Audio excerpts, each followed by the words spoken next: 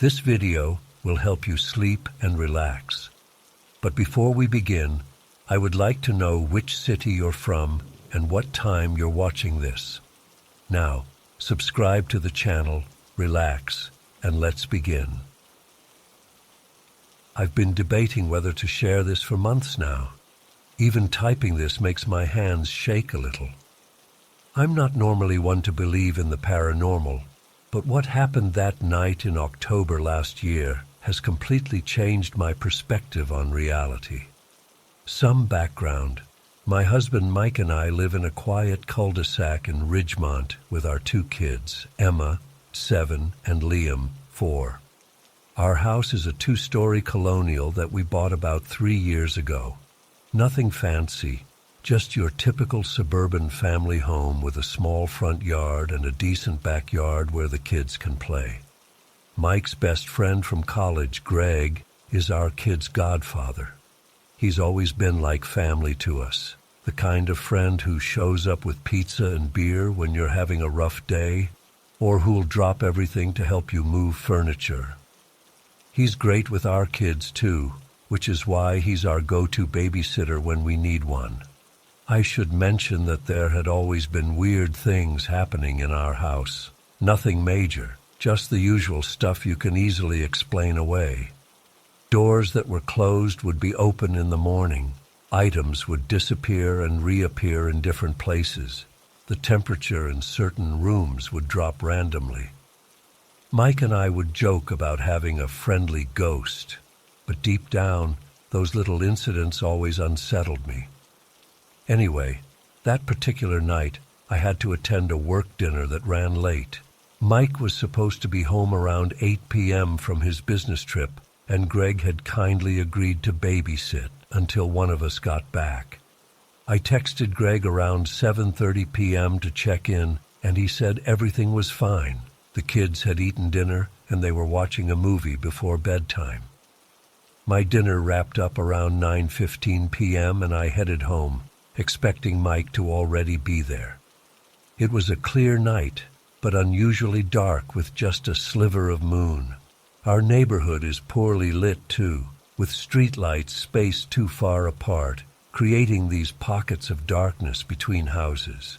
As I turned onto our street, I noticed headlights behind me, but they turned off onto another road. Our cul-de-sac was empty and quiet, as it usually is after 9 p.m. Most of our neighbors are either elderly or young families who turn in early. I was about halfway down our street when I noticed a car coming from the direction of our house. It was moving slowly, almost hesitantly. As it got closer, I realized it was Greg's silver Honda Civic.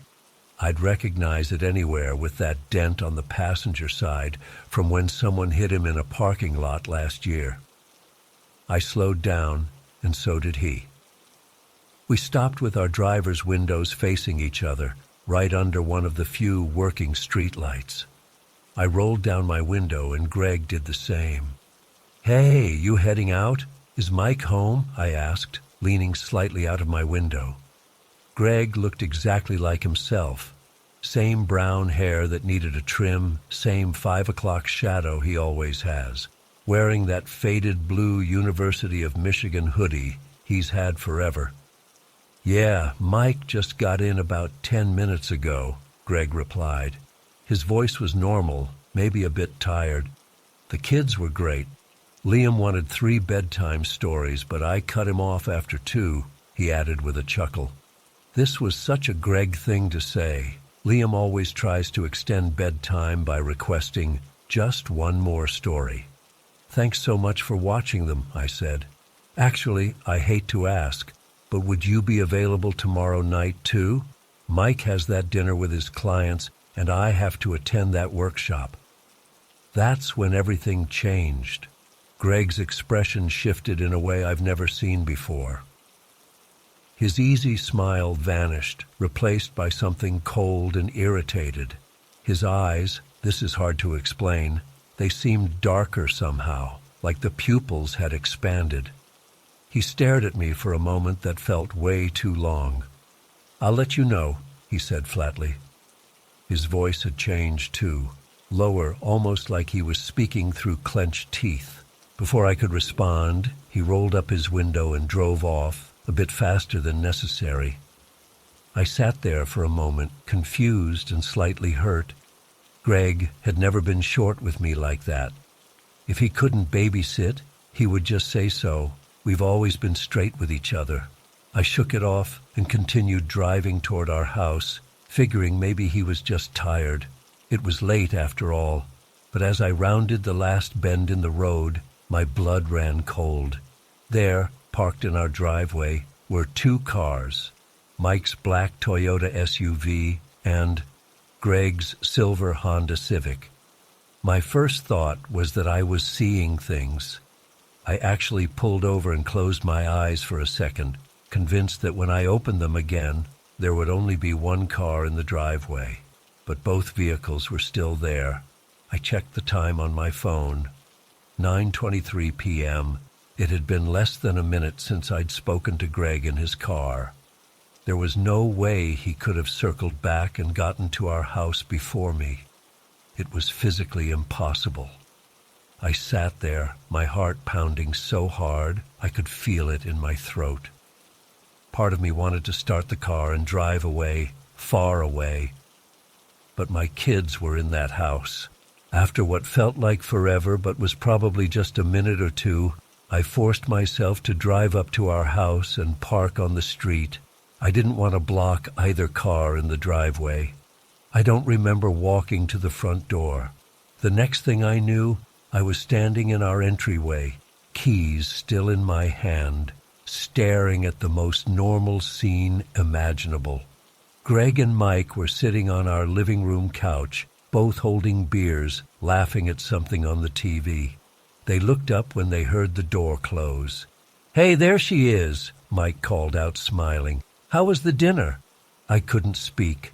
I just stood there staring at Greg, the same Greg I had just seen driving away from our house. "Katie, you okay?" Greg asked, his expression concerned. He was wearing the same blue Michigan hoodie. His hair was the same. Everything was the same. I managed to find my voice. I just saw you, on the road, driving away from here." They exchanged glances and Mike laughed. "What are you talking about? Greg's been here the whole time. I got home about half an hour ago." "No," I insisted, my voice shaking. "I just talked to you, not even 5 minutes ago. You told me the kids were good, that Liam wanted 3 bedtime stories, but you only read him 2. Greg's face scrunched up in confusion. "Katie, I've been sitting here with Mike for the last 20 minutes. And yeah, Liam did try the 3-story trick, but that was over an hour ago when I put him to bed." "But it was you," I said, my voice barely a whisper now.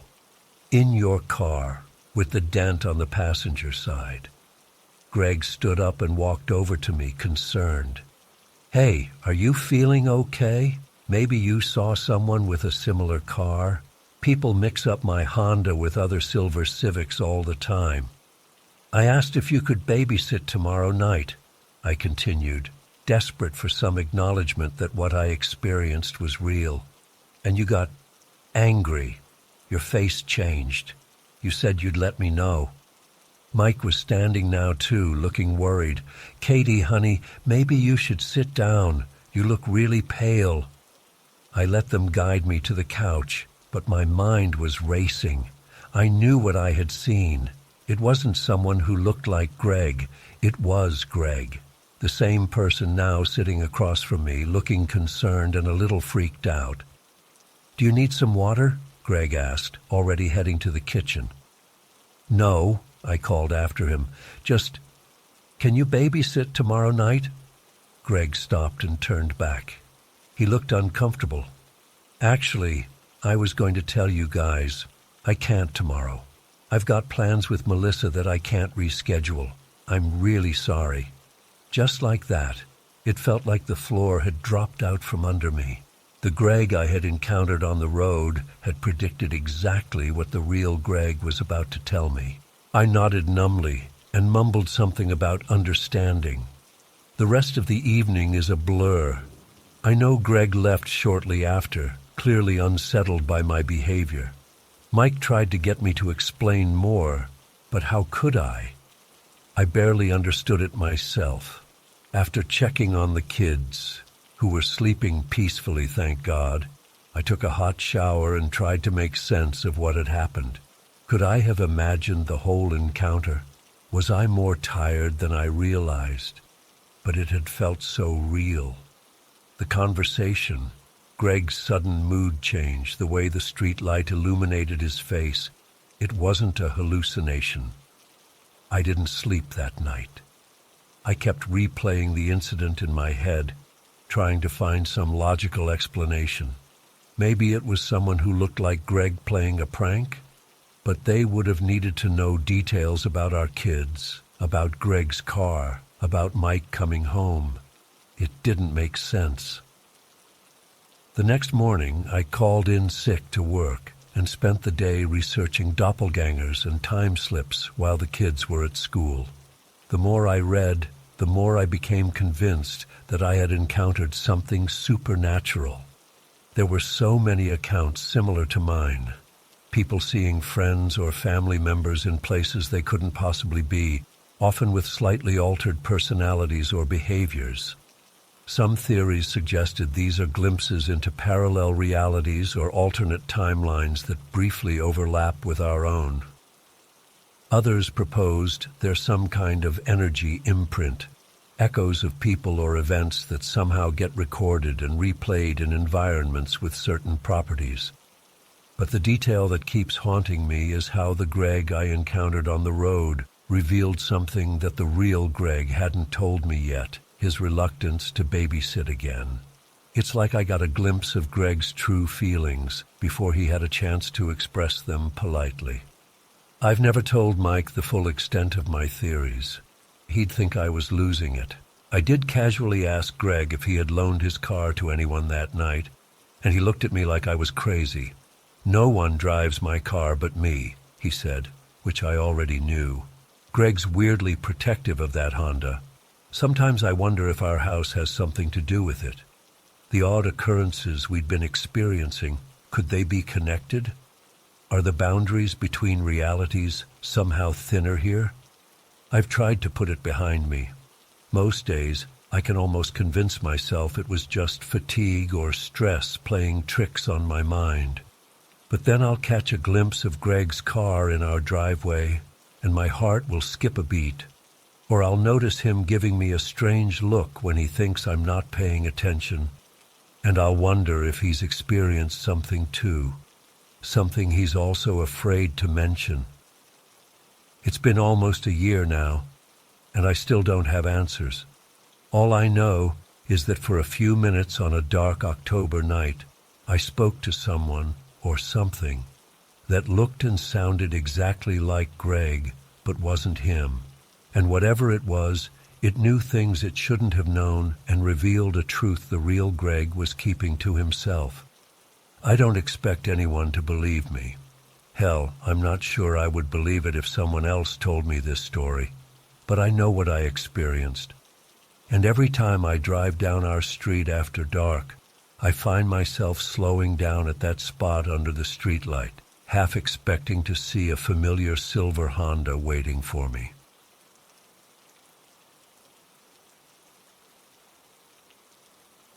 I'm still having a hard time wrapping my head around what happened last Tuesday at SeaTac. Even typing this out, my hands are shaking.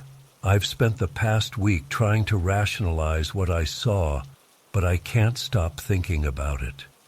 My partner Jamie and I were flying to San Diego for his cousin's wedding.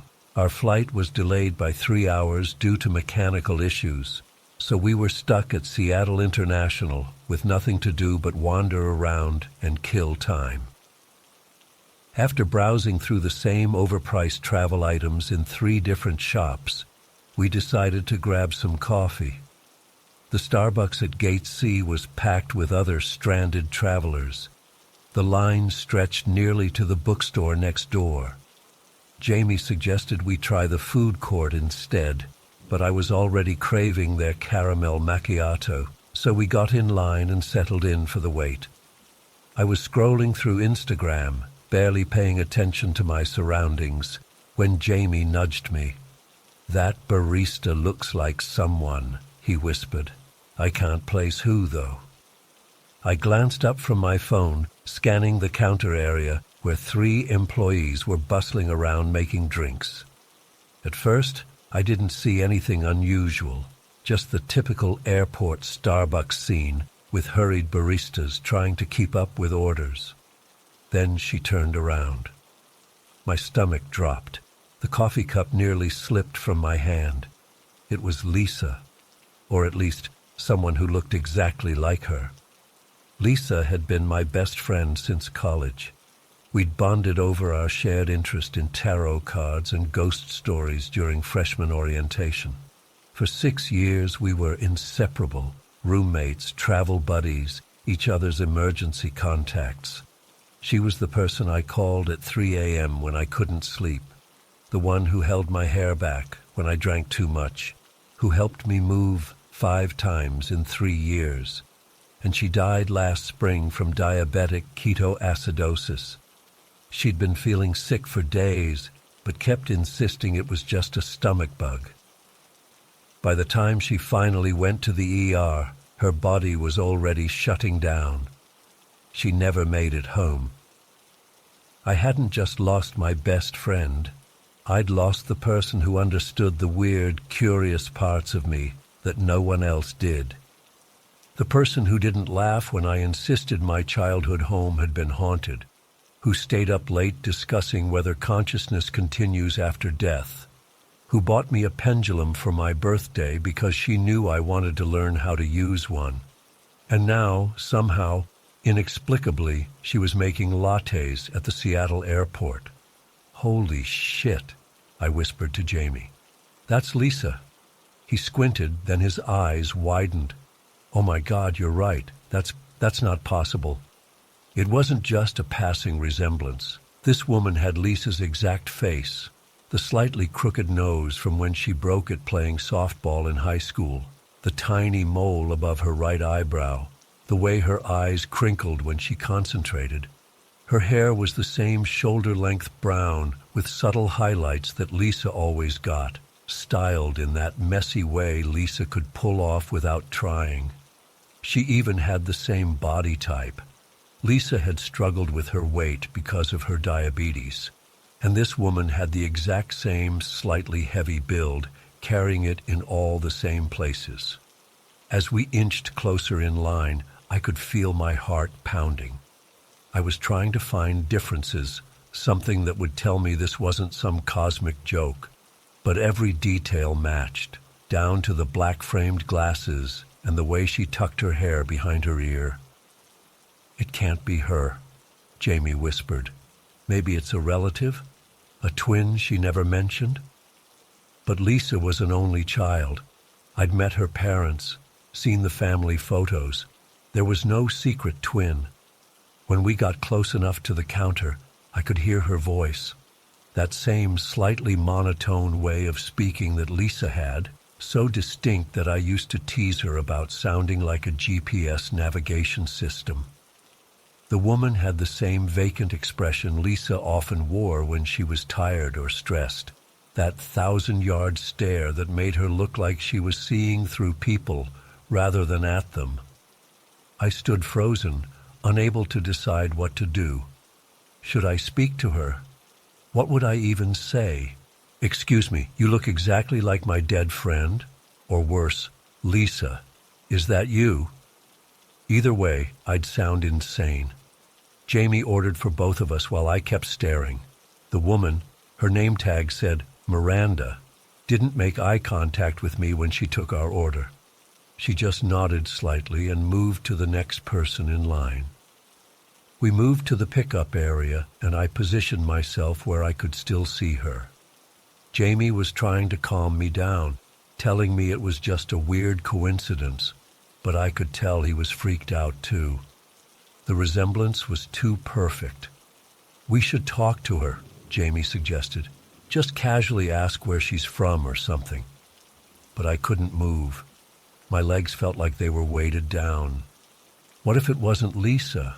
What if it was just some poor woman who happened to look like my dead friend, and here I was, staring at her like a stalker? And what if, somehow, it was Lisa? What would that even mean? While we were waiting for our drinks, I noticed Miranda checking the time. She said something to one of the other baristas, who nodded, and then she untied her apron and disappeared into the back room. "I think her shift is ending," I said to Jamie. "We should wait." We took our drinks to a table with a view of the Starbucks entrance. Sure enough, a few minutes later, she emerged wearing a navy blue cardigan over a floral dress, the exact type of outfit Lisa always wore. Even her purse was the same style of oversized tote bag that Lisa had carried. She walked past our table without a glance, her face expressionless, her gait the same slightly pigeon-toed walk that Lisa had. I watched as she made her way down the terminal, stopping briefly at a newsstand to buy a magazine. "We have to follow her," I said, standing up. Jamie hesitated. "Maya, I don't know if that's a good idea. What if she notices?" "I don't care, I need to see." We trailed behind her at a distance, watching as she browsed through a bookstore, then stopped at a vending machine. Everything about her movements was Lisa. The way she pushed her glasses up with her middle finger, how she tucked her hair behind her ear when she was thinking, even the specific way she counted out change in her palm. She eventually sat down at a gate that was boarding a flight to Portland. My hands were shaking so badly that I spilled half my coffee trying to hold the cup. "Should we approach her now?" Jamie asked. I wanted to. God, I wanted to walk up to her and say something, anything. But what if I was wrong? What if this was just my grief playing tricks on me? Lisa and I had spent hours talking about the possibility of life after death, about spirits finding ways to communicate. We'd gone to haunted hotels, tried Ouija boards, attended seances, always half believing, half skeptical. Was I just seeing what I wanted to see? Or what if I was right? What if somehow, impossibly, Lisa had found a way back? What then? The boarding announcement for the Portland flight came over the loudspeaker. Miranda stood up, gathered her things, and joined the line. I watched her scan her boarding pass and disappear down the jetway, and just like that, she was gone, again. We barely spoke on our flight to San Diego. Jamie tried to be supportive, suggesting various explanations. A doppelganger, a distant relative, a bizarre coincidence. But I could tell he was as shaken as I was. I spent that whole night searching social media for Miranda, who works at Seattle Airport Starbucks. I found nothing. I called the Starbucks at SeaTac and asked about employees named Miranda. The manager told me they didn't have anyone by that name currently working there. I've gone over it again and again in my mind. The odds of someone looking so exactly like Lisa, not just facial features but mannerisms, body type, fashion sense, it's astronomically unlikely. It feels impossible. The day before Lisa died, we had one of our late-night conversations about what happens after we die. Lisa was convinced that consciousness couldn't just disappear, that it had to go somewhere or transform somehow. "If I die before you," she'd said, "I'll find a way to let you know I'm still around. I'll knock books off your shelf or appear in your dreams or something." "Make it obvious," I'd told her, laughing. "None of that subtle crap. I want a full-on ghost apparition." "Deal," she'd said. "No subtlety." I wonder now if this was her way of saying hello. Not a ghost or a dream, but something even more impossible. Appearing as someone else entirely, if only for a moment, just long enough to be seen. Or maybe grief has made me lose my mind. Maybe I'm connecting dots that aren't there, seeing patterns in randomness because the alternative, that Lisa is simply gone, is too painful to accept. I don't know what to believe. All I know is that for 15 minutes in an airport Starbucks, I saw my best friend again. I saw the future she might have had, working a normal job, catching a flight to Portland, living a life she'll never get to live. And I'm left wondering if the universe is more mysterious than we can possibly comprehend, or if the human mind is just extraordinarily good at finding meaning in coincidence. Lisa and I used to joke that if either of us ever had a paranormal experience, we'd have to tell the other person immediately. Proof, we'd say. We need proof. Well, Lisa, if that was you at the Seattle airport, you win. Consider me officially freaked out. I keep thinking I should have approached her. I should have said something, anything. But what would I have done if she'd looked at me with no recognition? Or worse, what if she had recognized me? I don't know which possibility terrifies me more. Jamie says we should try to find her, go back to Seattle, stake out the Starbucks, see if she appears again. Part of me wants to. Part of me is afraid to, because what if she's not there? What if it was a one-time thing, a brief tear in whatever separates this world from whatever comes next? What if Lisa reached through just long enough to let me know she's somewhere, somehow still existing, and I missed my chance to say goodbye? Or what if she is there, making coffee like nothing happened, with no idea that she's carrying the face of someone I loved? I don't have answers. I probably never will. But I know what I saw, and I'll never forget the moment I looked up and saw Lisa, or someone exactly like her, standing behind that counter, looking bored and tired and alive. If you're reading this and you've had something similar happen, please tell me. Maybe there's an explanation that makes sense. Maybe there's something I'm missing, or maybe some mysteries are never meant to be solved.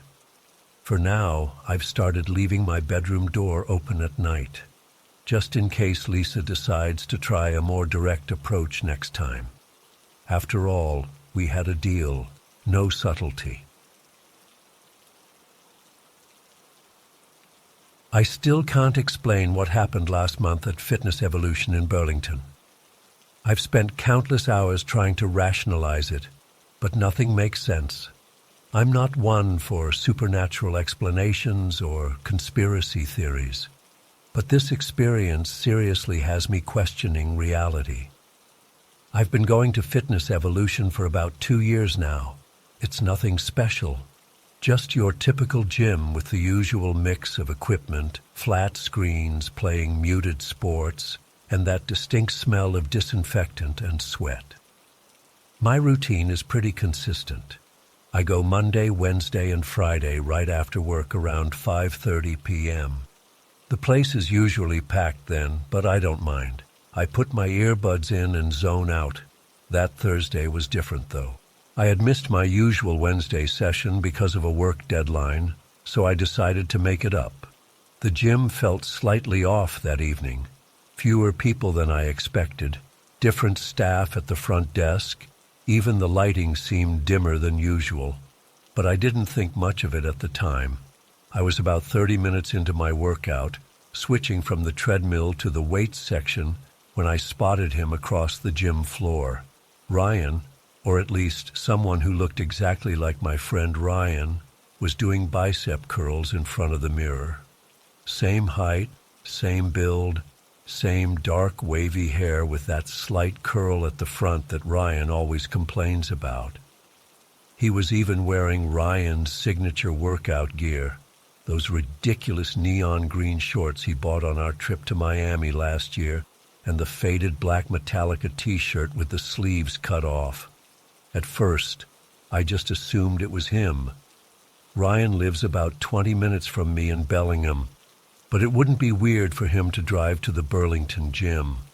I was about to walk over and say hi when something stopped me. The way this guy moved wasn't quite right. Ryan has this specific way of rolling his shoulders between sets, a habit from an old football injury. This guy didn't do that. I decided to hang back and observe a bit longer. The resemblance was uncanny, though. From where I stood about 40 feet away, every detail matched. The slight stubble, the way his hair fell across his forehead, even the small scar on his right forearm from when we were kids messing around with his dad's tools. I actually took out my phone and pulled up Ryan's Instagram to compare, thinking maybe I was imagining things. Nope. It was like looking at a perfect copy. For the next 20 minutes, I kept glancing over while pretending to focus on my own workout. The more I watched, the more confused I got. This guy even had Ryan's habit of checking his phone between every set and doing that little head nod thing to the music in his earbuds. But something felt wrong. I can't explain it. Like when you see a really good celebrity impersonator and you know it's not the real person, but you can't point to the exact difference. I decided not to approach him. It felt weird, and I figured if it was Ryan, he would have seen me by now. The gym isn't that big, so I finished my sets and headed to the cardio section, positioning myself where I could still keep an eye on this Ryan clone. About 15 minutes later, he packed up his gym bag and headed to the locker room. I felt a weird mix of relief and disappointment. Maybe I'd just seen someone who happened to look a lot like my friend. It happens, right? I stayed another half hour to finish my workout, trying to shake off the strange feeling. By the time I hit the showers and changed, it was almost 7:30 p.m. The gym had emptied out considerably, and I was ready to go home, have dinner, and forget about the whole thing. That's when things got really weird. As I walked toward the exit, I passed by the protein smoothie bar in the lobby. And there he was again, the Ryan look-alike. But now he wasn't alone. He was standing with his arm around a woman who was the spitting image of Melissa, Ryan's girlfriend of 3 years. I actually stopped dead in my tracks, nearly causing the guy behind me to bump into me. The resemblance was perfect. Same height, same athletic build, same long auburn hair pulled back in a messy bun with those loose strands she's always tucking behind her ear. She was even wearing the type of outfit I'd seen Melissa wear a dozen times. Black leggings, oversized teal sweatshirt that hung off one shoulder, and those specific white Adidas sneakers with the colored stripes that Ryan had given her for her birthday. They were standing there laughing, completely absorbed in each other, in exactly the way Ryan and Melissa interact. That specific type of comfortable intimacy where they seem to have their own private world. The girl had her hand on his chest, exactly how Melissa always does when she's telling Ryan something important. I felt a cold shiver run down my spine. One look-alike is a coincidence. 2 look-alikes who are together just like my friends are together. That's something else entirely. I must have been staring too hard because the girl, Melissa's doppelganger, glanced over at me. There was no recognition in her eyes, just the slightly uncomfortable look of someone who's noticed a stranger watching them. I quickly looked away and pretended to check my phone. My hands were actually shaking as I pulled up my messages and opened my chat with Ryan. I typed, "Hey man, random question, but are you and Melissa in Burlington right now, at Fitness Evolution?" I watched the 3 dots appear almost immediately, then his reply, "Lowell, no dude, we're in Seattle for the weekend. Melissa's sister's engagement party, remember? Been here since this morning." I felt my stomach drop. I sent back a casual, "Oh right, forgot, have fun," and then immediately pulled up Ryan's Instagram again. He'd posted a picture from Pike Place Market in Seattle just 2 hours ago. Him and Melissa, clear as day, hundreds of miles from where I was standing. I looked back up at the couple by the smoothie bar. They were now walking toward the exit, his arm around her shoulders, her head leaning slightly against him. I couldn't help myself. I followed them, maintaining enough distance that it wouldn't seem obvious. They pushed through the glass doors and headed into the parking lot. The evening was cool and damp, typical Washington weather in early spring. Under the harsh parking lot lights, I could see them even more clearly. It wasn't just a passing resemblance anymore. In profile, with the way the light hit them, they were perfect duplicates of my friends. Everything matched: height, build, the way they walked in sync with each other, even their freaking mannerisms. I watched as they approached a blue Honda Civic, not the same model as Ryan's car, which was another detail that threw me. They stopped beside it, and the guy leaned down to kiss her before opening her door. That kiss, it was the exact same way Ryan always kisses Melissa, with that little half-smile afterward that she always teases him about.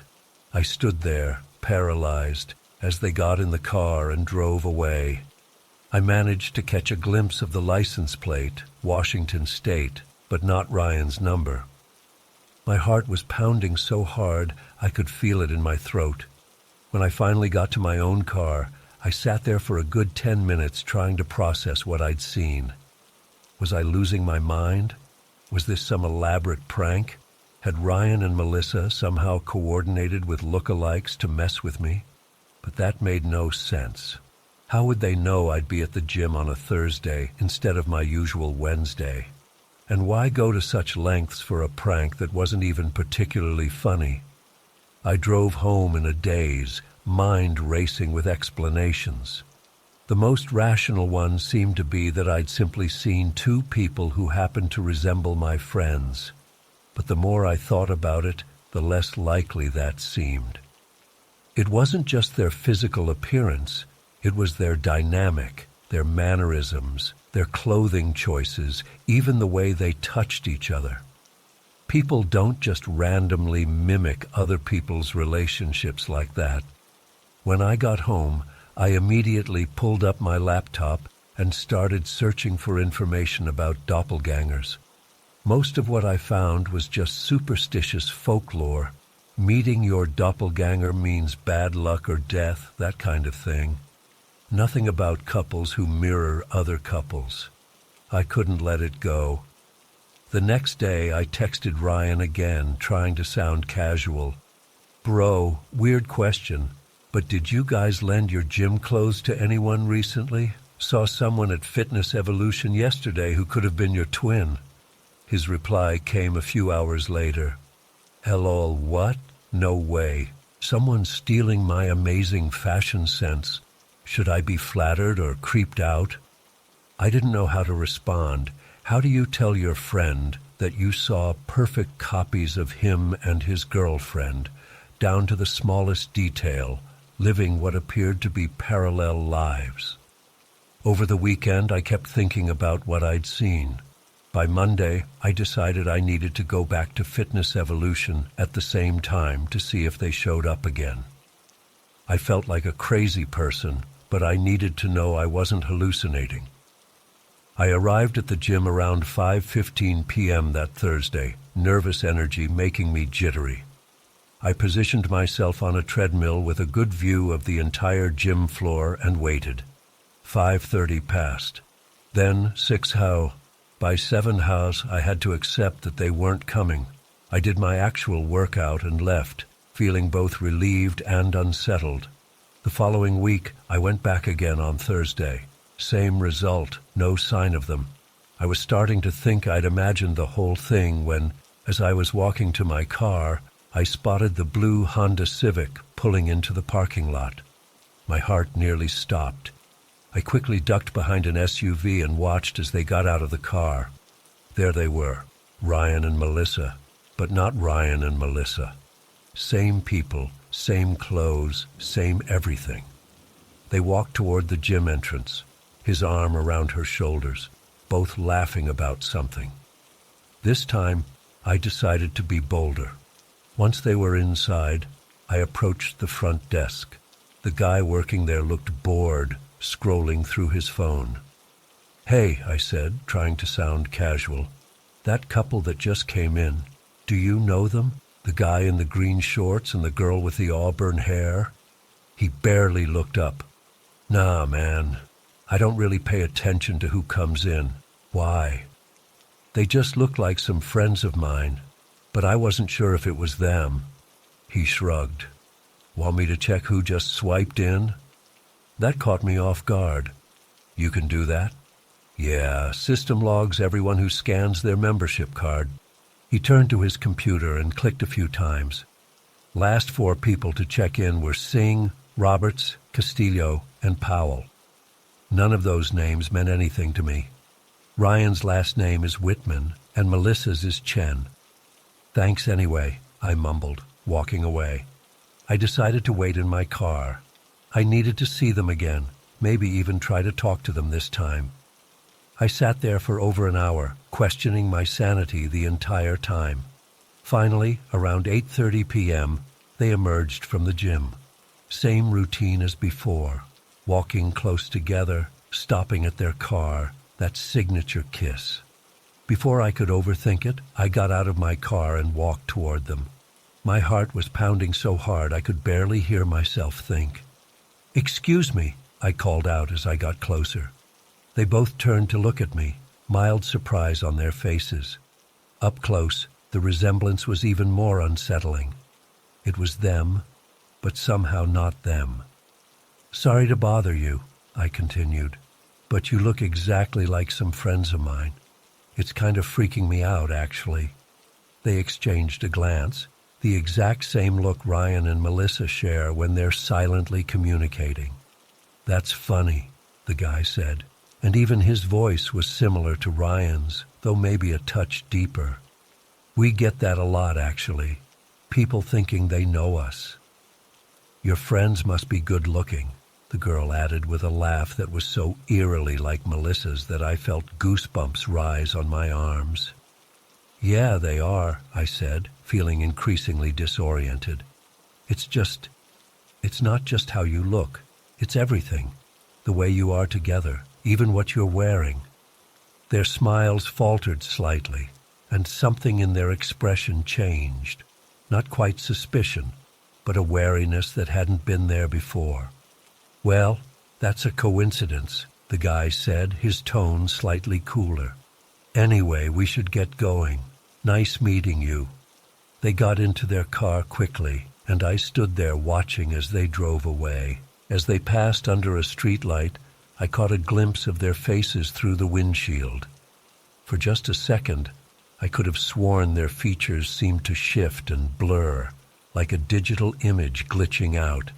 Then they were gone, turning out of the parking lot. I haven't seen them since. I've gone back to Fitness Evolution multiple times, varying my schedule, but there's been no sign of them.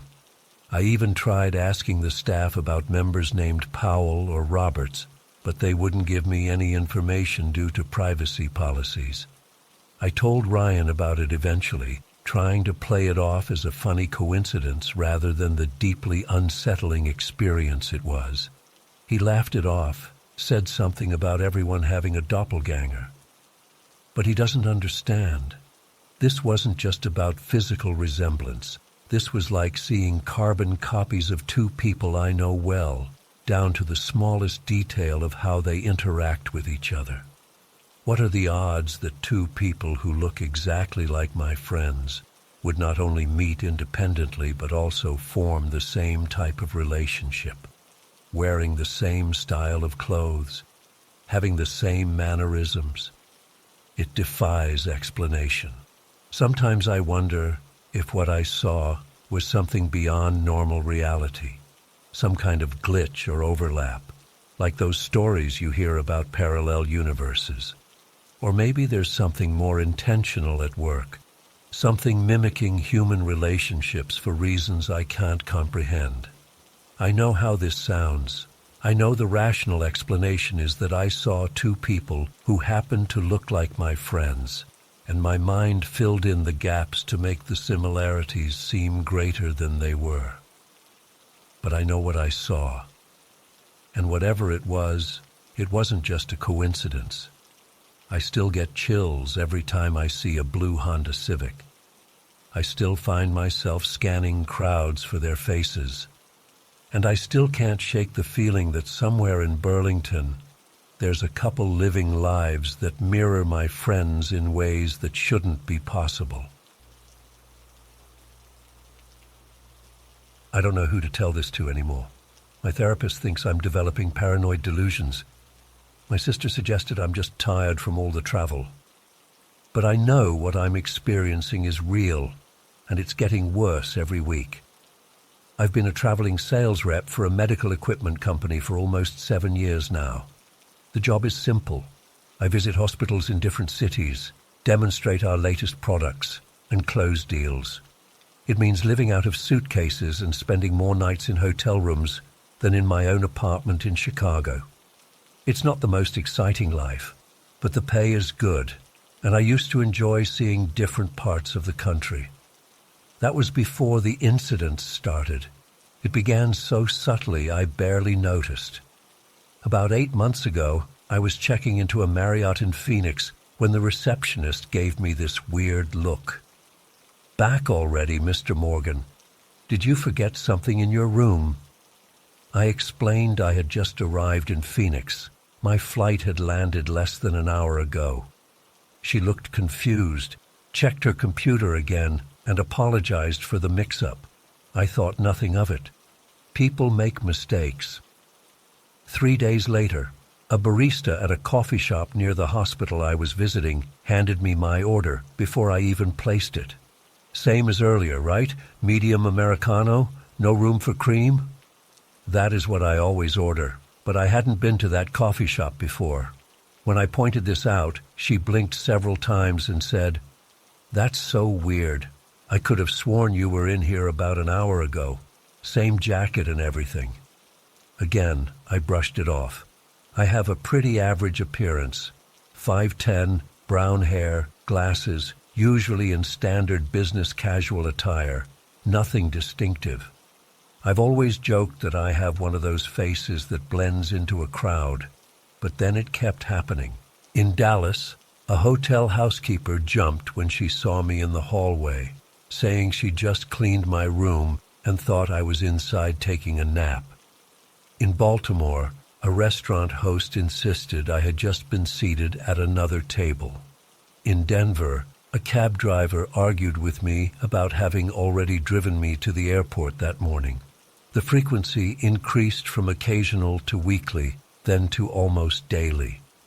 I started keeping a log on my phone, documenting each incident, where it happened, what was said, how the person reacted when I told them they were mistaken. What disturbs me most is the certainty these people have. They don't say, "You look like someone I saw earlier." They are absolutely convinced I was physically present in their space just before encountering me again. Their confusion and sometimes fear when I deny it seems genuine. Things escalated about 3 months ago in Seattle. I was having dinner at the hotel restaurant when the waitress approached with a concerned expression. "Sir, did you change your clothes? You were just here 20 minutes ago. You ordered the salmon." I explained I had just sat down. She became visibly uncomfortable and went to get her manager. The manager apologized profusely, but I noticed him watching me throughout my meal. As I was paying, he quietly mentioned that they had security footage and could check it if there was a problem. Something about the way he said it made me think he suspected me of running some kind of scam. I asked him to check the footage. I needed to know if I was losing my mind. We went to a small office, and he pulled up the security feed. My hands were sweating as he rewound to about 30 minutes before I arrived. And there it was, someone who looked exactly like me, wearing different clothes, but unmistakably my face, my posture, my gestures, eating alone at a table near the window. The timestamp confirmed this was while I was still in my hotel room on a conference call with my boss. The manager's face drained of color. "I don't understand," he muttered. "Neither did I. I asked for a copy of the footage, but he refused, saying it was against hotel policy. I left the restaurant feeling like the floor had dropped out from under me. That night, I barely slept. I went through every rational explanation I could think of. A doppelganger, unlikely to be following my exact travel schedule. Identity theft. But why would someone impersonate me just to order salmon at a restaurant? A prank? But who would go to such elaborate lengths, and why? The next day I called my sister Karen. She's always been the practical one in the family. I told her everything, expecting her to think I was having some kind of breakdown. Instead, she asked if I'd ever been approached about participating in any government research or clinical trials. The question caught me off guard. What? No. Why would you ask that? She hesitated before mentioning she'd recently read about DARPA experiments with cloning technology. It was the first time someone had voiced what had been growing in the back of my mind, the impossible idea that somehow there might be another me out there, or several other me's. I've never been into conspiracy theories. I'm the guy who rolls his eyes at UFO stories and Bigfoot sightings. But when you see yourself on security footage in a place you never were, it shakes your understanding of reality. After Seattle, I became hyper-aware of my surroundings. I started taking photos of myself throughout the day, with timestamps, creating alibis for my whereabouts. I researched facial recognition technology, wondering if someone had created a digital mask of my face. I even considered the possibility I was experiencing some dissociative disorder, moving around and interacting with people without remembering. I went to see a psychiatrist when I was home in Chicago for a week. She ran some tests, suggested I might be experiencing stress-induced paranoia, and prescribed some anti-anxiety medication. The pills made me foggy, and I stopped taking them after a few days. They weren't addressing the real problem. People kept seeing me in places I hadn't been. The incidents continued. In Minneapolis, a gas station attendant insisted I'd just bought gas 10 minutes earlier. In Charlotte, a nurse at the hospital I was visiting asked why I'd changed from scrubs into a suit. In Nashville, a hotel receptionist became agitated when I checked in, claiming I'd already collected my key card an hour before, which brings me to yesterday in Memphis. I've been avoiding this city for months, rescheduling appointments and making excuses to my boss. I can't explain why, but I've had this growing feeling that whatever is happening would reach some kind of critical point here. I checked into the Peabody Hotel downtown around 4 p.m. The desk clerk, an older man with a Memphis drawl, looked up from his computer with a start. "Mr. Morgan, is everything all right with your room? You just went up there about 20 minutes ago." My stomach dropped. "I just arrived," I said, forcing my voice to stay steady. "My cab from the airport just dropped me off." He frowned and typed something into his computer. "That's strange. I personally checked you in at 3:32.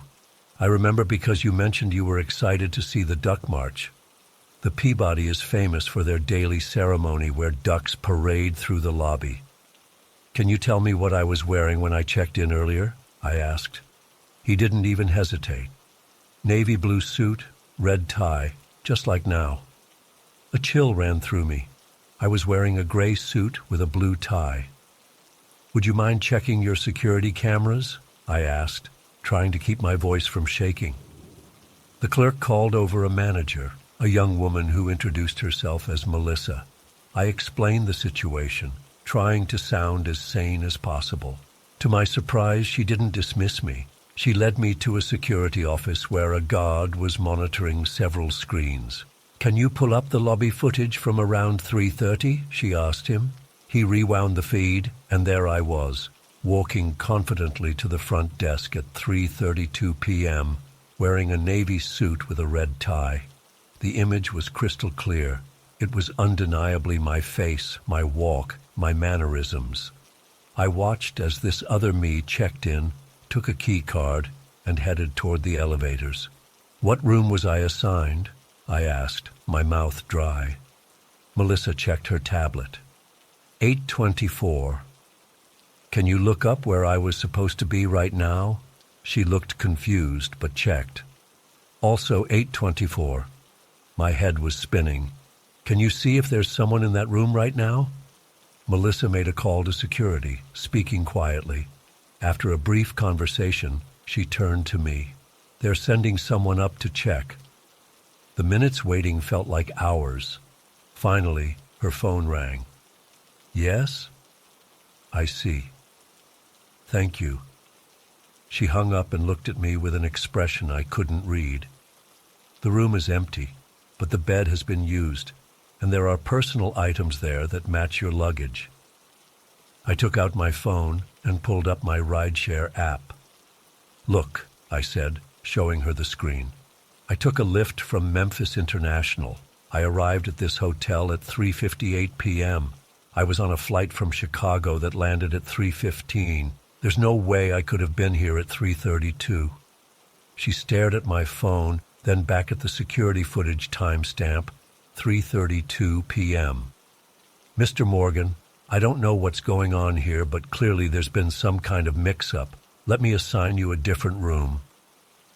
That night, I barely slept in room 1012. I kept thinking about room 824, where another version of me had apparently been. In the morning, I asked the hotel staff if they could check if anything had been left behind in 824. They reported the room was completely empty, no luggage, no personal items, nothing to suggest anyone had been there. I'm sitting in a coffee shop near the hotel now, typing this out because I don't know what else to do. My sales presentation at Methodist Hospital isn't until this afternoon, and I can't focus on preparing for it. I keep scanning the faces around me, half expecting to see my own looking back. Here's what I know. Either I'm experiencing some profound psychological break or something impossible is happening. The security footage doesn't lie. The people who recognize me aren't all part of some elaborate conspiracy. I've been researching quantum physics theories about parallel universes, about how reality might not be as fixed as we think. Is it possible that somehow the boundaries between different versions of reality are thinning? That other versions of me from parallel timelines are bleeding into this one? Or is someone deliberately creating copies of me? There's another possibility that keeps me up at night. What if I'm not the original? What if I'm one of many duplicates, all believing we're the real Alex Morgan? I'm going to try something today. After my presentation, I'm going to return to the hotel at exactly 3:32 p.m. I'm going to wear a navy suit with a red tie. I'm going to see if I can catch myself checking in. If you're reading this and you've experienced something similar, please let me know. Or if you've seen someone who looks exactly like me in two places at once. My sense of reality is unraveling, and I need to know I'm not alone in this. Wait, there's a man who just walked into the coffee shop. He's sitting at a table across from me. He's wearing a gray suit with a blue tie. He has my face. He hasn't noticed me yet. I don't know what to do.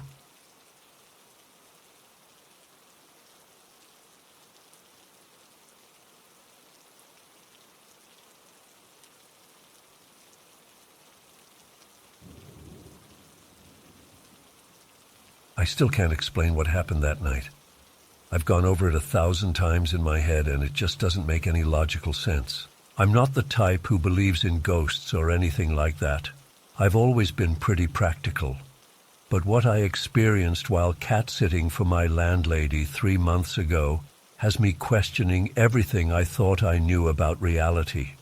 For context, I've been renting the garden apartment in Mrs. Peterson's Victorian-style house in Willowbrook for about 2 years now. It's this old place with creaky floors and those weird pocket doors, but it's affordable, And Mrs. Peterson is honestly the best landlady I've ever had.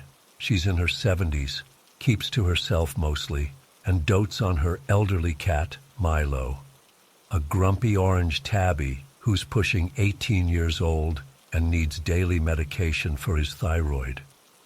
When Mrs. Peterson mentioned she was heading to Clearwater Beach for a week to visit her sister, she asked if I'd mind checking in on Milo twice a day.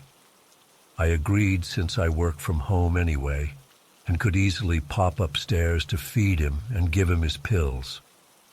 She left me a key to her part of the house, showed me where everything was, and even wrote out this super detailed schedule for Milo's care. Classic Mrs. Peterson. She even color-coded the feeding times. The first 3 days were completely normal. I'd go up in the morning around 7:30, give Milo his medication, which was always a struggle. That cat is surprisingly strong for how old and skinny he is, refresh his water, and give him breakfast. Then I'd return around 6 p.m. for dinner and his evening meds. Mrs. Peterson texted me each night to check in, and I'd send her pictures of Milo to reassure her he was fine. Then came the fourth night. I'd gone to bed around 11 p.m. after binge-watching some true crime show. My bedroom is directly below Mrs. Peterson's living room, and I can sometimes hear when she's moving around up there, though it's usually just muffled footsteps. That night I fell asleep quickly and was dead to the world until around 3:17 a.m. I remember the time exactly because I checked my phone when Milo's yowling woke me up. It wasn't just regular meowing. This was that distinctive, drawn-out yowl that older cats make, almost like he was calling for someone. It was coming from upstairs, and it was loud enough to wake me through the ceiling. I lay there for a minute, figuring he'd stop eventually, when I heard something that made my entire body go cold. "There you are, sweetie. Are you hungry? Is that what all this fuss is about?" It was Mrs. Peterson's voice, clear as day, not muffled, not distant, like she was standing right upstairs talking to Milo in that baby talk voice she always uses with him. At first, my sleepy brain just accepted it. Mrs. Peterson was home talking to her cat. Then reality crashed in. She wasn't supposed to be home for 3 more days. She was in Clearwater Beach, a solid 3-hour drive away. I sat up in bed, my heart suddenly pounding. I distinctly heard footsteps walking across her living room floor, that familiar pattern of steps I'd heard countless times before. Mrs. Peterson has this particular way of walking, slightly favoring her right leg from an old knee injury. These footsteps had that exact same rhythm. Then I heard them move into the kitchen. Next came the unmistakable sound of the cabinet door opening, the one with the slight squeak where she keeps Milo's food. Then the rattling noise of dry cat food being poured into his metal bowl. I even heard the little tink, tink, tink sounds of the kibble hitting the dish. Milo stopped yowling immediately. I sat there frozen, trying to make sense of what was happening. Had Mrs. Peterson come home early without telling me? But why would she do that? And how did she get in without me hearing the front door open or her car pulling up? My apartment is right by the driveway, and her car has this distinctive rumble that always announces her arrival. I grabbed my phone, debating whether to text her. What if something had happened and her sister had driven her back? What if she'd forgotten to tell me she was coming home early? But then again, what if there was an intruder upstairs who somehow sounded exactly like Mrs. Peterson? After a couple of minutes of panicked indecision, I heard more footsteps moving back toward the living room, and then silence. No more sounds from upstairs. I sat in bed for probably another 20 minutes, straining to hear anything. My mind was racing with possibilities, none of them making sense. Finally, I built up the courage to check things out.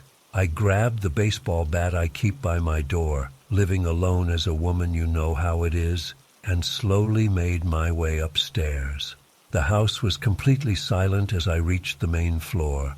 Mrs. Peterson's front door was still locked from the inside with the chain on, exactly how I'd left it after feeding Milo that evening.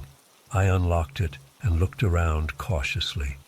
The living room was empty. The kitchen was empty too, but, and this is where it gets truly freaky, Milo's food bowl was full, freshly filled.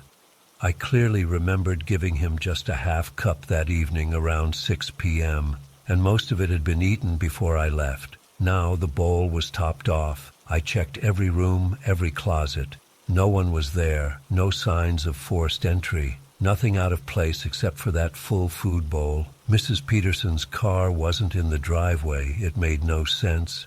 I went back downstairs, completely confused, and honestly pretty scared. I tried to rationalize it. Maybe I had sleepwalked and filled Milo's bowl myself, but I've never sleepwalked in my life. Maybe I was having some kind of auditory hallucination, but that wouldn't explain the food. I didn't sleep the rest of the night. I just sat up in bed, jumping at every little sound, until the sun came up.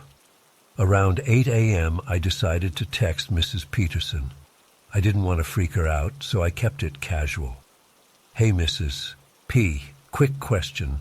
Does Milo need his medication in the morning if he already had some overnight?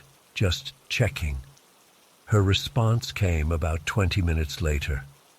What do you mean overnight? He only gets his meds twice a day, morning and evening.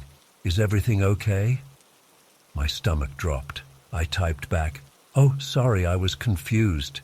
Did you come home last night? I thought I heard someone upstairs." "No, dear. I'm still at my sister's. Not coming back until Saturday as planned. Is something wrong?" I didn't know what to say. How do you tell someone you heard their exact voice and footsteps in their locked house in the middle of the night? I decided to probe a little further. "Everything's fine. Just thought I heard someone upstairs around 3 a.m. Maybe it was just the house settling. Would your son have stopped by to check on things, maybe?" She replied that her son lives in Colorado and definitely wasn't in town. Her next text made things even weirder. "Jennifer, if you heard something, please check all the doors and windows. The house is old but not that noisy. Call the police if you're worried." I assured her everything was secure and that I was probably just hearing things. Then, almost as an afterthought, I added, "Does anyone else have a key to your place? Maybe a neighbor or friend who might check in?" "No one except you right now," she wrote back. "My spare is with my sister here in Clearwater." I felt that cold feeling creep back up my spine. No one else had a key. No one else was supposed to be there. Yet someone, or something, had been upstairs feeding Milo at 3 a.m. I tried to go about my day normally, working on my laptop, but I couldn't focus at all. Every little noise from upstairs made me jump. I kept thinking about what I'd heard, that voice that was unmistakably Mrs. Peterson's, those familiar footsteps. It wasn't just similar. It was exactly her voice, her walk, her routine with Milo. That evening, I was honestly terrified to go back upstairs to feed Milo. I thought about asking a friend to come with me, but how would I explain it? "Hey, want to come over because I think my landlady's ghost is feeding her cat, even though she's not actually dead?" Yeah, that would go over well. So I went up alone around 6 p.m., baseball bat in hand. Everything looked normal. Milo was napping in his usual spot on the windowsill. His food bowl was still partly full from whatever had happened in the night.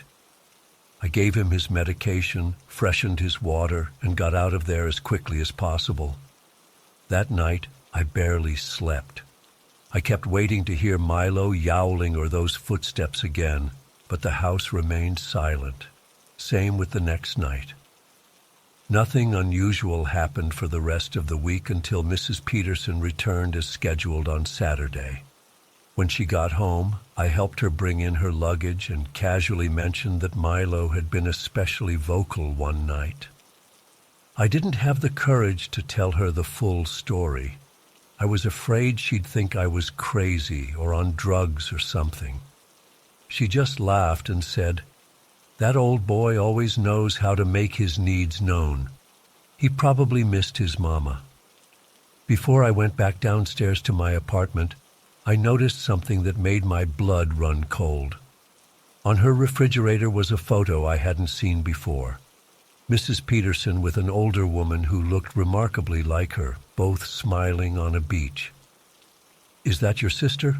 I asked, trying to keep my voice steady. "Yes, that's Margaret. We had such a lovely visit. She's had some health troubles lately, so it was good to spend time with her." I nodded, not trusting myself to speak, because something had just clicked in my brain, something Mrs. Peterson had mentioned months ago during a casual conversation. Her sister used to live in this house with her decades ago, before moving to Florida, and she had been the one who originally adopted Milo as a kitten. I've spent the last 3 months trying to make sense of what happened that night. I've researched all kinds of explanations, from auditory hallucinations to weird acoustics that might have carried sounds from neighbors, even though the nearest house is a good 50 yards away. I've looked into sleepwalking, gas leaks that can cause hallucinations, and even temporal lobe seizures that can make you hear things. Nothing fits what I experienced.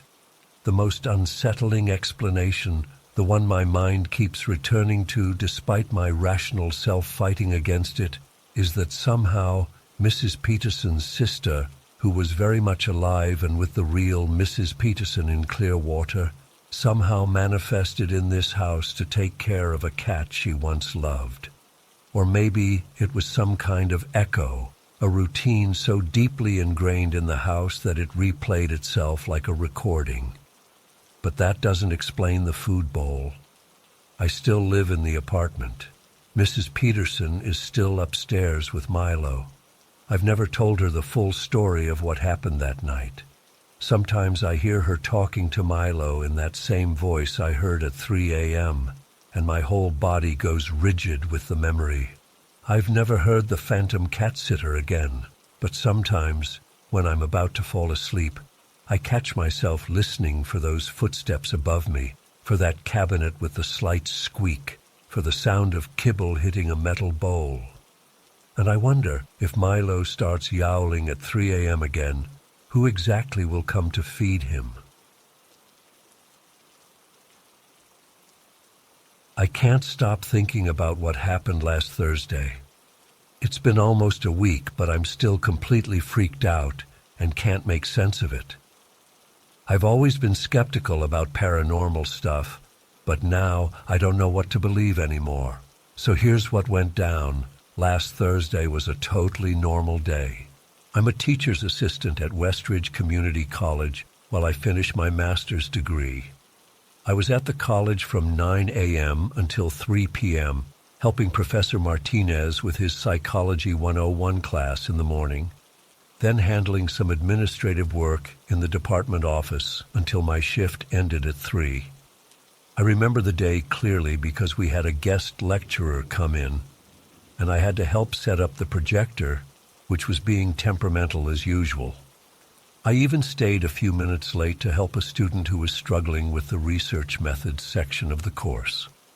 I chatted with my co-worker Jen for about 10 minutes in the parking lot before heading home. Completely normal day. I drove back to my parents' place in Meadowbrook, where I've been staying to save money during grad school. It's about a 25-minute drive from the college, and I got home around 3:45 p.m. I was exhausted and just wanted to crash on the couch for a bit before dinner. My mom was cooking when I walked in. She gave me this weird look right away, but I didn't think much of it at first. I tossed my bag on the chair and went to grab a glass of water. That's when she casually asked, "So what were you doing in Townville today?" I was confused and thought I had misheard her. What? I wasn't in Townville. I was at work all day. She kept stirring the pasta sauce but gave me this skeptical sideways glance. "Taylor, your father and I saw you there around noon. You were in your car at the intersection by the middle school." I laughed, thinking she was joking. "Mom, I was literally in class with 30 students and Professor Martinez at noon. I wasn't anywhere near Townville." For context, Townville is about 40 minutes in the opposite direction from my college. There's no way I could have been there and at work simultaneously. It didn't make any sense. My dad came into the kitchen just then and backed up my mom's story. "We definitely saw you, Taylor. We were heading to that new hardware store, and we stopped at the light right by Townville Middle School. Your car was in the turning lane next to us."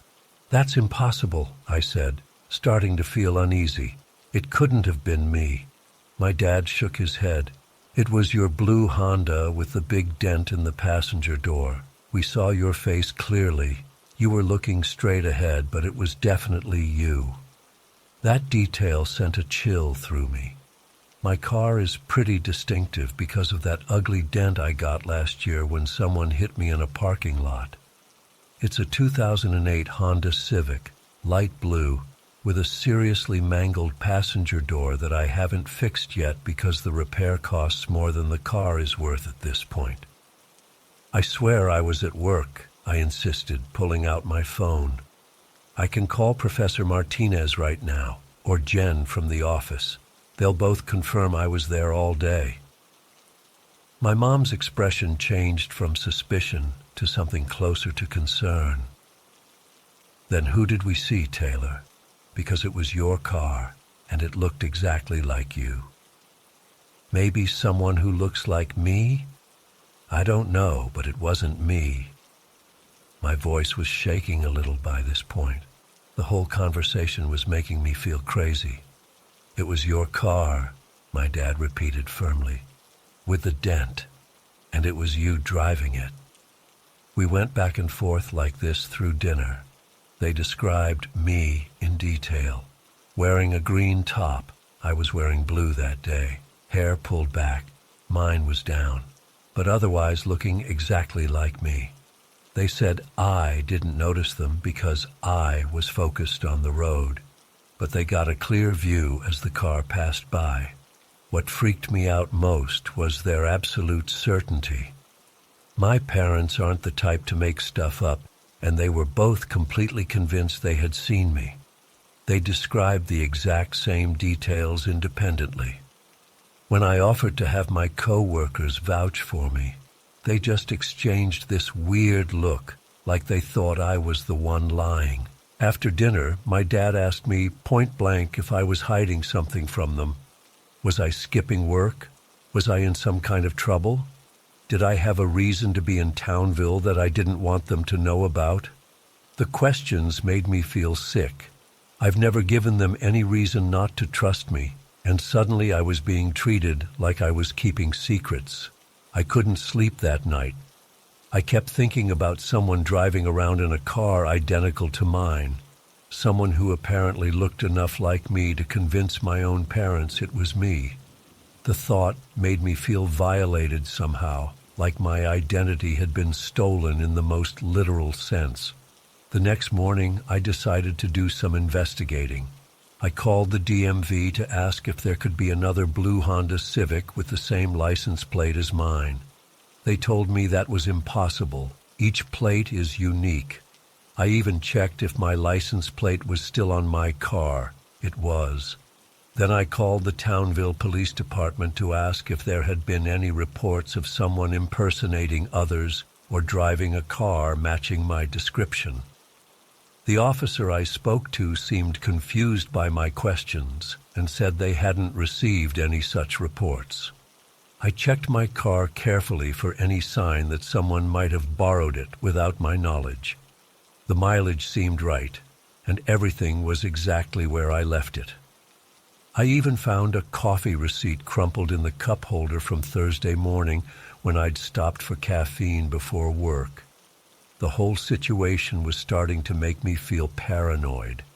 I began wondering if I was losing track of time somehow, or if there was something wrong with my memory. But there's just no way I could have been in Townville at noon on Thursday. I have evidence, emails I sent from the college computer, people who saw me, even a time-stamped photo Jen took of us in the parking lot when we were talking after work. I showed my parents all this evidence over the weekend, but they still seemed unconvinced. My mom finally said, "Maybe we made a mistake," but I could tell she didn't really believe that. My dad just mumbled something about me having a twin I didn't know about, which was supposed to be a joke, but wasn't funny at all.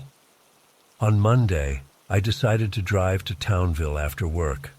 I'm not even sure what I was looking for, but I felt like I needed to do something. I drove to the intersection my parents had mentioned by the middle school. It was a normal suburban intersection, nothing unusual about it. I parked in a nearby lot and just watched the traffic for a while, feeling like a complete weirdo. After about 20 minutes, a cold feeling washed over me. Across the street, next to a small convenience store, I saw a blue Honda Civic. It wasn't just any blue Honda, it was the exact same shade as mine, an older model like mine, and from what I could see, there appeared to be damage on the passenger door. My heart started racing. I got out of my car and tried to get a better look, but by the time I crossed the street, the car was pulling away. I only caught a glimpse of the driver, a woman with dark hair like mine, before the car turned onto a side street and disappeared. I ran back to my car and tried to follow, but by the time I got to the street, the blue Honda was gone. I drove around for almost an hour looking for it, but never saw it again. I couldn't even be sure about the license plate. I was too far away to read it. When I got home, I was shaking. I tried to tell my parents what I'd seen, but I could tell they thought I was making it up to cover for whatever they believed I was really doing in Townville last Thursday. "Taylor, you don't need to invent stories," my mom said.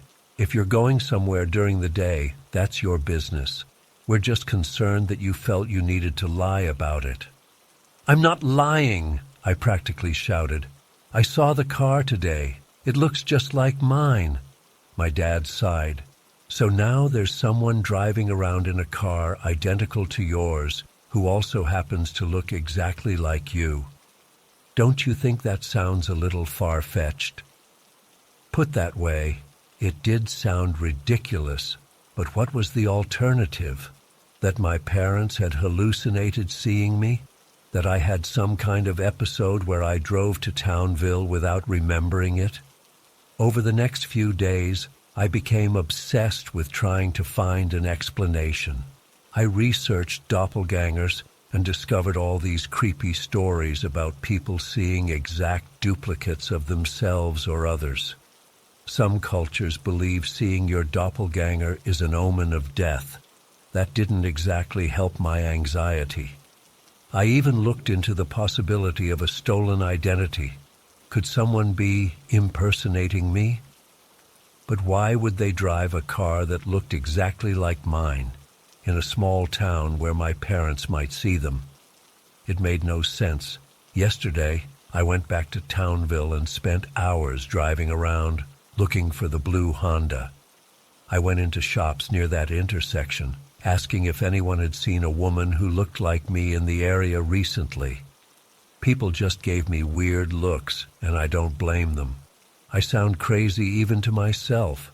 One shopkeeper at the convenience store did tell me something unsettling, though. She said she's noticed a blue Honda parked outside her shop several times over the past month, always around the same time of day. She couldn't describe the driver very well. Just a young woman with dark hair. but she did mention the car had a smashed-in door on the passenger side. I asked if she knew where the driver went, and she pointed to an apartment building across the street. In there, I think. Sometimes she carries grocery bags in.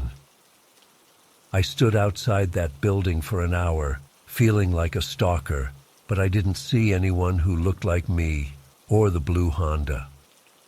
Today, I went to the college campus security office and asked to see their footage from last Thursday. I wanted concrete proof that I was at work all day. The security guard was surprisingly helpful and pulled up the footage.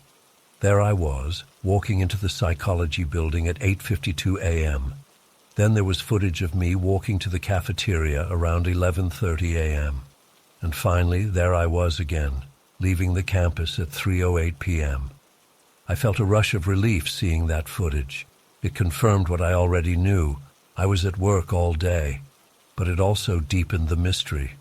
If I was definitely at work, then who did my parents see? I made copies of the security footage to show my parents, but when I got home, something even weirder happened.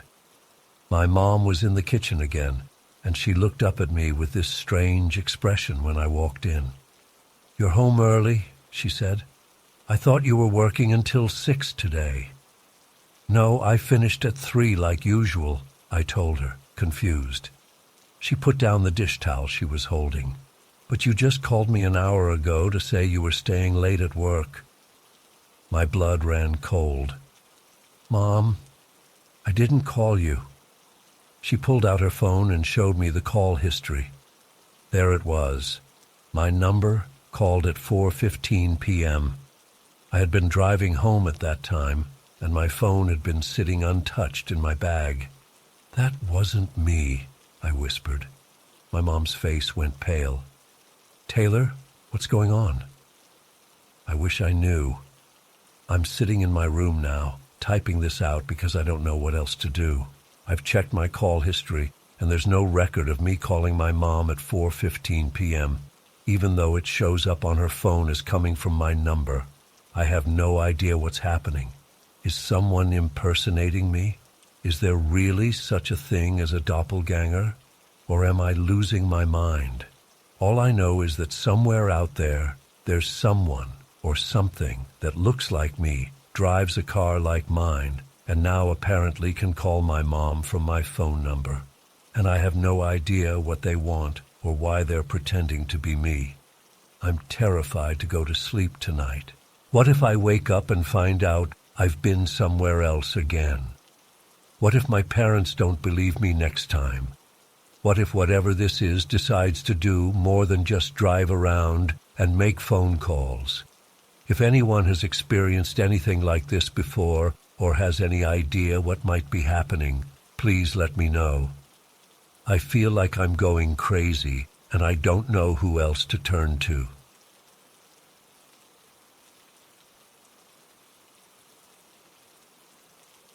I still get goosebumps thinking about what happened that night last May. I've gone over it 1,000 times in my head and still can't make sense of it. I've barely told anyone because it sounds so insane, but I need to get this off my chest. It was around midnight on a Tuesday.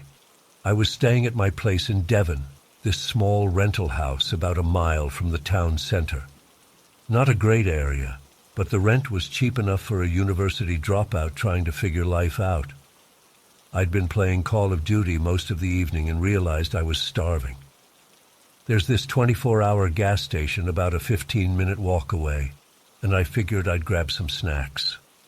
The walk there was normal. Cool night, slightly foggy, typical Devon weather. The streets were pretty empty except for a few stragglers leaving the pubs. I remember texting my mom around 11:45 p.m.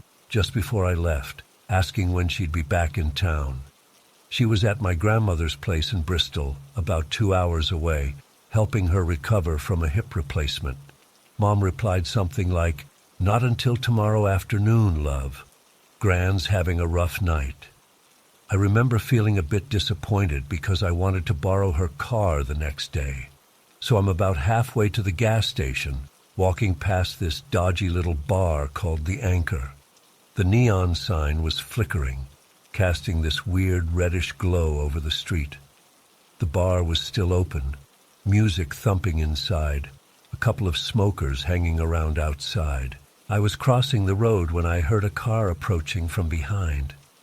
I didn't think much of it until I realized it was slowing down. That's when I glanced over and saw my mom's car, this old blue Ford Fiesta with a dent in the passenger door from when she'd backed into a pole last Christmas. It even had that stupid Panda air freshener hanging from the rearview mirror that I had given her as a joke gift. At first I thought, oh, she must have surprised me by coming back early. But then this cold feeling washed over me. The car was moving really slowly, maybe 10 mph, and as it passed under the red glow of the Anchor's sign, I could clearly see my mom behind the wheel. But something was wrong. She was looking right at me, but not with any kind of normal expression, not a smile or a wave or confusion, just this intense, unblinking stare. Her face was completely expressionless, but her eyes were locked on mine in a way that made my stomach drop. The weird part is, as the car passed me, her head turned to follow me. Not like a normal person checking traffic. Her body stayed rigid, facing forward, but her head rotated to maintain eye contact with me until the very last possible second before the car passed. It wasn't a quick, oh hey, that's my son kind of look. It was deliberate, mechanical almost. The moment the car passed, I felt this wave of dread wash over me. I immediately called my mom, my hands shaking so badly I could barely unlock my phone. She picked up after a few rings. "Hey, what's up?" she asked, sounding tired. "Where are you right now?" I demanded, probably sounding panicked. "At Gran's, like I told you. We just finished watching that crime show she likes. Why? What's wrong?" I could hear my grandmother in the background asking who was calling so late. There was no way my mom could have driven from Bristol to Devon in the 15 minutes since we'd texted. It was physically impossible. "Nothing," I lied. "Just checking. I thought I saw your car." "Lucas, are you all right? You sound weird." I made up some excuse about being tired and hung up. I stood there on the sidewalk for a good minute, trying to process what I'd just seen. I considered going back home, but I was only a couple of minutes from the gas station, and honestly, I didn't want to turn around and possibly run into whatever that was again. The gas station was brightly lit, which made me feel a little safer. The cashier was this bored-looking guy about my age. I grabbed some chips and a Red Bull, constantly glancing out the windows, half expecting to see that blue Fiesta pull into the parking lot. But nothing happened. On my way back, I took a different route, a longer way that went through a more populated area with streetlights. My heart was racing the whole time, and I kept checking over my shoulder. Every car that passed made me jump. When I got home, I double-locked the door and drew all the curtains. I texted my mom again, "Send me a photo of you and Gran right now." She replied a minute later with a selfie of her and my grandmother sitting on the couch in Gran's living room, both in pajamas. The timestamp was current. I barely slept that night. I kept replaying the scene in my head, that emotionless stare, the unnatural way her head turned. I wondered if I'd hallucinated the whole thing, but I don't do drugs, and I've never had hallucinations before. The next day, around 4 p.m., my mom arrived at my place as planned. She looked normal, acted normal, but something felt off between us. She asked why I'd been so weird on the phone the night before, and I tried to explain what I'd seen. She laughed it off, suggesting I'd seen someone who looked like her in a similar car, but I knew what I saw, Every detail was exact. The dent, the air freshener, even the little University of Exeter sticker in the back window. The really strange part is what happened next. After my mom had been at my place for about an hour, we got into this massive argument. It started over something stupid. She made a comment about the state of my apartment, but it escalated quickly. She brought up my dropping out of university, my lack of direction, how I was wasting my potential. I fired back about her controlling nature, how she'd always pushed me too hard. We said awful things to each other, things we'd apparently been holding back for years. It was the worst fight we'd ever had. At one point she went to leave, and I remember seeing her get into that exact same car I'd seen the night before, slamming the door with the same force that made the loose side mirror rattle in that specific way. Every detail was identical, except this time she was crying, not staring emotionlessly. We didn't speak for almost 2 weeks after that. When we finally did start talking again, it was strained, like something fundamental had broken between us. We're better now, 6 months later, but still not the same. I've spent countless hours trying to make sense of what I saw that night. The logical explanation is that I saw someone who looked similar driving a similar car, and my mind filled in the details, but that doesn't explain the identical car, down to the specific dents and stickers. It doesn't explain the unnatural way she, or it, looked at me. Sometimes I wonder if what I saw was trying to warn me about the argument that was coming, like some kind of premonition or echo bleeding backward through time. Other times, I think something more sinister was at work. What if something was wearing my mother's appearance, studying me, learning how to mimic her perfectly before our fight? What if whatever I saw had somehow influenced or even caused our argument? The incident has left me with this constant unease. I find myself staring at people a beat too long, looking for signs that they're not who they appear to be. I've developed this habit of asking my mom questions only she would know the answers to, just to reassure myself it's really her. She thinks I'm joking, but I'm not. Last week I was driving home late and passed a woman walking alone on the side of the road. As my headlights swept over her, she turned to look at me, and for a split second, I could have sworn it was me staring back, same face, same clothes, same everything. By the time I'd slammed on the brakes and turned around, there was no one there. I don't know what to believe anymore. All I know is that on that night in May, I saw my mother driving her car in Devon when she was physically in Bristol, and whatever it was looking at me with a purpose I still don't understand. I haven't walked to that gas station at night since then. Some part of me is afraid that if I recreate those exact circumstances, I'll see that car again, and this time it might not just drive past me. The human mind wants explanations, patterns, reasons, but sometimes I think there are things we simply aren't meant to understand, things that don't follow our rules of reality. The world is stranger than we know, and sometimes that strangeness reaches out and touches our lives in ways we can't explain. I just know that whenever I see my mom's blue Fiesta turning onto my street now, there's always this moment of dread where I wonder, is it really her this time? I still can't explain what happened that night in San Antonio, and I'm not sure I ever will.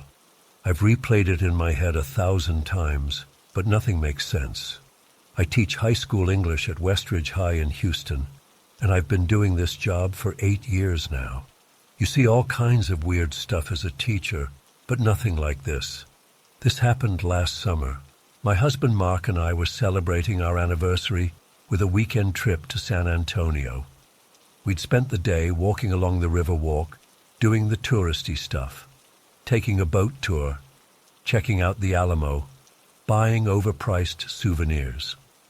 By evening, we were starving and decided to grab dinner at Joe's Crab Shack. It was packed with tourists, noisy and busy, but they had a table free on the patio overlooking the water. We were about halfway through our meal. I remember I was struggling with a particularly stubborn crab leg when I noticed a black family at a table across from us.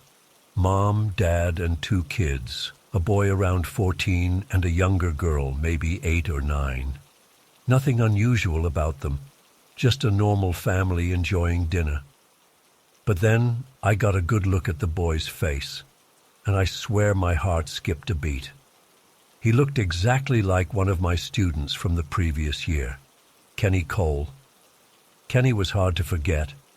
He was one of those kids who was smart, but couldn't sit still to save his life, always cracking jokes, but never in a mean way.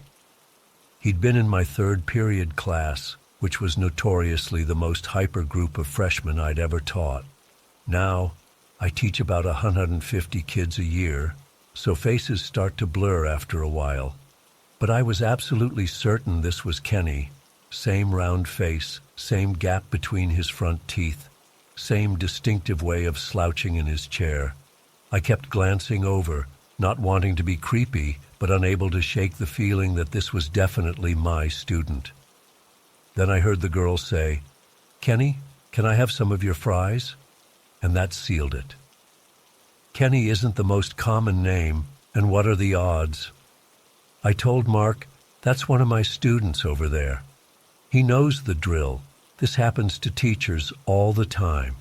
We run into students in the wild and have to do the awkward, "Hey, fancy seeing you here" thing. Usually I might just wave and move on, but since Kenny had been one of my more memorable students and I hadn't seen him since school let out, I decided to say hi. I walked over to their table, putting on my best teacher outside of school smile. "Excuse me, is that Kenny Cole?" The boy looked up and a flash of recognition crossed his face. The parent smiled politely, if a bit confused. "Yes, this is Kenny," the mom said. "Do you know him?" "I'm Mrs. Patel from Westridge High," I said. "I had Kenny in my freshman English class last year." The dad nodded and extended his hand. "Nice to meet you. I'm Robert, and this is my wife Tanya and our daughter Jasmine." I noticed they didn't say they were the Coles, but I didn't think much of it at the time. Maybe they were step-parents or something. Kenny seemed a little shy, but definitely recognized me. "Hi, Mrs. Patel," he said, with that same gap-toothed smile I remembered. "I didn't know you were in San Antonio for the weekend," I said. "Are you guys just visiting, or do you have family here?" "Just a little family vacation before school starts," Tanya explained. "Kenny's starting his sophomore year soon." "At Westridge?" I asked, which in retrospect was a dumb question. Where else would he be going? Kenny nodded. "Well, you were in one of my craziest classes last year," I laughed. "Remember how Dylan and Marcus would always try to outdo each other with those ridiculous excuses for not having their homework?" Kenny nodded again and laughed. "Yeah, and Jasmine would always call them out." "Jasmine Chen," I agreed. "And don't forget Trevor, who kept trying to convince me that Shakespeare was overrated." With each name, Kenny nodded in recognition. He clearly remembered all these classmates. We chatted for another minute or two. I didn't want to interrupt their family dinner for too long, so I said goodbye and told Kenny I might see him in one of my classes again, though I wasn't sure what my schedule would be yet. I went back to our table, and Mark teased me about not being able to escape work, even on vacation. We finished our meal, paid, and went on with our evening. Just a normal, pleasant interaction with a student outside of school. I didn't think about it again for the rest of our trip. Fast forward to the end of August. School was starting, and I was going through my class rosters. I always do this ritual where I read through all the names, trying to figure out which ones I've taught before. It helps me prepare mentally for the first day. And there he was on my fourth period roster, Kenneth Cole. I actually smiled when I saw his name. I'd wondered if I might get him again, and apparently I did. I made a mental note to mention seeing him in San Antonio. Maybe use it as an icebreaker on the first day. When fourth period rolled around on the first day, I was in the usual first day of school chaos mode. Kids streaming in, trying to find seats. The volume level slowly rising as friends reconnected after summer break. I was at my desk, checking off names as students came in. Kenny walked in and I gave him a smile. "Hey, Kenny, nice to see you again. How was the rest of your summer after San Antonio?" He gave me a confused look, not just a "what are you talking about" look, but genuine, complete confusion. "San Antonio?" he said. "I've never been to San Antonio." I thought he was joking. "Very funny. I saw you at Joe's Crab Shack on the Riverwalk last month. You were with your parents and sister." Kenny's expression turned from confused to uncomfortable. "Mrs. Patel, I wasn't in San Antonio this summer. I was here in Houston the whole time." Now I was the confused one. "But I talked to you. You remembered the kids from your class last year." By this point, a few other students were watching our exchange, which was getting awkward. "I think you must have me mixed up with someone else," Kenny said, clearly wanting to end the conversation. I decided to let it drop for the moment. Maybe he was embarrassed for some reason. Or maybe I really had mistaken someone else for him, though I couldn't imagine how. I went on with the class, but the weird interaction nagged at me all day. After school, I opened up last year's yearbook and found Kenny's picture.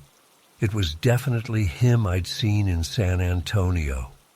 I even pulled up the class photo from his freshman English class and stared at it, trying to make sense of what happened. I decided to email his mom. We'd had a good relationship last year.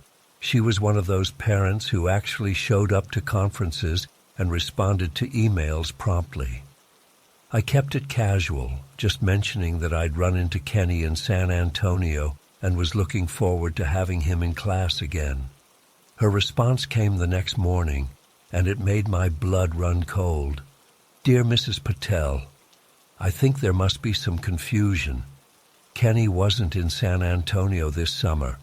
We don't have the money for vacations like that right now. He was home all summer helping me take care of his little sister while I worked extra shifts.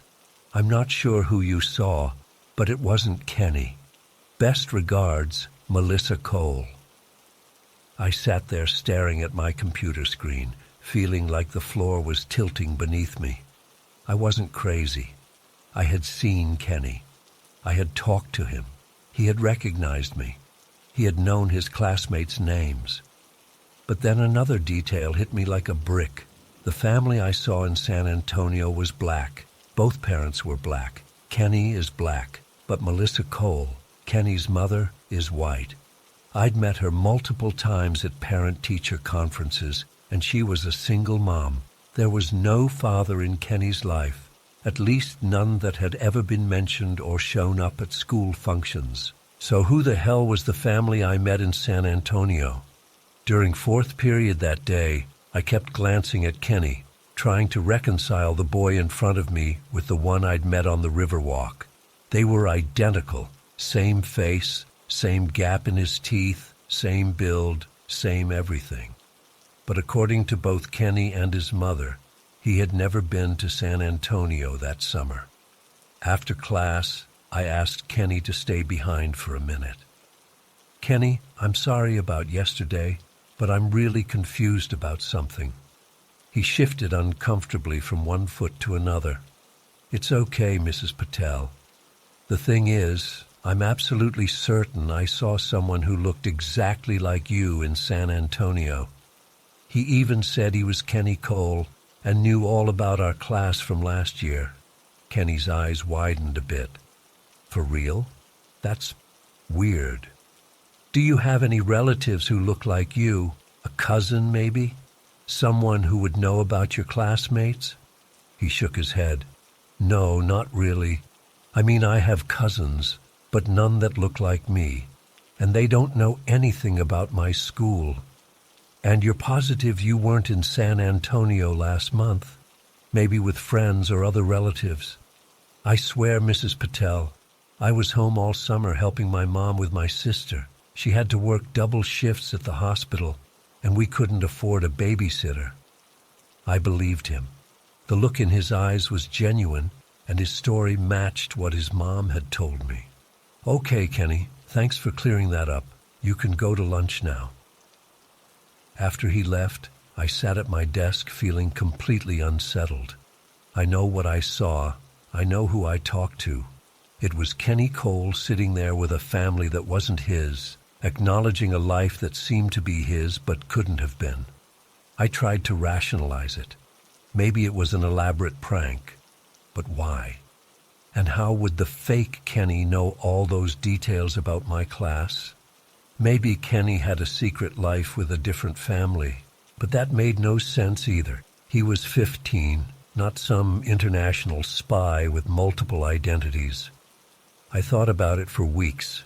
I even drove myself crazy looking through social media to see if I could find any trace of the family I'd met in San Antonio. Nothing. I considered the most outlandish explanations. Had I somehow crossed into a parallel universe for a brief moment, one where Kenny Cole had different parents? Had Kenny somehow been in two places at once, some kind of bilocation phenomenon I'd read about but never believed in? Or was there another Kenny Cole out there who had a teacher who looked exactly like me, with classmates with the exact same names as the ones in my class? None of it made sense. None of it still makes sense. It's been 3 months now, and Kenny is just a normal kid in my class. He's still the same energetic, funny student I remembered from last year. He never brings up our weird conversation, and neither do I. But sometimes I catch him looking at me with a slightly puzzled expression, like he's also trying to figure out what happened. I don't know if I'll ever understand what I experienced that night in San Antonio. Maybe I had some kind of hallucination or a really vivid false memory, but that doesn't explain how fake Kenny knew all those specific details about my class.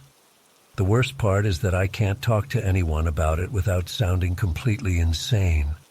Mark thinks I just mistook someone else for Kenny, even though I've shown him pictures and insisted it was definitely him. My co-workers would think I've lost my mind if I tried to explain that I met a student with a completely different family, so I just keep it to myself, this impossible thing that happened that I can't explain.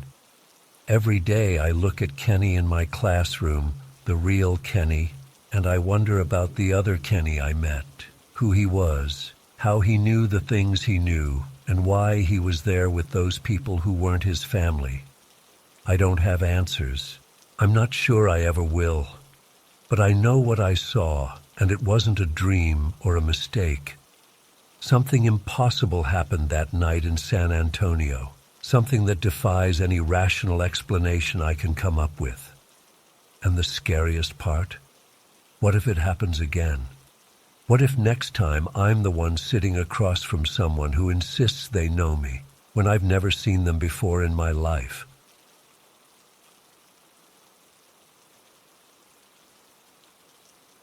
I've been sitting on this for about 2 months now, and I still can't make sense of what happened. I've replayed it in my mind countless times, questioned my sanity, my memory, everything. But I know what I saw. I know what happened that night, and it still terrifies me to think about it. So I've been friends with Brianna since our freshman year of college.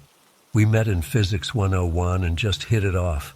She's this gorgeous 5'9" blonde with these striking green eyes and these cute freckles across her nose that she's always been self-conscious about, but I think they're adorable. Anyway, we've always had this thing between us, this chemistry, but the timing was never right. She'd be dating someone when I was single, or I'd be in a relationship when she was available. When she moved to Seattle for work last year, we kept in touch, texting almost daily. Then, about 2 months ago, she mentioned she was coming back to Westdale for a summer visit.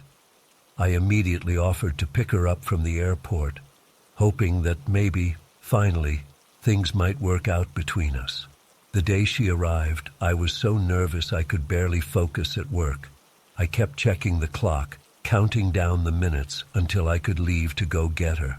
When I finally saw her coming through the terminal, my heart practically stopped. She was wearing this bright orange Puma sweatshirt that made her stand out in the crowd. And when she saw me, her whole face lit up with this smile that just, man, it did things to me. We hugged for what felt like forever, and I swear there was this moment where neither of us wanted to let go. The drive back to my place was filled with non-stop conversation, catching up on everything we'd missed in each other's lives. She was staying with me for the week, and I'd cleared my schedule to spend as much time with her as possible. That first day was perfect. We grabbed lunch at our old favorite sandwich shop, walked around downtown, and just enjoyed being together again. There was this electricity between us. Our hands kept brushing against each other, and each time it happened, she'd give me this look that made my stomach flip. I was starting to think, maybe, just maybe, this was finally our time. That night, our friend Amanda was throwing a party at her house. It was nothing fancy, just a get-together with our old college crew. Brianna was excited to see everyone, and honestly, I was just happy to be with her. We showed up around 8 p.m., and the place was already packed. Throughout the night, people kept pulling Brianna away to catch up, but she always found her way back to me. We'd be in the middle of a conversation.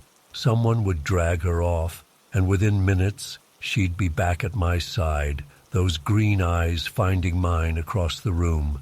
It was like we were magnetized or something. Around midnight, the party was still going strong. Brianna leaned in close to me, her lips brushing against my ear as she whispered, "Let's go somewhere private. I want to talk to you about something." Her voice sent shivers down my spine, and I nodded, trying to keep it cool even though my heart was racing. We asked Amanda if there was somewhere quiet we could go, and she directed us to a room on the 3rd floor. "No one goes up there," she said with a knowing smile that made me blush. "Take your time." The 3rd floor of Amanda's house was this old converted attic space. It was dimly lit, with these creaky wooden floors and slanted ceilings. We found the room at the end of the hallway, just a spare bedroom with a twin bed, a dresser, and a small attached bathroom. It wasn't anything special, but it was quiet and away from the noise of the party. As soon as I closed the door behind us, something changed. The air felt different, heavier somehow, and Brianna changed too. It was like someone had flipped a switch. The vibrant, smiling woman I'd been with all day was suddenly gone. She stood in the middle of the room, her back to me, completely still. "Bree," I said, taking a step toward her. "Everything okay?" When she turned around, I almost didn't recognize her. Her eyes, those beautiful, vibrant green eyes, had dulled to this murky sage color. They looked hollow, empty.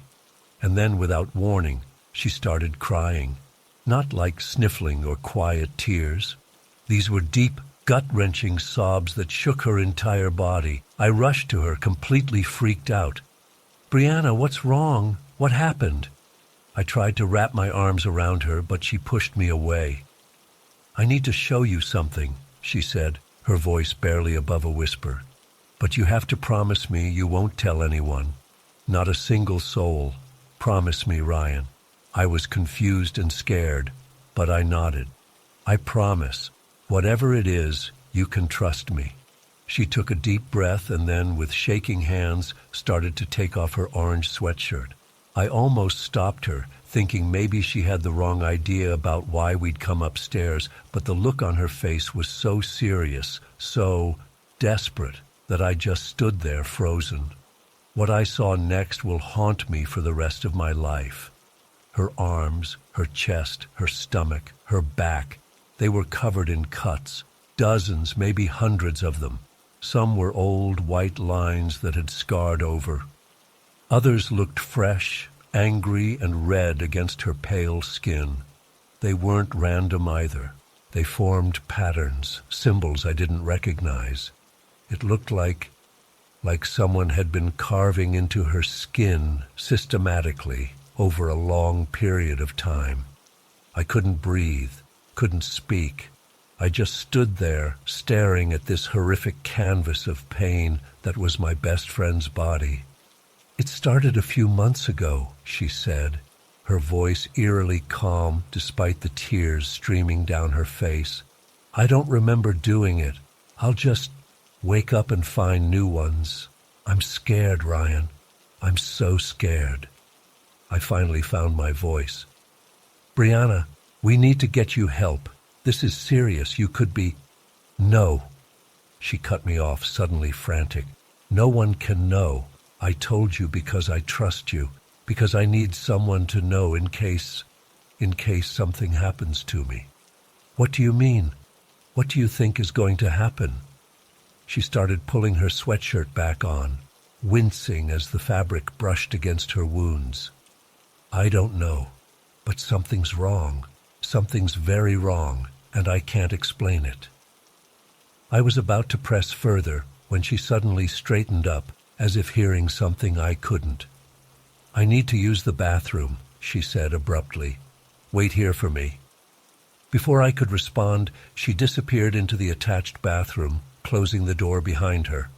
I sat on the edge of the bed, my mind racing, trying to process what I'd just seen. What could I do? How could I help her? Should I call someone, a doctor, a therapist, the police? She clearly needed help, but she'd made me promise not to tell anyone. 5 minutes passed, then 10. The bathroom was completely silent. No water running, no movement. "Brianna!" I called out, knocking on the door. No response. After 15 minutes, I was really starting to worry. I knocked harder. "Brianna, are you okay? Please answer me." Still nothing. Finally, I tried the door. It wasn't locked. I pushed it open, expecting to find her collapsed on the floor or something, but the bathroom was empty, completely empty. There was no window, no other door, nowhere she could have gone. She had literally vanished. I started freaking out. I checked behind the shower curtain, under the sink, places I knew a person couldn't possibly hide, but I was desperate. She was just gone. I rushed back downstairs, frantically searching every room, asking everyone if they'd seen her. No one had. According to them, the last time anyone had seen Brianna was when she and I went upstairs together. I found Amanda in the kitchen and grabbed her arm, probably a bit too roughly. "Amanda, I can't find Brianna. She went to the bathroom upstairs and disappeared. She's gone." Amanda looked at me like I was crazy. "What are you talking about? Brianna's right there." She pointed out the kitchen window to the second-story balcony where a group of people were gathered. And there she was, Brianna, standing there in that same bright orange Puma sweatshirt, laughing at something someone had said. Her eyes were that brilliant emerald green again, not the dull sage I'd seen upstairs. She looked completely fine, happy, relaxed, without a care in the world. I stood there, gaping. It didn't make any sense. How had she gotten from the third-floor bathroom to the second-floor balcony without anyone seeing her? And how had she completely transformed from the broken, terrified woman I'd seen just minutes ago to this carefree, smiling person? I mumbled something to Amanda about being confused and made my way outside to the balcony. As I approached Brianna, she turned to me, her smile widening. "Hey, there you are," she said, as if we hadn't just been through one of the most traumatic experiences of my life. "I've been looking for you." I just stared at her, unable to form words. Was she pretending nothing had happened? Was this some kind of sick joke? "Brianna," I finally managed. "What the hell? What happened upstairs?" She furrowed her brow, looking genuinely confused. "Upstairs? We haven't been upstairs." My blood ran cold. "Yes, we have. Just now. You showed me." I lowered my voice, not wanting others to hear. "You showed me the cuts all over your body. You were crying." Now she looked concerned, for me, not herself. "Ryan, I don't know what you're talking about. We've been down here all night. Are you feeling okay? Did you drink too much?" I hadn't had a single drop of alcohol. I knew what I saw, what I experienced. But looking at her now, seeing her clear confusion, I started to doubt myself. "Come on," she said, leaning in close to me, her lips brushing against my ear. "Let's go somewhere private. I want to talk to you about something." The exact same words, the exact same intonation as before. A chill ran down my spine that had nothing to do with her proximity. "We just did that," I said, taking a step back from her. "Upstairs, in the room Amanda told us to use." Brianna exchanged a look with our friend Eric, who was standing nearby. It was a look that said, "He's lost it." "Ryan," she said gently, "this is the first time I've suggested we go somewhere to talk, and I haven't spoken to Amanda all night except to say hello when we arrived." I felt sick, dizzy, like the world was tilting on its axis. "I need some air," I muttered, pushing past her and heading downstairs to the backyard. I sat on a bench in the dark, trying to make sense of what was happening. Had I imagined the whole thing? Was I losing my mind? But it had felt so real. The room, her tears, those cuts, they were burned into my memory. After about 20 minutes, Amanda came outside and sat next to me. "Hey, you okay? You seem really shaken up." I didn't know how to answer that. "I don't know. I think I might be losing it." She patted my knee. "We've all had nights like that. Listen, I found something weird. There's an orange Puma sweatshirt in that third-floor room. It's not mine, and none of my roommates recognize it. Is it Brianna's?" My mouth went dry. You found a sweatshirt in that room?" "Yeah, just now. I went up to get some extra blankets from the closet and saw it on the bed. Did you guys go up there and she left it behind?" "Amanda," I said slowly, "do you remember telling us we could use that room earlier tonight?" She shook her head. "No, why would I do that? That's my roommate's bedroom." "But you said no one goes up there. You told us to take our time." Now Amanda looked confused. "Ryan, I haven't seen you all night except when you came into the kitchen looking for Brianna. And you seemed really freaked out, saying she disappeared from some bathroom. But then I pointed out she was on the balcony. I felt like I was going to throw up." "So you don't remember me coming downstairs looking for her before that?" She thought for a moment. "Actually, yeah, I do remember seeing you rush downstairs looking panicked. But Brianna wasn't with you when you came up, as far as I know. At least, I don't remember seeing her go upstairs with you." None of this made sense. If Brianna hadn't gone upstairs with me, Whose sweatshirt was in that room, and what had I experienced up there? I made an excuse about not feeling well and left the party early. Brianna seemed concerned but didn't push it. She came back to my place with me, and the rest of her visit was normal, perfect even. We finally talked about our feelings for each other, and by the time she left to go back to Seattle, we had decided to try a long-distance relationship. But I never brought up what happened that night. I couldn't. How do you ask someone if they have a secret life where they're covered in self-inflicted wounds, or if they have a doppelganger, or if they can teleport from one floor to another? 2 weeks after she left, I got a package in the mail. No return address. Inside was an orange Puma sweatshirt, exactly like the one Brianna had been wearing that night. There was no note, no explanation, just the sweatshirt. I've examined it countless times, looking for some clue, some evidence of what happened. I've even checked it for blood stains, thinking maybe there would be proof of those wounds I saw, but it's clean, pristine even. Brianna and I talk every day, and everything seems normal. She's still the same person I've always known. But sometimes when we're video chatting, I think I see something in her eyes, a flicker of that dull sage color. And I wonder if whatever I saw that night is still there, just beneath the surface. I don't know what happened in that room at Amanda's house. Did I somehow slip into a parallel universe where Brianna was hurting herself? Did I witness something supernatural that reset itself within minutes?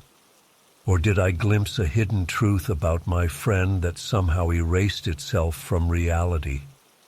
All I know is that orange sweatshirt sits in the back of my closet now, and sometimes, late at night, I swear I can hear it rustling as if someone's putting it on.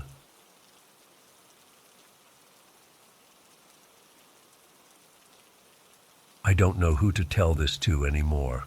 I've tried explaining what happened to friends and family, but they look at me like I'm making it up or had some kind of mental break, so I guess I'm putting it here, hoping someone might have experienced something similar or can make sense of what happened to us.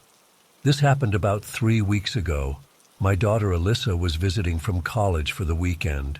She's 23 now, living in Seattle, so I don't get to see her as often as I'd like.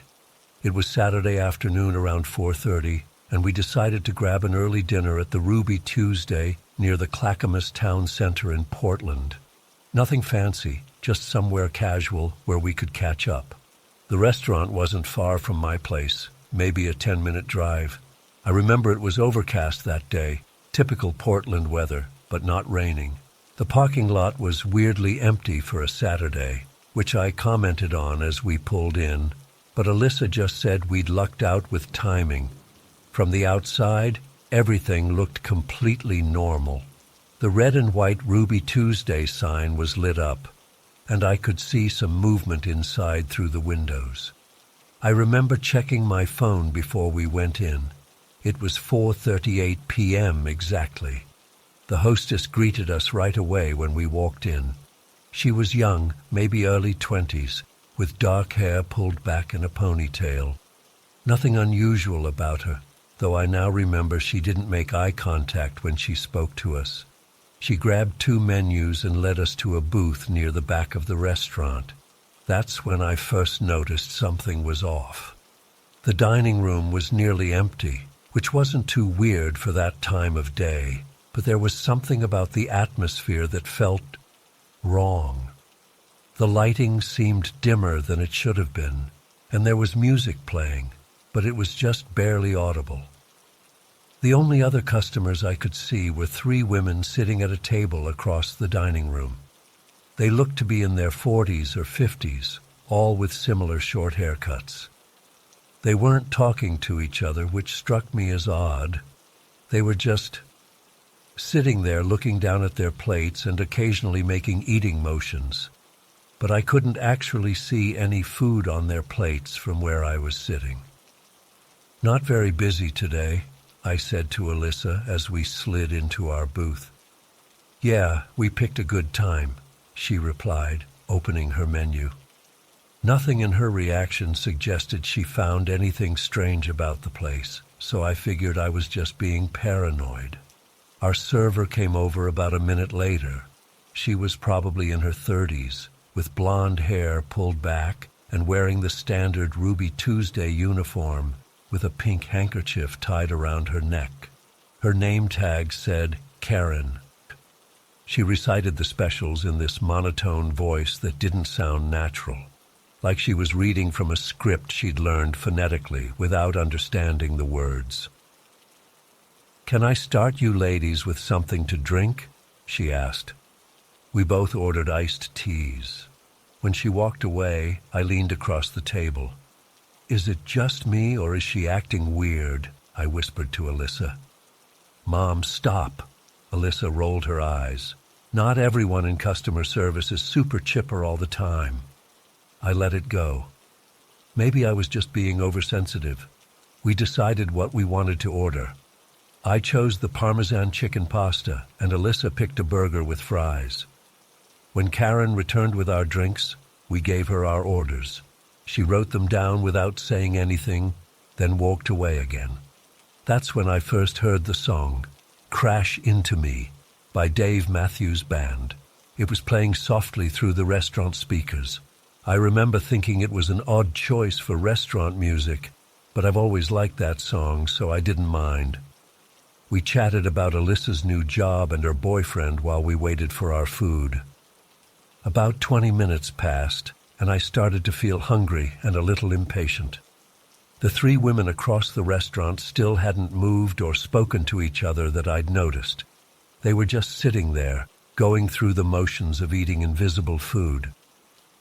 "Those women over there are creeping me out," I finally said to Alyssa. "Have you noticed them?" Alyssa glanced over her shoulder. "They're just eating, Mom. What's weird about that?" "Look closer. Do you see any food on their plates?" She looked again, longer this time. I can't really tell from here.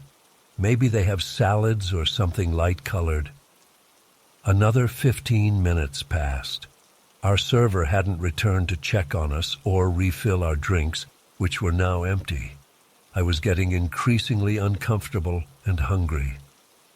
"I'm going to ask about our food," I said, sliding out of the booth. As I stood up, I noticed Karen, our server, standing by the kitchen entrance talking to another employee.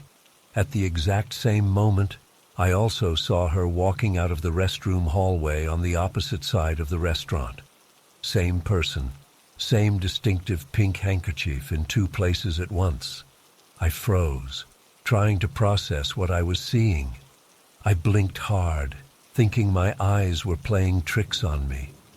When I looked again, there was only one of her, the one by the kitchen. My heart started racing and I felt suddenly cold. I sat back down, not wanting to approach her anymore. "Did you see that?" I asked Alyssa, my voice shaking slightly. "See what?" "Nothing. Never mind." I didn't want to frighten her. Maybe I was just tired or hungry, seeing things that weren't there. The song ended, and after a brief pause, "Crash Into Me" started playing again. The exact same song. "Weird that they're playing the same song twice," Alyssa commented. So she'd noticed that too. I wasn't imagining everything. At this point, we'd been waiting for our food for almost an hour.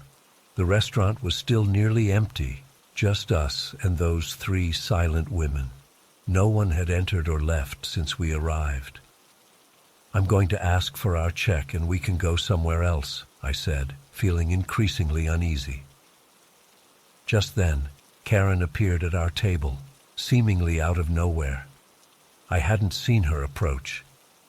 "Is everything tasting good today?" she asked, still in that strange, flat voice. "We haven't received our food yet," I replied. "We've been waiting for almost an hour." She stared at me blankly for several seconds. "Is everything tasting good today?" she repeated, exactly the same way as before. A chill ran down my spine. This wasn't right. We haven't been served any food, I said more firmly. We'd like to cancel our order and get our check, please. Karen's expression didn't change. Your food will be out shortly. Can I get you anything else while you wait? Mom? Alyssa's voice was hushed, urgent. I looked across the table and saw fear in her eyes. Mom, something's wrong with this place. Look at them. She nodded toward the three women. I turned to look and felt my blood turn to ice. They were all staring directly at us now, completely motionless, forks suspended halfway to their mouths. We need to leave, I said, grabbing my purse. Now. As we started to slide out of the booth, Karen stepped to block our exit. Please stay seated. Your food will be out shortly. Her voice had changed, dropping lower, with an undertone that raised the hair on my arms. We're leaving, I said, standing up anyway. Please move. Karen smiled, but it wasn't a normal smile. Her lips stretched too wide, showing too many teeth. Please stay seated, she repeated. You haven't finished your meal. What meal? Alyssa's voice cracked with fear. We haven't been served anything. I pushed past Karen, grabbing Alyssa's hand. The three women stood up in perfect unison, still staring at us. The song, Crash Into Me, was playing for a third time now, but slower, distorted, like the tape was being stretched. We hurried toward the exit, and I noticed the restaurant had somehow gotten darker. The windows that had shown daylight when we entered now showed pitch darkness outside, as if it were midnight. Karen appeared again, stepping out from behind the hostess stand. I swear we'd just left her by our table, but here she was in front of us. And behind the hostess stand, I could see her again, watching us. Three identical servers, all wearing the same pink handkerchief. Your meal isn't complete, all three said in unison.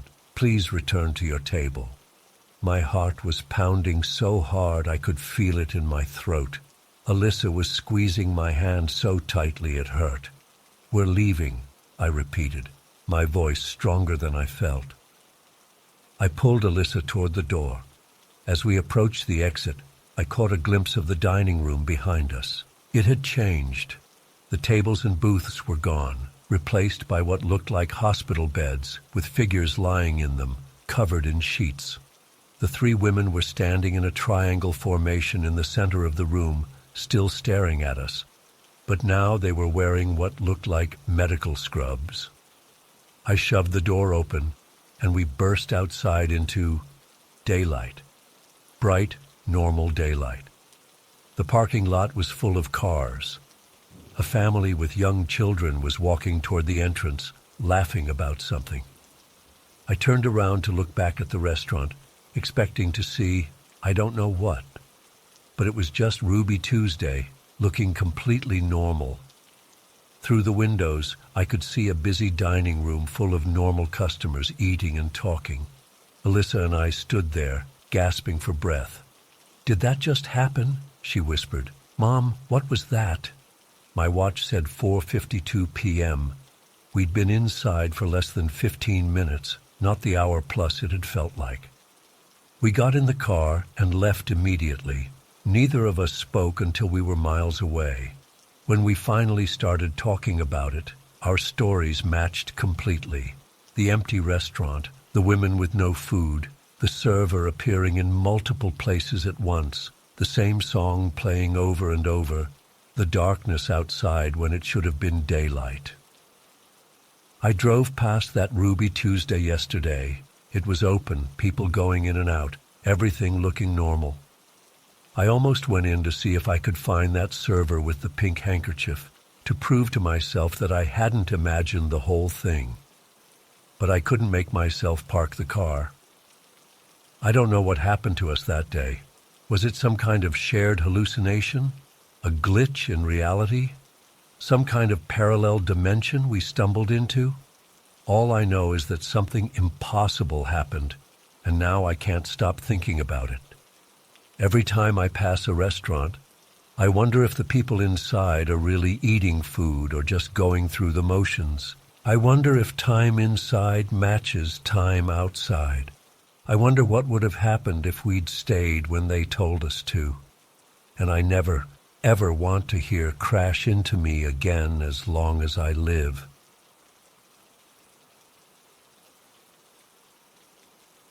I still don't have an explanation for what happened to me back when I was 18. It's been over 2 decades, and I've gone over it in my head thousands of times. I've tried therapy, hypnosis, even some weird meditation techniques I found online. Nothing helps me remember those missing hours. And honestly, maybe that's for the best. It was January 1998 in Eastbrook, where I'd lived my whole life. The town was hit with one of those snowstorms that wasn't apocalyptic, but definitely made life difficult. I remember the weather forecast had underestimated it. They predicted a few inches, but we got almost a foot overnight. I worked the early shift at Johnson's Hardware on Main Street, and my boss was cool about letting me leave a bit early at 11 a.m. since only 2 customers had come in all morning. My girlfriend Kate lived about a mile away, roughly 1.5 kilometers, in the Pine Ridge subdivision. Normally it was a 20-minute walk at most, maybe 30 if I was taking it slow. Even with the snow, it shouldn't have taken more than an hour. I didn't have a car back then, saving up for college, so walking was how I got around town. I bundled up before leaving work, heavy boots, thick winter coat, gloves, and this stupid blue beanie my mom had knitted for me. The snow was still coming down, but not as bad as earlier. The main roads had been plowed, though the sidewalks were still pretty covered. I remember texting Kate on my Nokia brick phone, dating myself here, that I was heading over, and she said she'd make hot chocolate. Simple stuff, you know. Normal day. The first part of the walk went fine. I passed the grocery store, the bank, the elementary school. Nothing weird. The snow made everything quiet in that way winter storms do, where sounds get absorbed and the world feels muffled. I actually remember enjoying it, despite the cold making my face sting a bit. To get to Kate's subdivision, there was this shortcut most locals used, a path between 2 houses on Maple Street that connected to Evergreen Lane. It saved about 5 minutes, and it was the route I always took. The path wasn't officially a walkway, just a gap between the Millers and Thompsons' properties that people had been using for so long that the homeowners had given up trying to block it. This path had a slight bend in the middle because of a big oak tree and some bushes, so you couldn't see from one end to the other. It was nothing special, just an ordinary passageway that I'd walked hundreds of times before. I remember checking my phone as I approached the path. It was 11:32 a.m. I remember this exactly because I was thinking I'd be at Kate's place before noon. Easy. Maybe we'd watch a movie or something. I started walking down the path, my boots crunching in the fresh snow. The Thompsons' dog was barking from inside their house like always. There was that bend in the path coming up. I remember seeing my breath in the cold air. I remember adjusting my gloves. And then, the next clear memory I have is stepping out onto Evergreen Lane on the other side of the path. It felt like I had just walked through normally. Nothing seemed off at first. But then I noticed the light was different. The snow had stopped completely, and it was definitely darker, like late afternoon instead of midday. I pulled out my phone, figuring maybe it had been 20 or 30 minutes since I last checked, but the display read 4:27 p.m. I stared at those numbers, not comprehending what I was seeing. I thought my phone was broken. I remember actually shaking it like that would somehow fix it. Then I noticed how the streetlights were just starting to come on. In January, it gets dark early, but not at noon. I stood there for what felt like an eternity, trying to make sense of it. 5 hours. 5 fucking hours had disappeared. I felt dizzy, disoriented. My legs were stiff, like I'd been standing in one position for a long time, but not tired, like I'd been walking for hours. My stomach was growling because I'd missed lunch, but I wasn't dehydrated or exhausted. Panic hit me all at once. What the hell happened to me? Where had I been for 5 hours? I frantically checked my pockets, my wallet, my phone. Everything was there. My clothes weren't any wetter or dirtier than they should have been from the normal walk. No signs of a struggle, no injuries, nothing to indicate where those hours went. I stood there hyperventilating for a few minutes before my phone buzzed with texts from Kate. Multiple texts, growing increasingly worried, asking where I was and why I hadn't shown up. She'd tried calling several times. According to my phone, I had no missed calls or messages until after 3 p.m., which made no sense because she said she'd been trying to reach me since noon when I didn't show up. I called her, my hands shaking so badly I could barely press the buttons. When she answered, she was a mix of relieved and pissed off. I tried to explain, but how do you tell someone you lost 5 hours in a 10-second walk?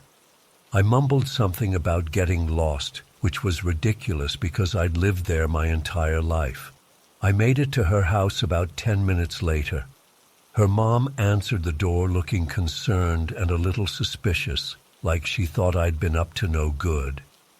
Kate was upset, not just worried, but actually angry that I'd ghosted her all day.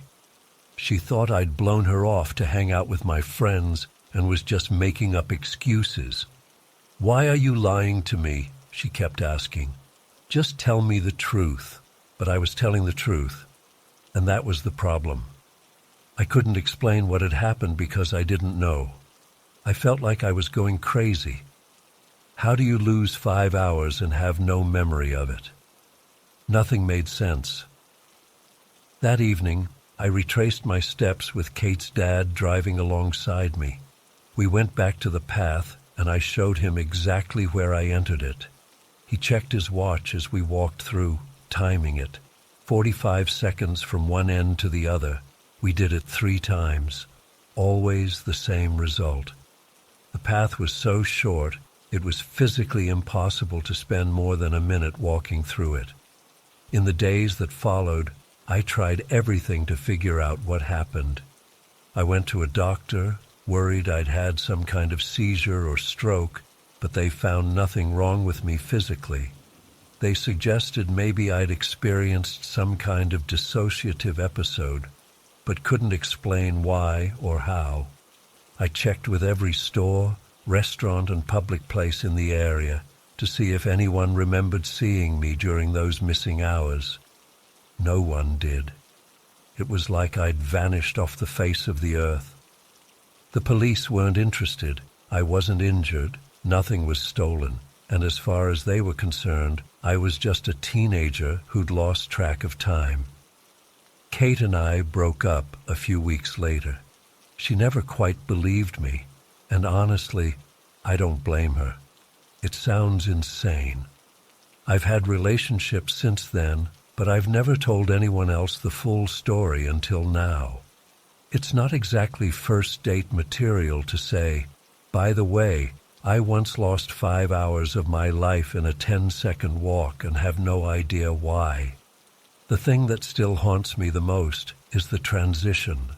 There wasn't one. I didn't black out. I didn't feel dizzy or weird. One moment it was 11:32 a.m. and I was walking into that bend in the path, and the next moment it was 4:27 p.m. and I was walking out the other side. To me, it felt like continuous movement, one foot after the other. No interruption, no gap in consciousness. Just a normal walk where the sun inexplicably jumped across the sky. I went back to that path almost every day for months afterward, trying to trigger whatever had happened. Nothing ever did. I took photos, measured distances, timed myself walking at different speeds. I checked county records to see if there was anything unusual about the land. Nothing. It was just an ordinary path between two ordinary houses in an ordinary suburban neighborhood. The only slightly unusual thing I found was that the oak tree in the middle of the path had been struck by lightning at some point years before, leaving a strange scar down its trunk. Some of the old-timers in town mentioned that the tree had survived 3 different lightning strikes over the decades, which is rare. But that's it, just an old tree with some scars. I took a job in another state after high school, partly to get away from Eastbrook and all the whispers. People talk in small towns, and being known as that weird kid who made up stories about missing time wasn't helping me move on. My parents still live there, so I visit occasionally, but I always avoid that path.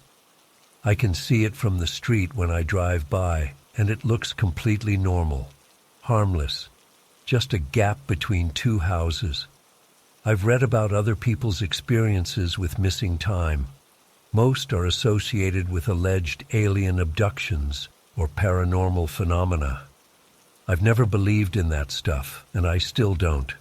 But I also can't explain what happened to me. It wasn't drugs. I didn't do anything back then besides the occasional beer at parties. It wasn't a fugue state or sleepwalking.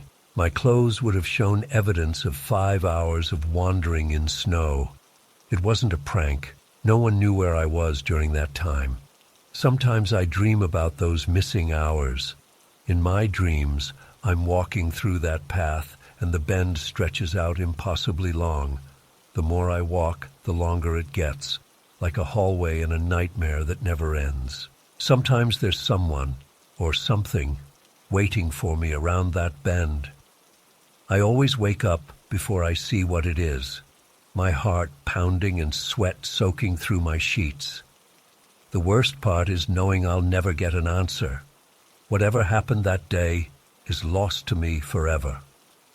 The only evidence is the gap in my life, 5 hours that I can never account for. 5 hours where I wasn't anywhere anyone could find me. 5 hours that for me never existed. I've moved on with my life as best I can. I have a decent job, a small circle of friends, a relatively normal existence. But there's always that nagging question in the back of my mind. What happened during those hours? Where was I? And more disturbing, was I alone? Every winter, when the snow falls and muffles the world, I get that same feeling I had stepping out of the path. Disoriented, like something fundamental about reality isn't quite right. Like there are cracks in the world where time doesn't flow properly, where physics takes a lunch break and leaves us to fend for ourselves in a universe that's less stable than we want to believe. I don't go back to Eastbrook in winter anymore.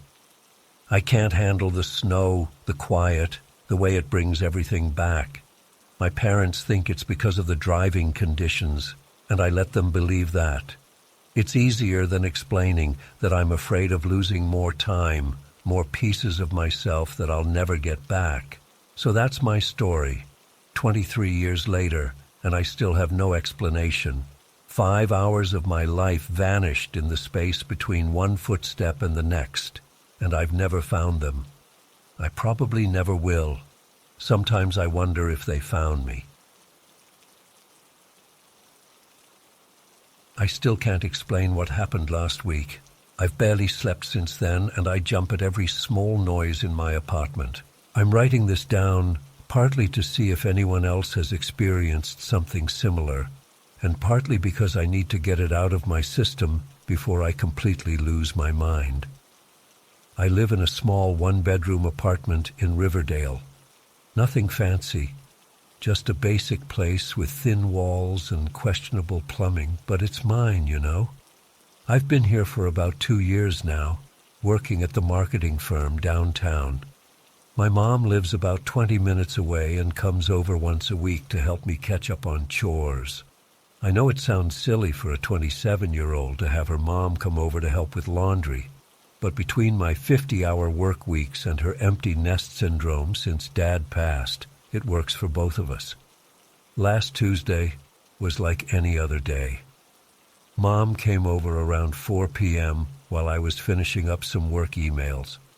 She brought homemade cookies, she always does, and started gathering my laundry while I wrapped up.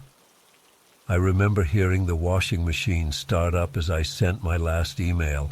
We chatted about her garden and my job while she folded clothes on my tiny dining table.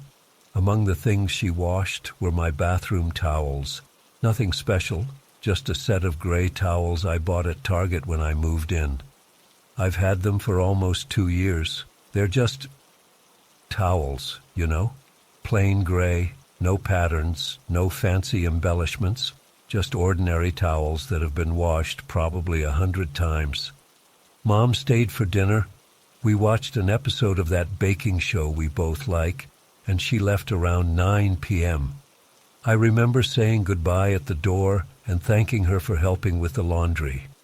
She mentioned she'd put the clean towels in the bathroom cabinet, which was normal. Nothing unusual about the day at all. The next morning, I got up for work, stumbled to the bathroom half asleep as usual, and grabbed a face towel from the cabinet to wash my face. I was barely awake, but as I unfolded the towel, something felt wrong. There was a weird lump, and the towel wouldn't unfold completely. That's when I saw it. There was a button sewn onto my face towel, a freaking button. Just a regular brown plastic button like you'd find on a coat or something, about the size of a nickel. It wasn't just placed there. It was sewn in with neat, tiny stitches. I stood there staring at it, trying to process what I was seeing. I thought maybe I was still asleep and this was some weird dream. But no matter how many times I blinked, that button was still there, sewn right into my ordinary gray towel. The worst part? The button had been sewn while the towel was folded. Let me explain why that's so messed up. When you tried to unfold the towel completely, you couldn't, because the button's stitching connected parts that shouldn't be connected. It's like someone had deliberately folded the towel in quarters, then sewn through all the layers at once. It made the towel permanently attached to itself in a way that made no sense. I immediately called my mom. It wasn't even 7 a.m. yet, but I didn't care. "Did you sew a button onto my face towel yesterday?" I asked as soon as she picked up. The confusion in her voice was obvious. "What? No, honey. What are you talking about?" I took a photo and texted it to her.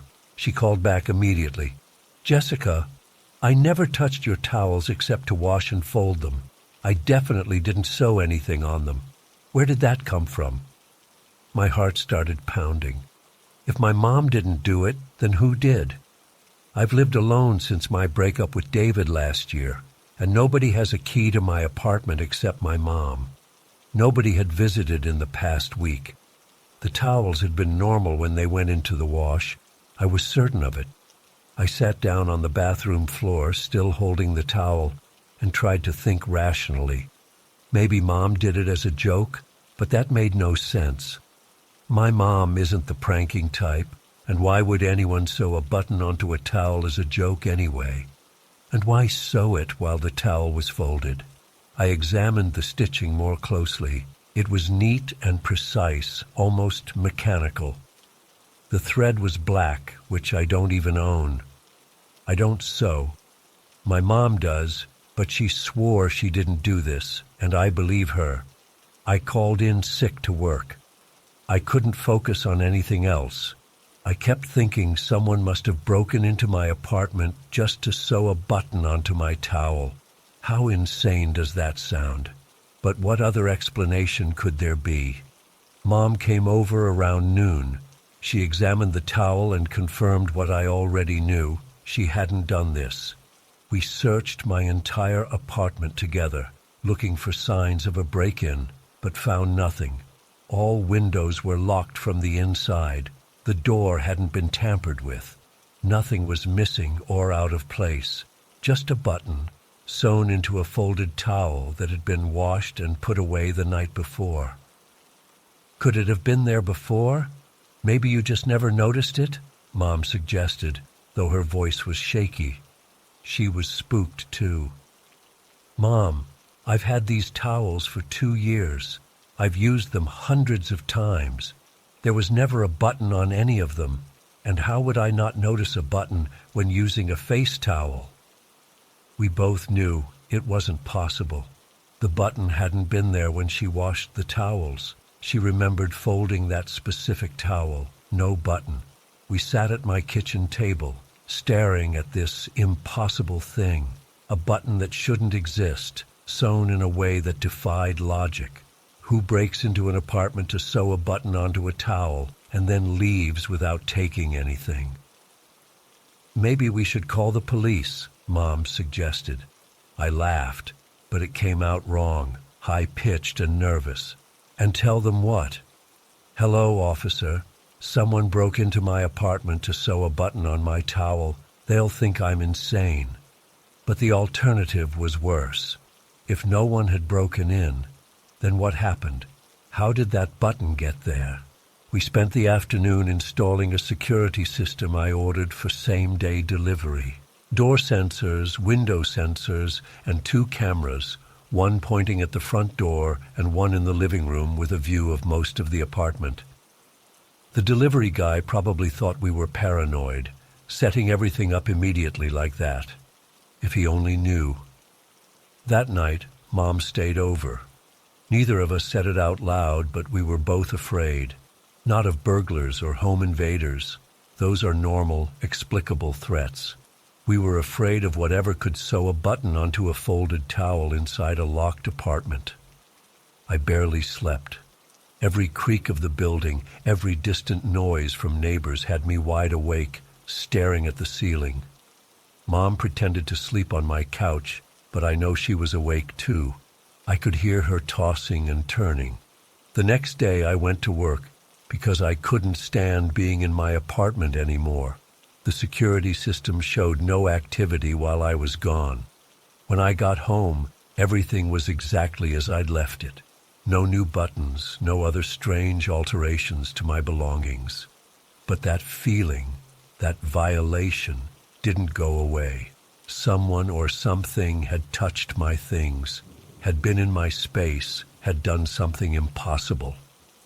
I took the towel to a tailor in town, thinking maybe they could give me some insight. The elderly woman who owned the shop examined it carefully, turning it over in her hands. "This is machine stitching," she said finally. "Very precise, but it's strange." "What's strange about it?" I asked, hoping for any clue. "The thread tension is unusual. I've never seen anything quite like it. And why would anyone sew a button onto a towel this way? It makes no functional sense." That night, I looked up similar cases online. Nothing exactly like mine, but plenty of stories about objects moving or appearing in locked homes. Most people blamed it on carbon monoxide poisoning or sleepwalking or simply forgetting what they'd done. But I know I didn't sew that button. My mom didn't either. And carbon monoxide doesn't sew buttons. For the past week, I've been living on edge. I've checked and rechecked every towel, every piece of clothing, every fabric item in my apartment. Nothing else has been altered. The security system hasn't captured anything unusual, but I can't shake the feeling that my reality has been breached somehow. Last night, I finally worked up the courage to cut the button off. The thread was tough, much stronger than regular sewing thread. When I finally removed it, I expected to feel relief, but instead, I felt worse. Because removing the button didn't undo what had happened. It didn't explain anything. I keep the button in a small jar on my nightstand now. I don't know why. Evidence, I guess. Of what? I'm not sure. A reminder that something impossible happened in my apartment. Sometimes I catch myself staring at it, this ordinary brown button that shouldn't exist. I've examined it under a magnifying glass. There's nothing special about it. No markings, no brand name, nothing to indicate where it came from. The rational part of my brain keeps trying to come up with explanations. Maybe I sleepwalked and sewed it myself, but I don't own black thread or any sewing supplies. Maybe a previous tenant left it inside the towel somehow and it only emerged after many washes. But that doesn't explain how it was sewn through multiple folded layers. Maybe reality isn't as solid as we think. Maybe there are, I don't know, glitches, slips between worlds. I've never believed in supernatural stuff before, but what happened defies all logical explanation. Mom and I have a tacit agreement not to mention it anymore. She calls more often now, checking in, her voice always carrying an undercurrent of concern. We both know something happened that we can't explain, and it's easier to pretend we've moved on than to keep circling around an impossible question. But I haven't moved on. I still check the security app obsessively. I still examine every towel before using it. I still wake up at the slightest noise, heart pounding, wondering if it's happening again, if reality is being altered right under my nose. The worst part is not knowing, not the fear of intruders or ghosts or whatever else might go bump in the night. It's the fundamental uncertainty. If this impossible thing happened once, what else might be possible? What other certainties might unravel? I'm considering moving, though I can't afford to break my lease. But would moving even help? Would whatever caused this just follow me? Is it attached to me, to the towel, to this building? So that's where I am now, living with an impossible button, an unsolvable mystery, and the creeping dread that maybe, just maybe, reality isn't as dependable as we all need it to be. I don't expect anyone to have answers, but if you've experienced anything similar, please let me know. At this point, even knowing I'm not alone in this would be something. I keep that button in its jar, and sometimes late at night, I could swear it looks different somehow, as if it's not quite the same button I put there. But that has to be my imagination, right? Right?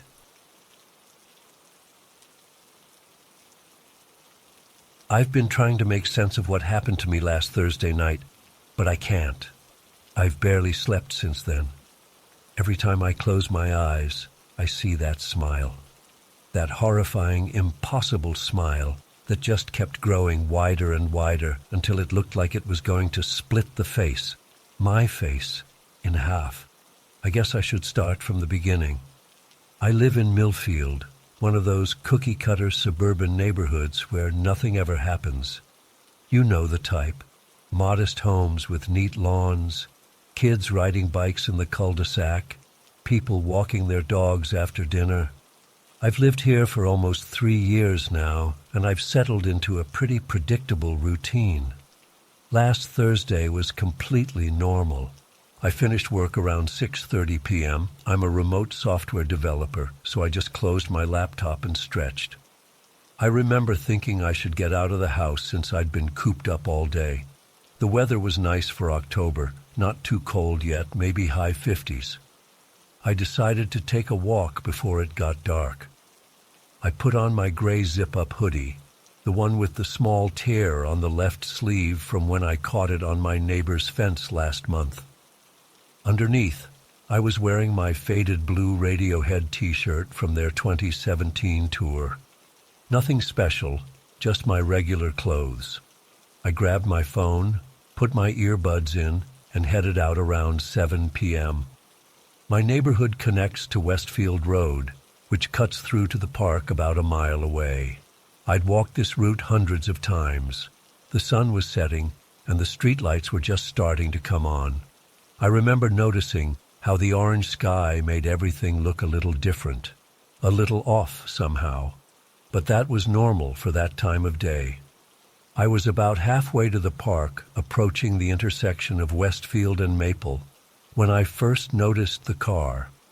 It was stopped at the red light, a white Toyota Corolla, maybe a 2018 or 2019 model. Nothing unusual about it. There were no other cars around, which wasn't weird for that time of evening in our quiet area. I was walking on the sidewalk, coming up to the crosswalk, when I glanced over at the car. That's when everything changed. At first, my brain couldn't process what I was seeing. In the driver's seat was me, not someone who looked like me. Me. The exact same gray hoodie with the tear on the left sleeve, the same Radiohead t-shirt underneath, the same short brown hair that I'd been meaning to get cut for weeks, the same 3-day stubble, the same small scar on my right cheekbone from when I fell off my bike as a kid. I stopped dead in my tracks. I couldn't move. It was like my feet had suddenly been cemented to the sidewalk. My earbuds were still in, playing some podcast, but the sound just faded away. All I could hear was my heartbeat pounding in my ears. The me in the car was staring straight ahead at first, hands on the steering wheel at 10 and 2, exactly how I drive. I remember thinking wildly that maybe I was having some kind of stroke or hallucination, or maybe I had a twin I never knew about who somehow had the exact same clothes as me. My mind was desperately searching for any explanation, and then slowly, so painfully slowly, the me in the car turned its head toward where I was standing on the sidewalk. The movement was wrong somehow, too mechanical, too precise. Our eyes met, and I felt this cold wave of dread wash over me. I've never felt anything like it before. It was like being dunked in ice water, while simultaneously feeling like I was being watched by something ancient and malevolent. That's when the smile started. At first, it was just a normal smile, like someone might give when they recognize an acquaintance, but it didn't stop there. The smile kept growing wider and wider, stretching beyond what should have been physically possible. The lips pulled back to reveal too many teeth, far more than should have fit in a human mouth. And the whole time the eyes, my eyes, never blinked. Not once. I wanted to run. I wanted to scream. I wanted to do anything except stand there and look at this thing wearing my face. But I couldn't move. It was like I was paralyzed. My breathing became shallow and rapid. I could feel sweat trickling down my back despite the cool evening air. The doppelganger never moved except for that horrible smile. Its hands stayed fixed on the steering wheel. Its body remained perfectly still. Only the face changed. Only the smile that kept getting wider and wider until it seemed to take up the entire lower half of the face. The worst part was the eyes. They were mine, the same hazel color, the same slight asymmetry where my left eye is a tiny bit higher than my right, but there was something behind them that wasn't me at all, something cold, something that seemed to be enjoying my fear. I don't know how long we stared at each other. It felt like hours, but it was probably only 30, 40 seconds. I finally managed to close my eyes, just to break that horrible connection. Even with my eyes closed, I could still feel it watching me. The sensation of being observed by something unnatural didn't diminish at all. When I finally gathered the courage to open my eyes again, the light had changed to green. The car was already moving through the intersection, turning left onto Maple Street. I caught one last glimpse of the back of my head through the rear window as the car accelerated away. The engine sound faded into the distance, but it sounded wrong too. Too quiet, almost muffled, like it was being heard underwater. As soon as the car was out of sight, the paralysis broke. I gasped for air like I'd been holding my breath the whole time. Maybe I had been. My legs nearly buckled, and I had to grab onto a nearby street sign to keep from falling over. My whole body was shaking, and I felt sick to my stomach. I immediately turned around and practically ran back home. The entire walk back, I kept looking over my shoulder, terrified that the white Corolla would appear again. Every car I heard made me jump. Every shadow seemed like it might be hiding something with my face and that terrible smile. When I finally got home, I locked the door, closed all the blinds, and sat on my couch with all the lights on. I tried to call my best friend, Mike, but he didn't pick up. I thought about calling the police, but what would I even say? I just saw myself driving a car. They'd think I was crazy or on drugs. I checked my phone to see if I'd accidentally taken any pictures. I hadn't. I looked in the mirror to make sure I was still me. I was. I even pinched myself hard enough to leave a mark, trying to wake myself up from what had to be a nightmare. But I wasn't dreaming. The rest of the night is a blur. I know I didn't sleep. I kept checking the window, peering through the blinds to see if the white Corolla was parked outside. Every noise made me jump. The refrigerator cycling on, the house settling, the heat kicking in. All of it sounded like footsteps or someone trying to get in. I've barely left my house since then. I called in sick to work on Friday. When I finally worked up the courage to check my neighborhood's Facebook group, there were no reports of a strange man who looked like me driving around. No one mentioned seeing 2 Marcus Jenkinses. Life just went on as normal for everyone else. Yesterday, I forced myself to go to the grocery store because I was out of food. I took a different route, avoiding Westfield Road entirely. I nearly had a panic attack when I saw a white car in the parking lot, but it was a Nissan, not a Toyota. Still, I rushed through my shopping and hurried home, constantly checking my rearview mirror. I've tried researching doppelgangers online. Most of what I found is just folklore or superstition. Some cultures believe seeing your double is an omen of death. Others think it's a glitch in reality or evidence of parallel universes. Nothing I read explained what I saw or why its smile kept growing like that. I keep wondering where it was going. What was it doing in my neighborhood? Why was it wearing the exact same clothes as me? Was it just passing through? Or was it coming from my house? The thought makes me sick with fear. I've checked all the locks in my house a dozen times. I've even put chairs under the doorknobs, like that would stop whatever this thing is. I sleep with the lights on now, when I sleep at all. The worst part is not knowing if I'll ever see it again. Is it still out there, driving around in that white Corolla with my face? Is it coming back for me? Or was it just passing through, a random nightmare that happened to cross my path? I've started seeing that smile everywhere, in the wrinkles of my bed sheets, in the pattern of cracks on my ceiling, in the arrangement of branches against the night sky, that unnatural, ever-widening smile that seemed to defy the limits of a human face. I haven't gone for a walk since that night. I don't think I ever will again, at least not in this neighborhood. I'm actually considering moving, but then I think, what if it finds me again? What if it followed me here in the first place? Sometimes I wonder if I imagined the whole thing. Maybe I did have some kind of breakdown or hallucination. But then I remember the absolute certainty I felt in that moment. The recognition that I was looking at myself, down to the smallest detail.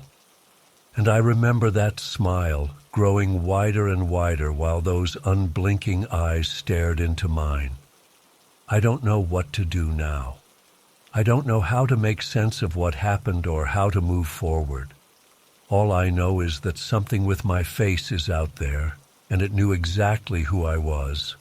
And somehow, that feels like the most terrifying thing of all. Not just that it exists, but that it recognized me, that it wanted me to see it. I keep checking the local news for any reports of someone who looks like me doing something strange or dangerous. So far, nothing. But I can't shake the feeling that it's just a matter of time. That somewhere, someone else is going to encounter that white Corolla and the thing inside it with the impossible smile. Last night, I thought I heard the sound of a car idling outside my house. I couldn't bring myself to look.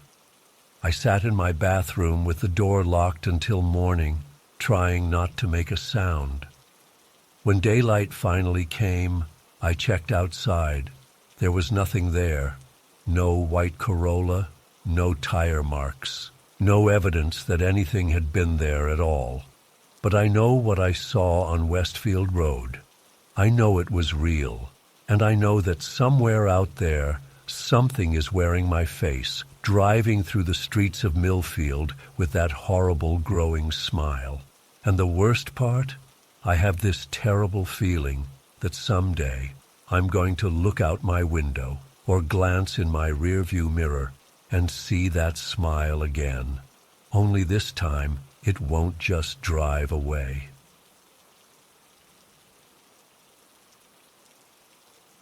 I still can't sleep without checking all the cameras in our house.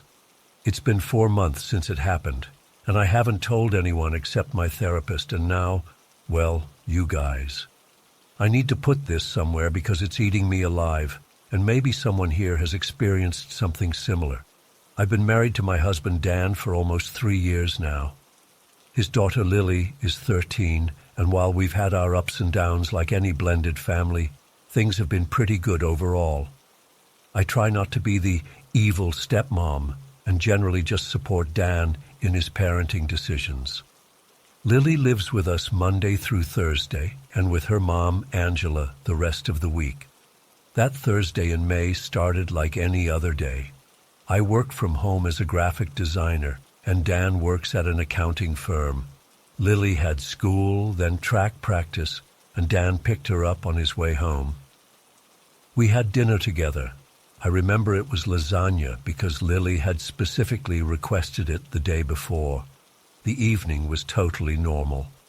After dinner, Dan went upstairs to take a shower while I cleaned up the kitchen. This is where things started to get weird. The trash was getting full, so I asked Lily if she could take it out to the curb since pickup was the next morning. She was sitting at the kitchen table finishing up some homework and gave me the typical teenager eye roll, but got up to do it. I watched as she tied up the bag, pulled it out of the can, and headed toward the door. I was wiping down the counter when I heard her struggling with the door. Looking over, I saw Lily trying to open the door while balancing the trash bag in one hand. I watched as she set the bag down, opened the door, and then grabbed the bag again before heading outside. I remember thinking I should check my emails before bed, so I walked over to the window to make sure Lily made it to the curb okay while I scrolled through my phone.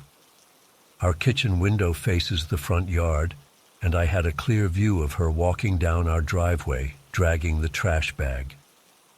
That's when I saw it. As Lily was pulling the large bin from beside the garage to the curb, she stopped and pulled out her iPhone from her back pocket. I could see the screen illuminating her face as she checked something on it. She was completely distracted by her phone, trying to hold it in one hand while maneuvering the bin with the other. I distinctly remember feeling annoyed because she wasn't paying attention to what she was doing. Sure enough, when she got to the curb, she wasn't looking at the bin as she tried to position it.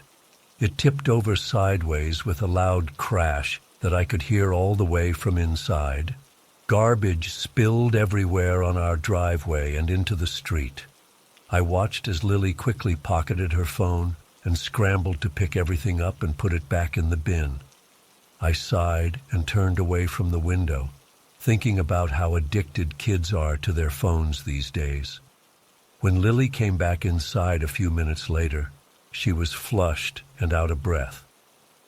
I had to pick everything up, she explained before I could say anything. The bin tipped over. I know, I replied. I saw you from the window. Maybe next time you should put your phone away while you're trying to handle the trash." Lily gave me a confused look. "What?" Before I could respond, Dan came downstairs from his shower. "What's going on?" he asked, sensing the tension. "Nothing," I said.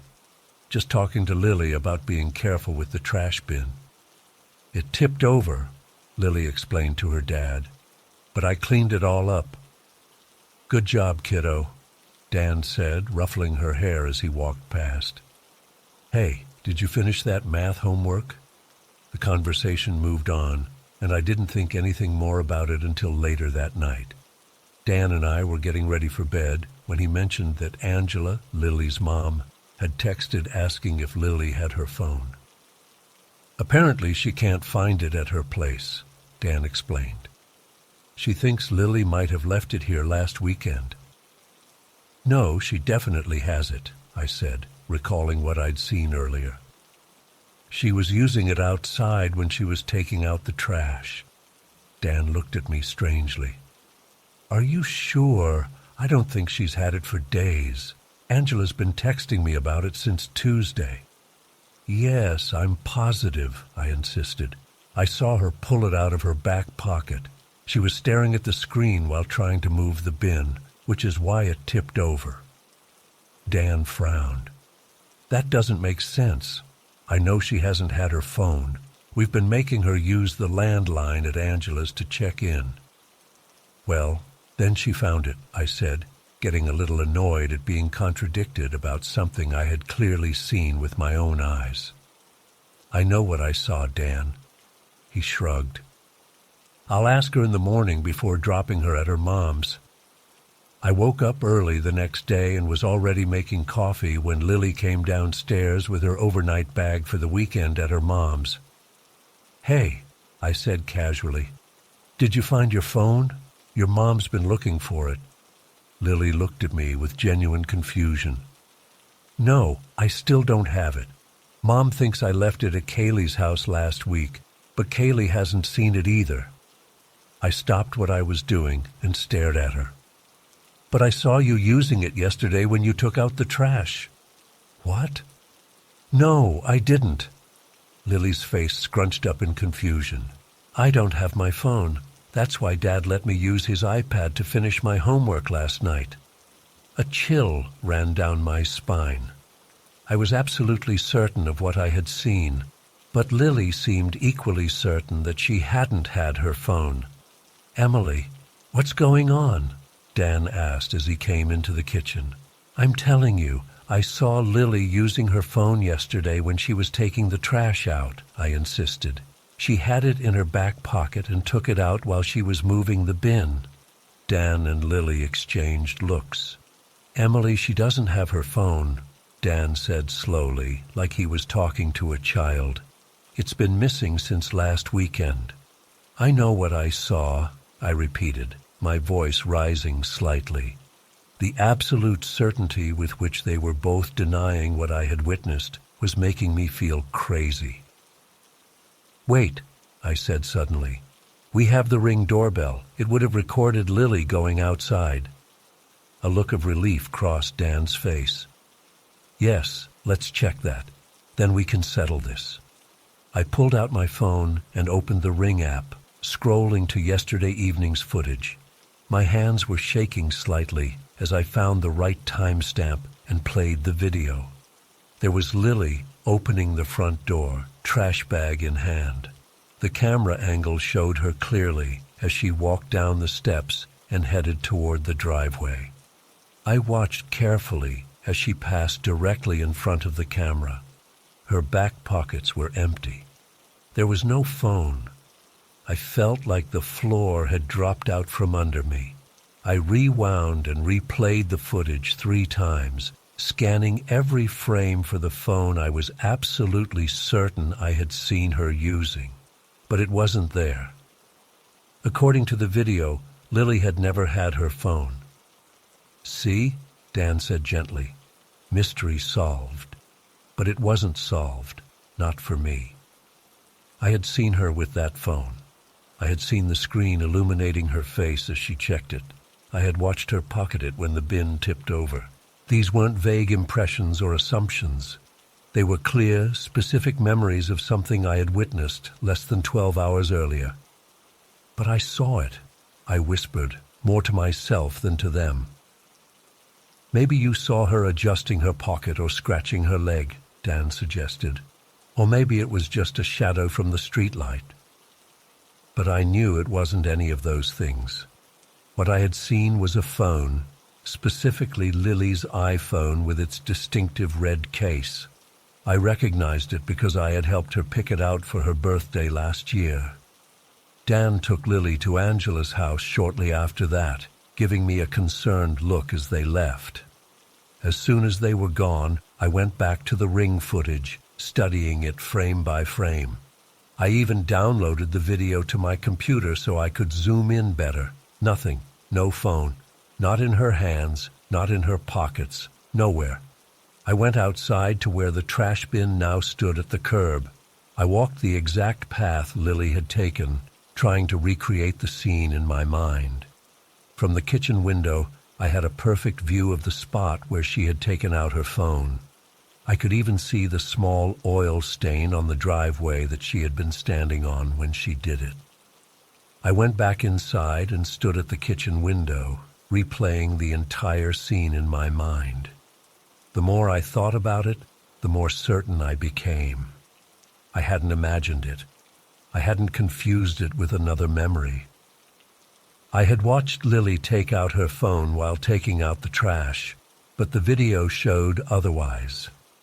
Over the weekend, I couldn't stop thinking about what had happened. Dan clearly thought I was mistaken, but he was kind enough not to push the issue. On Sunday night, he mentioned that Angela had found Lily's phone wedged between the couch cushions at her house. It had been there the whole time. So, mystery solved, he said with a smile. You must have seen something else. But I couldn't accept that. I knew what I had seen. The following week, I started noticing other small discrepancies. A coffee mug I was certain I had left on the counter was in the dishwasher. A document I remembered saving on my computer was nowhere to be found. A conversation with a client that I distinctly recalled having apparently never happened according to my call logs and emails. Each incident was small, insignificant on its own, but together they formed a pattern that terrified me. Was I losing my mind? Was my memory failing me? Or was something else happening, something I couldn't explain? I started keeping detailed notes of everything I did and saw. I took photos of how I left rooms. I recorded conversations on my phone and saved every email and text. I was determined to catch these discrepancies, to prove to myself that I wasn't crazy. But the phone incident was the one I couldn't shake. It was so clear, so specific. I had seen Lily with that phone. I was absolutely certain of it. 2 weeks after it happened, I was home alone while Dan took Lily to a doctor's appointment.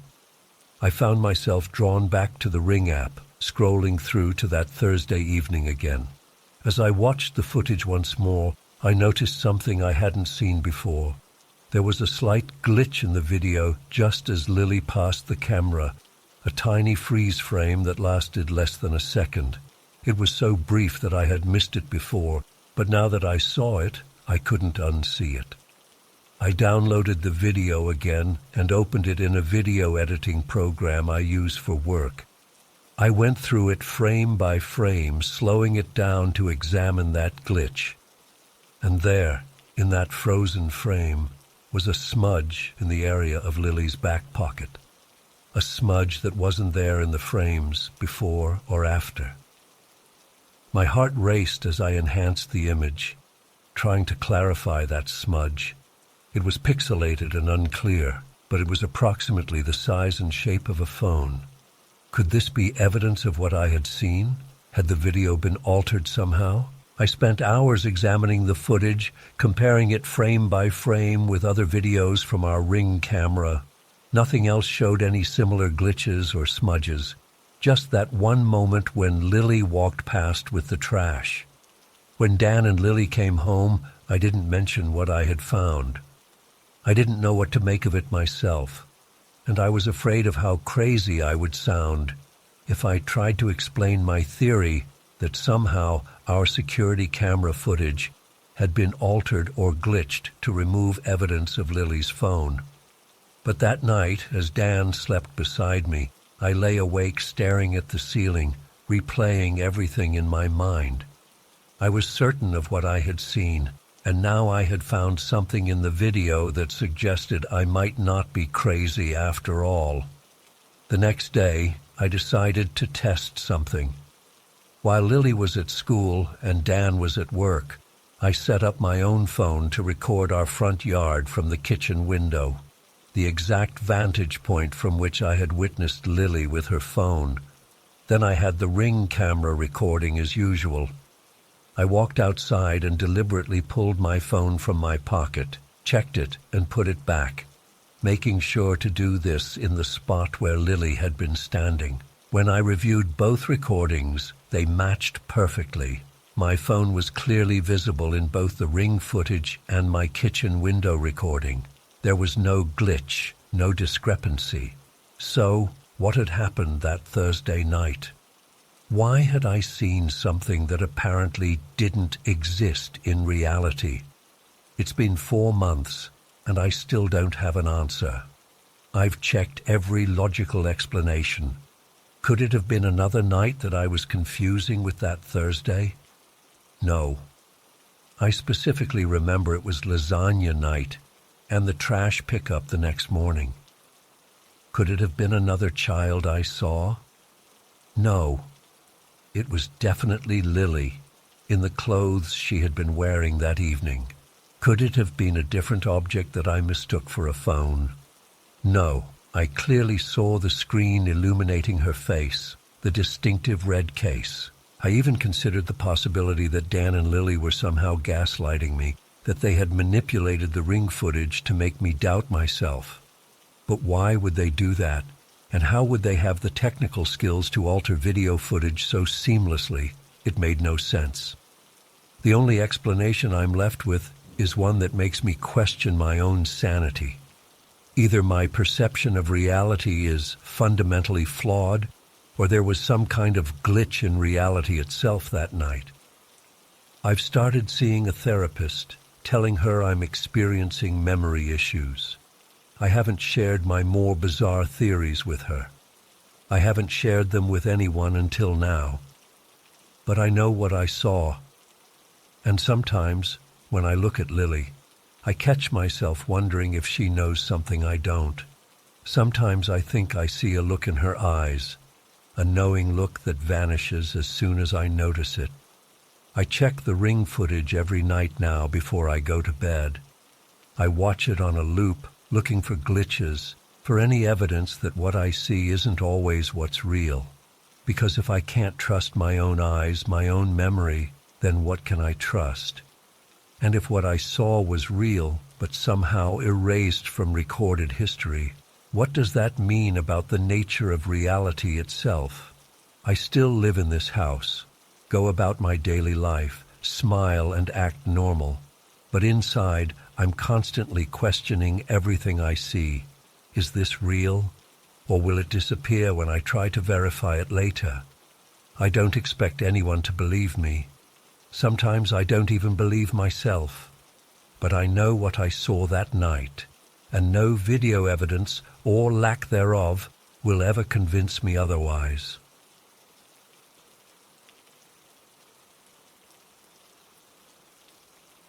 I'm still shaking as I type this. I don't even know if sharing will help, but I need to tell someone who might understand or at least not think I'm completely crazy. This happened 3 days ago, and I haven't slept properly since. My name's Alyssa, and I've lived in this small town outside Traverse City my whole life.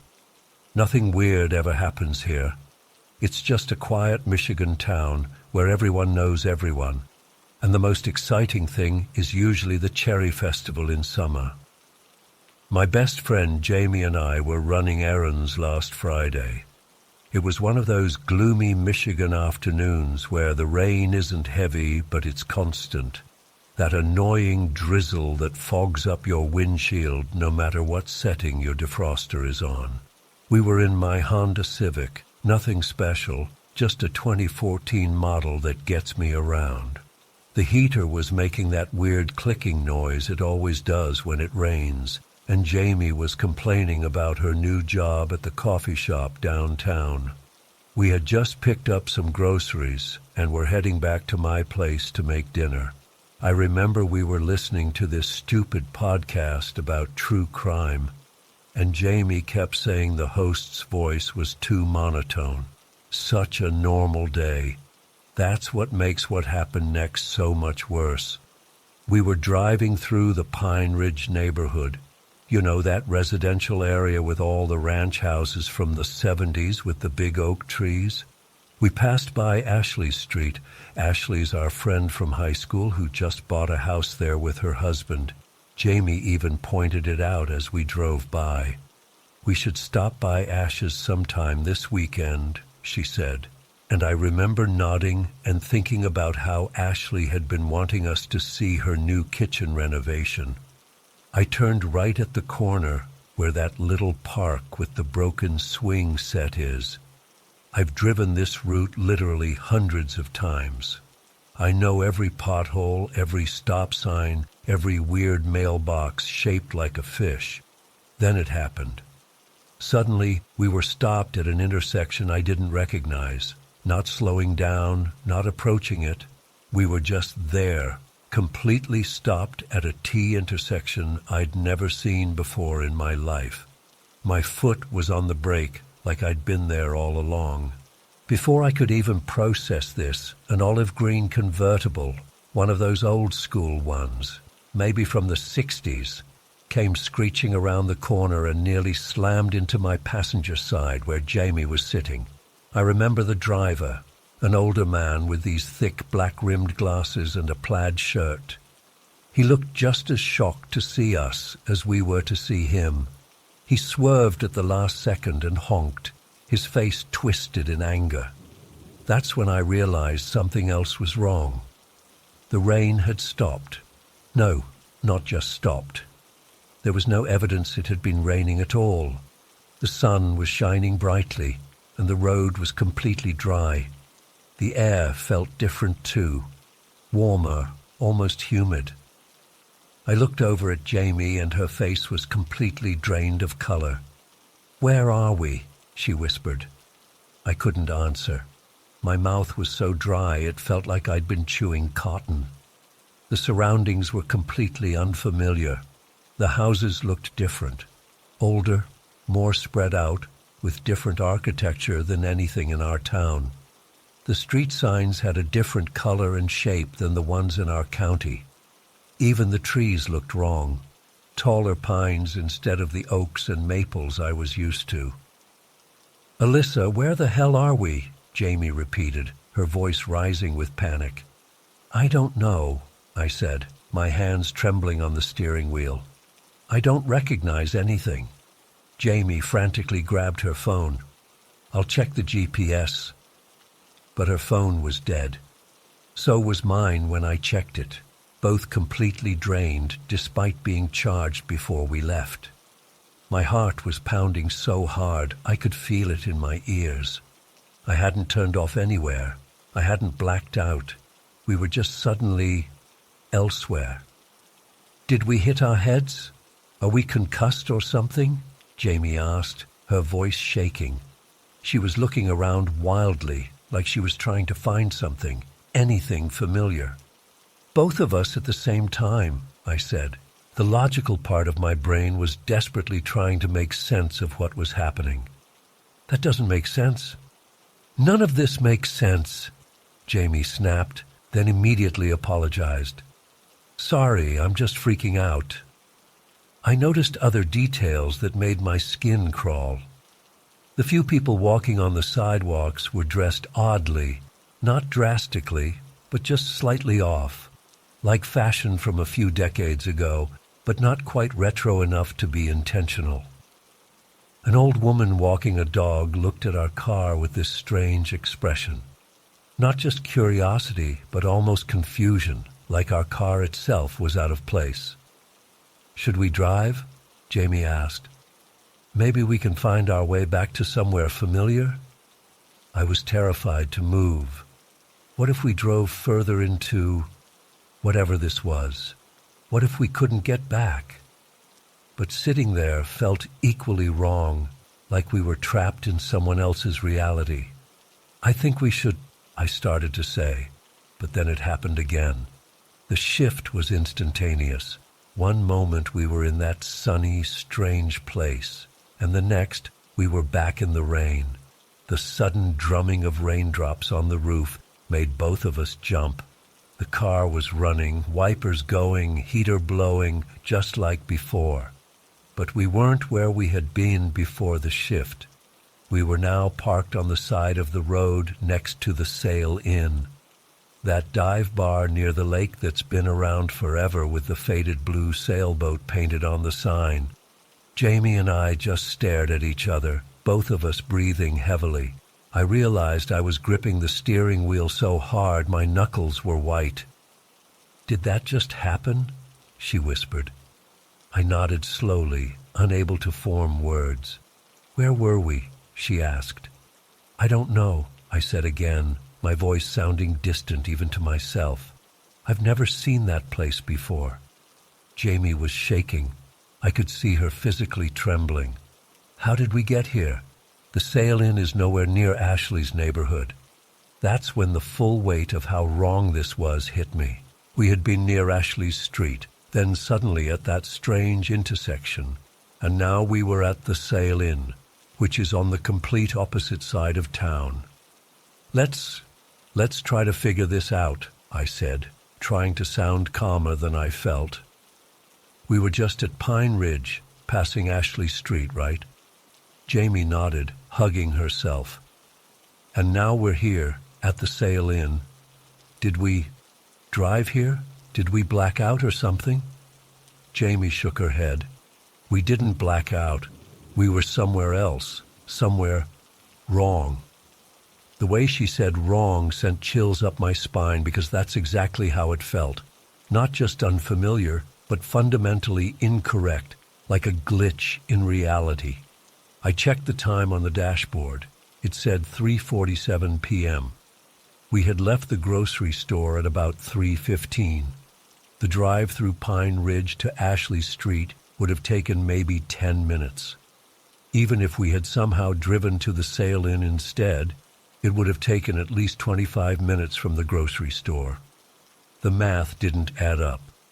"We should go back," I said suddenly, "to Ashley's Street.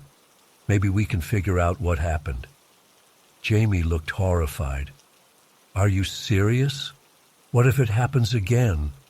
She had a point, but I needed to know. I needed some logical explanation that would help me sleep at night. "We'll just drive by. We don't even have to stop. I just need to see. I need to know it's still there, that everything's normal." Jamie reluctantly agreed, but I could tell she was terrified. I was too, but curiosity was temporarily overriding my fear. The drive back was tense. Neither of us spoke. The podcast was still playing, but I turned it off. I needed to focus, to be aware of every turn, every street, every house we passed. When we got to Pine Ridge, everything looked normal. The same houses, the same broken swing set at the park, the same potholes I instinctively avoided. We passed Ashley Street, and it was right where it had always been. Jamie visibly relaxed when we saw the familiar street sign. "See, everything's fine," she said, clearly trying to convince herself as much as me. But then I realized something that made my blood run cold. "Jamie," I said slowly, "Ashley Street is only 3 blocks from the Sail Inn." She stared at me. "What? No, it's not. It's on the other side of town." "No, look," I pointed at the cross street. "That's Maple Avenue. If you take it straight down, it hits Lakeshore Drive, and the Sail Inn is right there. It's maybe half a mile." Jamie's face went pale again. That's not possible. That's not... The sail-in has always been by the marina, near my mom's house. It is, I insisted. It's always been here. We drove down Maple Avenue in silence, and sure enough, after 3 blocks, we hit Lakeshore Drive, and there was the sail-in with its faded blue sailboat sign, exactly where it had always been in the 25 years I've lived here. Jamie looked like she was going to be sick. "This isn't right," she whispered. "This isn't where it's supposed to be." But it was. I've been going to the sail-in since I was old enough to drink. My dad used to take me there for burgers when I was a kid. It's never been anywhere else. We sat in the parking lot, neither of us knowing what to say. The rain had lightened to a drizzle again. "So what happened?" Jamie finally asked. "If the sail-in is where it's always been, and Ashley Street is where it's always been, then where did we... She couldn't finish the sentence, but I knew what she was asking. Where did we go? What was that place with the sunny weather and the olive green convertible and the houses that looked wrong? Maybe we both had some kind of shared hallucination, I suggested weakly. Maybe there was carbon monoxide in the car or something? But we both knew that wasn't it. The experience had been too real, too detailed. We had both seen the same things, felt the same disorientation. "I've heard about stuff like this," Jamie said quietly. "People who claim they've slipped into parallel dimensions or alternate timelines. I always thought it was bullshit, but now... I didn't want to believe that. I couldn't believe that. Because if that's what happened, then reality isn't fixed. It isn't reliable. It means we could slip again at any moment." We decided to go back to my place. Neither of us wanted to be alone, and we certainly didn't want to keep driving around. We picked up our groceries, which were still in the back seat, and went inside. But we couldn't shake what had happened. We kept going over it again and again, trying to find some logical explanation. That night, Jamie slept on my couch, but I don't think either of us actually slept. Every time I closed my eyes, I saw that T intersection, that olive green convertible, those unfamiliar houses under a sun that shouldn't have been shining. The next morning, Jamie left early. She said she needed to go home, but I could tell she just wanted to pretend none of this had happened. When I tried to bring it up again later that day on the phone, she shut down the conversation immediately. "I don't want to talk about it," she said firmly. "Ever. It didn't happen, okay? We got confused, we took a wrong turn, end of story. But I know what I saw, what we both saw, and it's eating me up inside. I've spent the last few days researching similar experiences online. There are stories, not many, but enough to make me think we're not alone in this. People who claim they've driven down familiar roads only to find themselves suddenly in unfamiliar places that shouldn't exist. Some call it dimensional jumping or timeline slipping. Most of these stories are probably made up, but what if some of them aren't? I've driven past that spot near Ashley Street multiple times since then, half hoping, half dreading that it might happen again. It hasn't. Everything's normal. The sail-in is where it's always been. Ashley Street is where it's always been. The world is exactly as it should be. Except I can't shake the feeling that it isn't. That reality is thinner than we think. That there are places where the boundaries between what is and what could have been blur and fade. And sometimes, if the conditions are just right or just wrong, you can slip through. I don't know what happened to us that rainy afternoon. I don't know if our minds, bodies, and very existence temporarily crossed into another version of our town, or if something else entirely occurred. The experience felt both incredibly slow, like we were there for hours examining every detail of that wrong place, and incredibly fast, happening in the blink of an eye. All I know is that I can't look at familiar streets the same way anymore. I can't trust that turning a corner will lead where it always has. And I'm left wondering, if we slipped once, could it happen again? And next time, would we find our way back?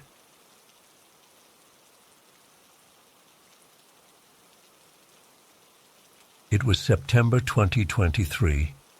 My girlfriend Lisa and I had been planning a camping trip with our friends John and Mary for weeks. We were all excited to spend a weekend away from the city, surrounded by nature at the Todd Lake Recreation Area in George Washington National Forest. The drive there was beautiful, winding mountain roads, forests blazing with early fall colors. We arrived Friday afternoon and set up our tents at the campground. Everything seemed perfect. Crisp autumn air, the sound of leaves rustling, that woodsy smell. We spent the evening grilling burgers, laughing around the campfire, catching up.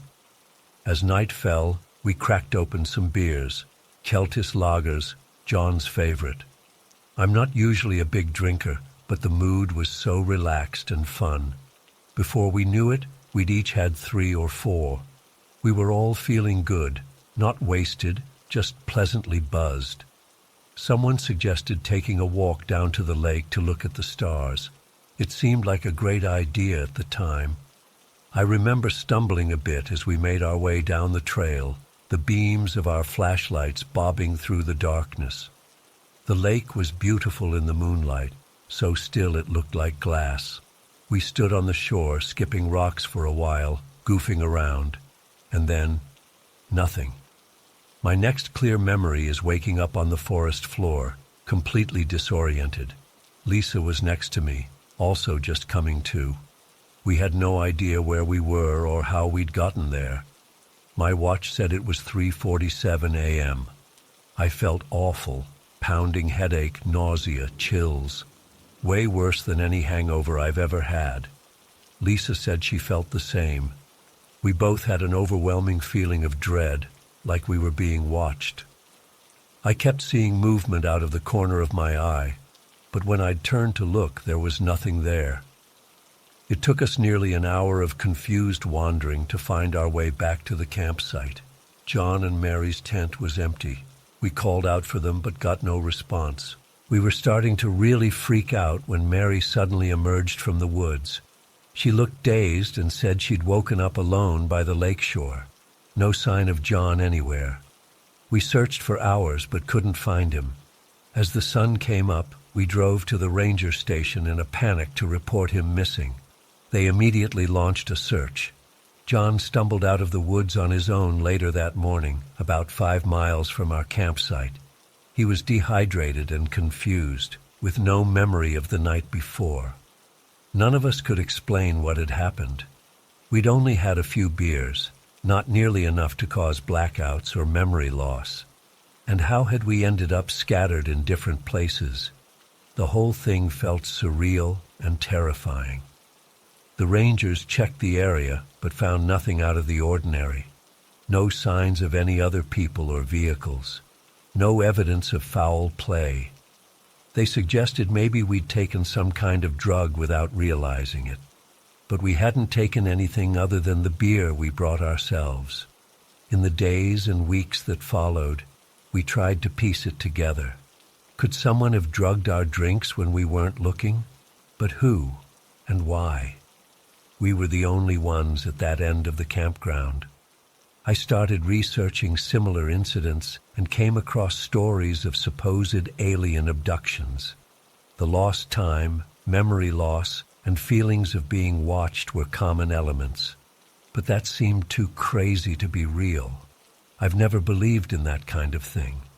Some of the symptoms, nausea, disorientation, lost time, also fit with exposure to certain toxic gases that can occur naturally in some forests. But that doesn't explain how we ended up in different locations.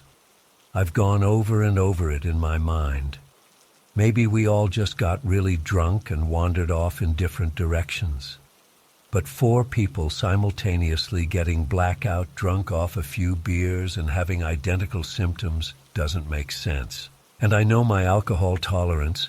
A few Keltis lagers shouldn't have affected me that strongly. The worst part is the lingering fear and unease. I have trouble sleeping, constantly feeling like I'm being watched. Lisa says she has vivid nightmares about bright lights and strange figures. John developed a weird rash all over his body that doctors can't explain. Mary's been having nosebleeds and headaches. I can't shake the feeling that something sinister happened that night, something beyond ordinary explanation. But I have no proof, no clear memories, just a gnawing sense of wrongness that won't go away. We haven't been camping since, can't bring ourselves to go back into the woods. The four of us have grown distant. I think we all just want to forget that night ever happened. But I can't.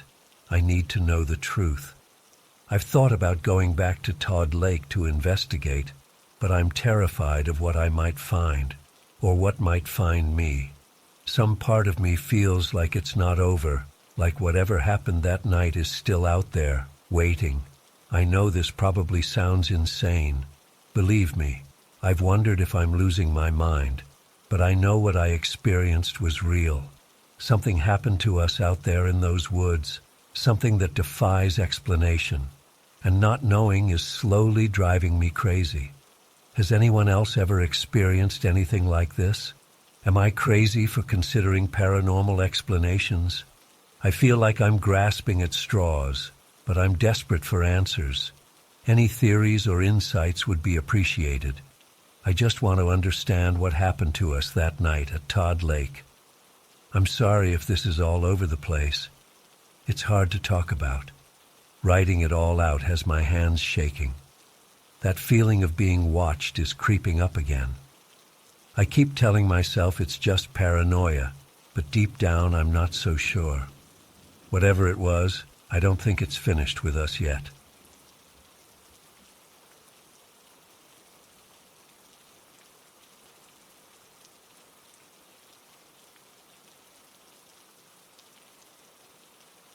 The bus ride there was full of chatter and laughter as we all speculated about what adventures awaited us.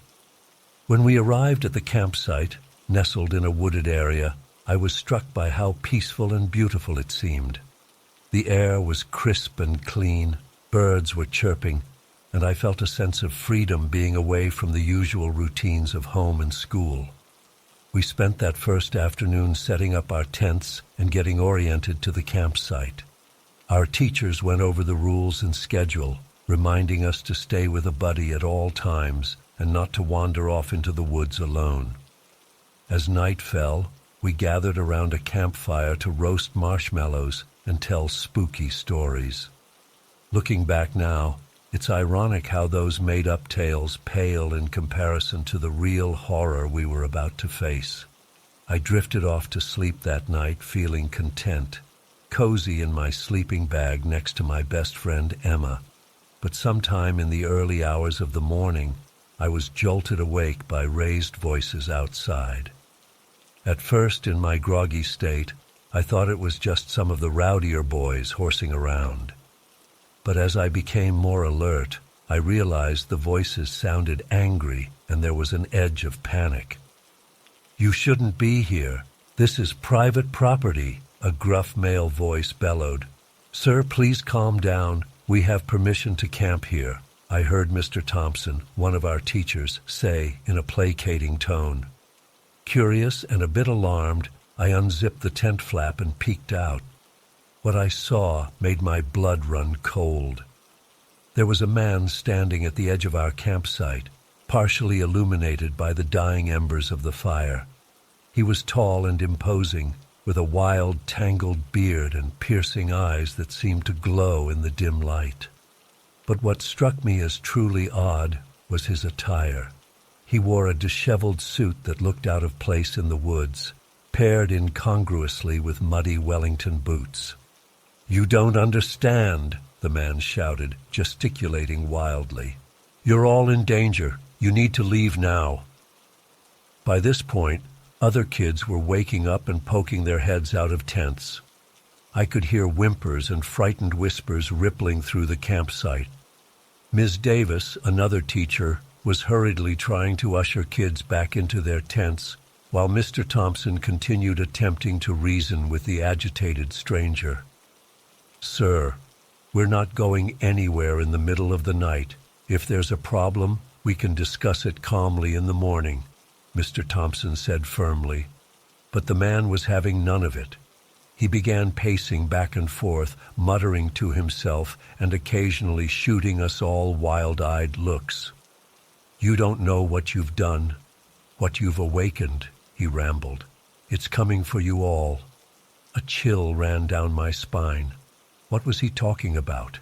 What had we supposedly awakened? My imagination began running wild with possibilities, each more terrifying than the last. Suddenly, the man lunged forward, grabbing Mr. Thompson by the shirt. "Listen to me," he snarled. "You need to get these children out of here now before it's too late." Everything erupted into chaos then. Kids started screaming and crying. Ms. Davis was shouting for everyone to stay in their tents. Mr. Thompson struggled to break free from the man's grip while yelling for someone to call the police. In the midst of the commotion, I locked eyes with the stranger for a brief moment. The raw fear and desperation I saw there chilled me to my core. This wasn't just some unstable person or prankster. He genuinely believed we were in grave danger. Eventually, Mr. Thompson managed to shove the man away, and he stumbled backwards. For a tense moment, I thought he might attack again. But instead, he cast one last frantic look around the campsite before turning and sprinting off into the dark woods. "Everyone back in your tents now," Mr. Thompson ordered, his voice shaky but authoritative. "Pack up your things quickly and quietly. We're leaving as soon as it's light out." The rest of that night was a blur of hushed, frightened conversations and fitful attempts at sleep. Every snapping twig or rustle of leaves outside made me flinch, imagining the wild-eyed man returning, or something worse. As soon as the first light of dawn broke through the trees, we were hustled onto the bus and driven back to town. The police met us there to take statements. They assured us they would investigate, but I could tell from their skeptical expressions that they thought it was just some local nutter who'd had too much to drink. But I knew what I'd seen in that man's eyes. Whatever he was afraid of, it was real to him. And now, all these years later, I still find myself wondering, what if he was right? What if there really was some malevolent presence in those woods that we narrowly escaped? I've tried researching the history of Merchant's Hill over the years, looking for any clues about what the man might have been referring to. There are vague references to old legends and ghost stories associated with the area, but nothing concrete. Sometimes I wonder if I should try to go back there as an adult to see if I can make sense of what happened. But then I remember the raw terror in that stranger's voice, the way he looked at us like lambs to the slaughter, and I know I never want to set foot in those woods again. That camping trip was supposed to be a fun adventure, a chance to create happy childhood memories. Instead, it left me with lingering fears and unanswered questions that haunt me to this day. I still can't shake the feeling that we narrowly escaped something truly sinister that night, something that might still be lurking in the shadows, waiting for unwary campers to stumble into its domain.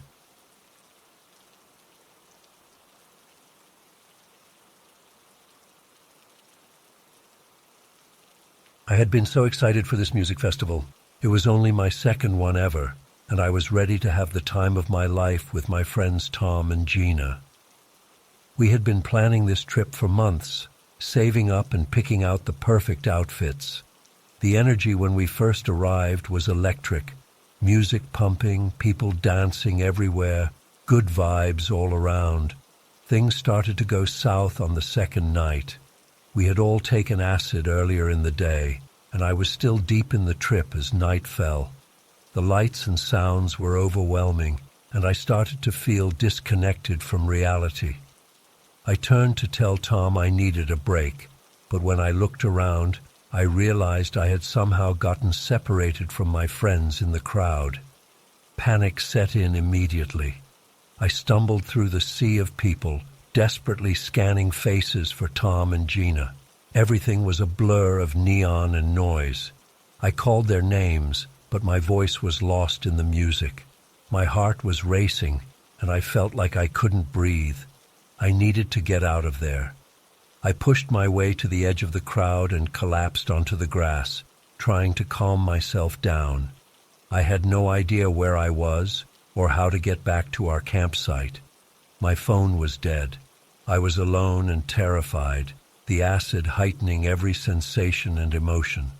That's when these two guys approached me.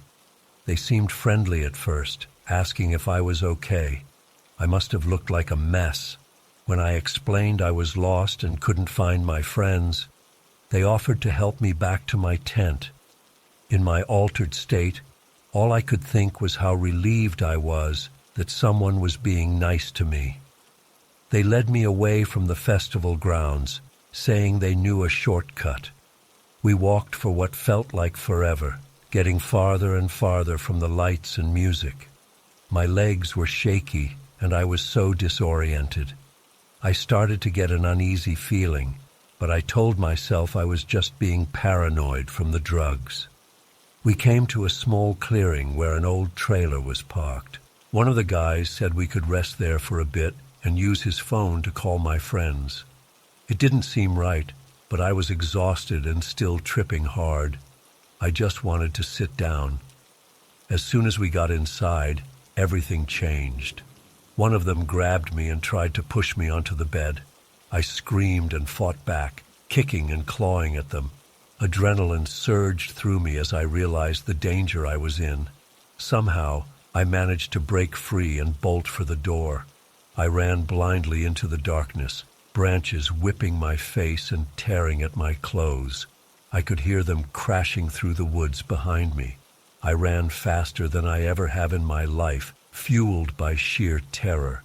My bare feet were bleeding from sharp rocks, but I couldn't stop. I don't know how long I ran for. Eventually, I broke through the tree line and found myself on the edge of a campground. I spotted a group of people sitting around a fire and ran towards them, sobbing and begging for help. They were alarmed by my appearance. I was covered in cuts and bruises, my clothes torn, totally hysterical. This lovely older couple took me under their wing. They got me water, wrapped me in a blanket, and let me use their phone to call Tom and Gina. I was still crying uncontrollably, the acid making it hard to explain what had happened. When my friends finally found me, I broke down all over again. The rest of that night is a blur. I know the police were called, but in my state I couldn't give them much useful information. I was taken to the medical tent to get checked out. Physically, I was okay aside from cuts and bruises, but mentally, I was shattered. We left the festival early the next morning. I was too traumatized to stay another day. The drive home was mostly silent. I think my friends didn't know what to say. I felt so ashamed and stupid for getting myself into that situation. If I had just stayed with the group, if I hadn't taken those drugs, the what-ifs were endless. It's been months now, and I'm still dealing with the aftermath. I have nightmares about those men catching me in the woods. I get panic attacks in crowds. I haven't been able to go to any concerts or festivals since then. My friends try to be supportive, but I can tell they don't really understand. How can you explain that kind of fear to someone who hasn't experienced it? I keep replaying that night in my head, trying to make sense of it. How did I get so far from the festival? Why did those men target me? What would have happened if I hadn't gotten away? The not knowing is almost worse than the memories themselves. I'm working with a therapist now, trying to process the trauma. She says it will take time, but that I'll get through this. Some days I believe her. Other days it feels like I'll never be the same carefree person I was before. I know I'm lucky it wasn't worse. I read stories of girls who don't escape, who are never found. But that doesn't make the fear and anxiety go away. I'm jumpy all the time now, always looking over my shoulder. I have a hard time trusting people, especially men I don't know. The hardest part is feeling like a piece of my youth and innocence was stolen that night. I used to love going to shows and festivals, losing myself in the music and atmosphere. Now the thought of being in a crowd makes me break out in a cold sweat. Will I ever be able to enjoy those things again? Or will I always be haunted by the memory of running through those dark woods, certain I was about to die? I'm trying to stay positive and focus on healing, but it's a daily struggle. Sometimes I get angry at those men, at my friends for leaving me, at myself for being so naive. Other times, I'm just sad for the girl I used to be, who thought the worst thing that could happen at a festival was a bad trip or losing her phone. I know I can't let this experience define me forever. I'm more than what happened that night. But right now, it feels like my life is divided into before and after. I'm still figuring out who this after version of me is. Some days are better than others. I'm taking it one day at a time, trying to be gentle with myself as I navigate this new reality. If there's one thing I've learned from all this, it's to trust your instincts. If something feels off, it probably is. And never, ever leave your friends behind, no matter how messed up you are. The buddy system exists for a reason. I just wish I hadn't had to learn that lesson in such a traumatic way. I don't know if I'll ever fully understand or come to terms with what happened that night. The whole thing still feels surreal, like a nightmare I can't quite shake. But I'm still here. I survived. And someday, I hope I'll be able to feel safe and free again. Until then, I'm taking it one day at a time, trying to reclaim the parts of myself I lost in those woods. To anyone reading this who's been through something similar, you're not alone. It wasn't your fault. And there is hope, even when it feels like there isn't. We're stronger than we know. If I can make it through this, so can you. Stay safe out there and look out for each other. You never know when you might be someone's lifeline in their darkest moment.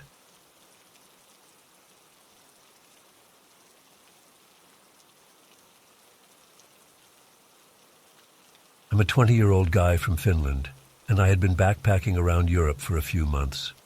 Greece was my last stop before heading home.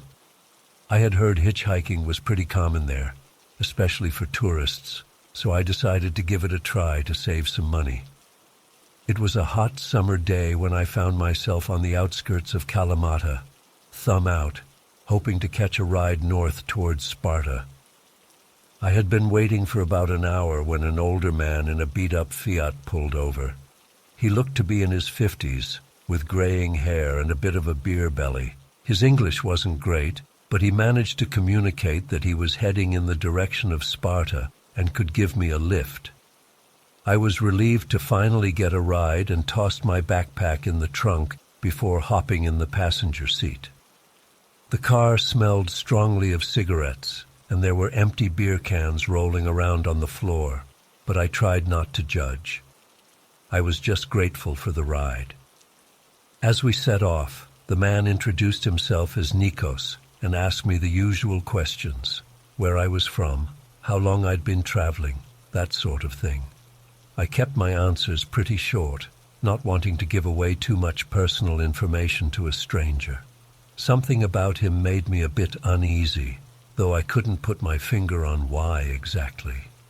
We had been driving for maybe 30 minutes when Nikos suddenly turned off the main road, onto a narrow dirt path heading up into the mountains. My heart started racing immediately.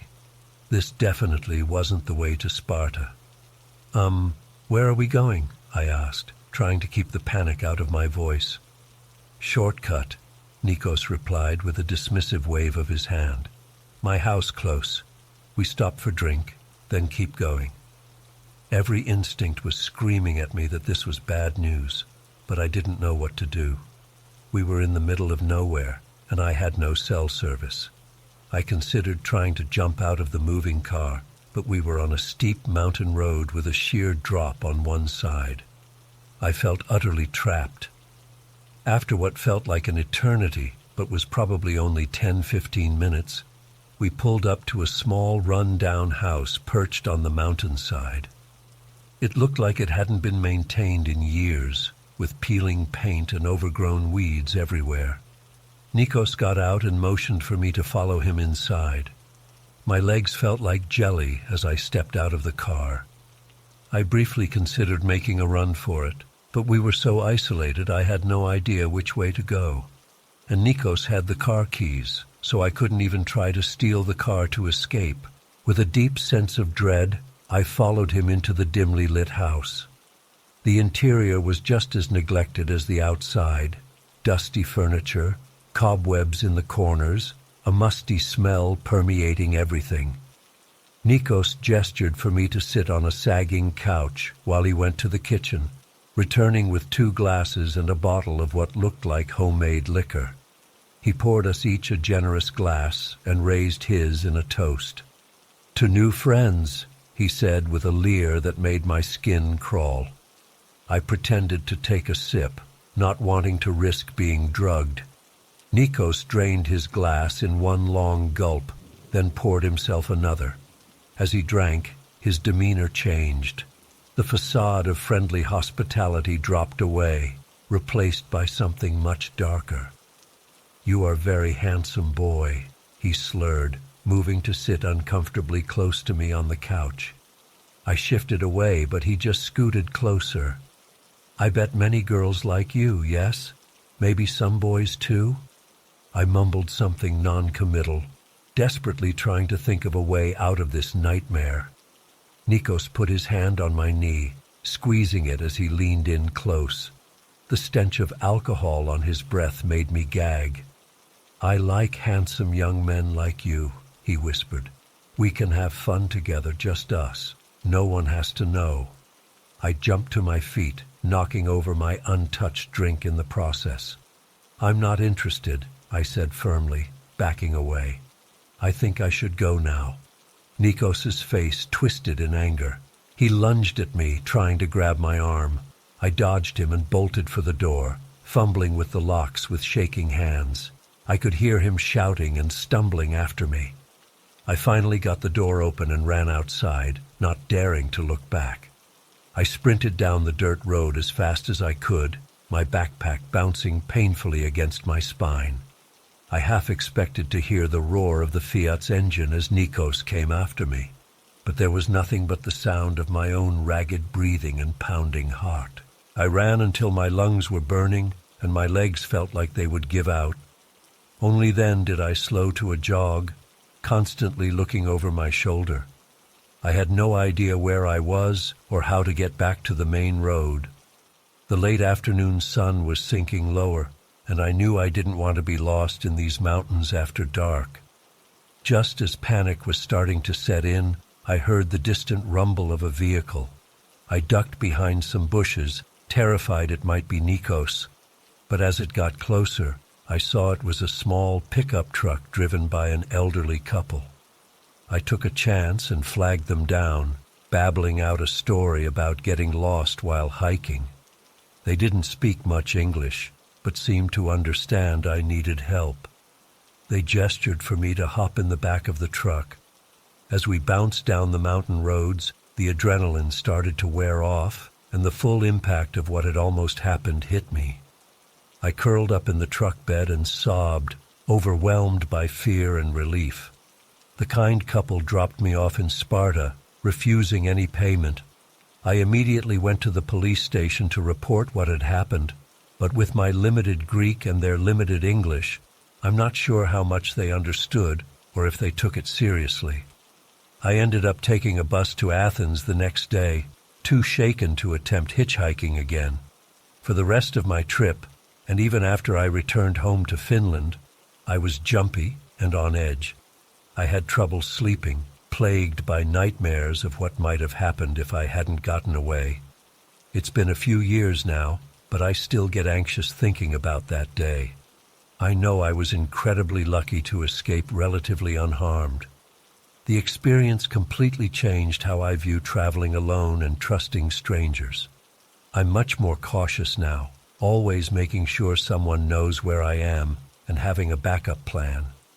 I often wonder if Nikos ever faced any consequences, or if he's still out there preying on vulnerable young travelers. The thought makes me sick. I hope by sharing my story, I can warn others to be careful and trust their instincts. What started as an adventure could have ended in tragedy, and I'll never take my safety for granted again.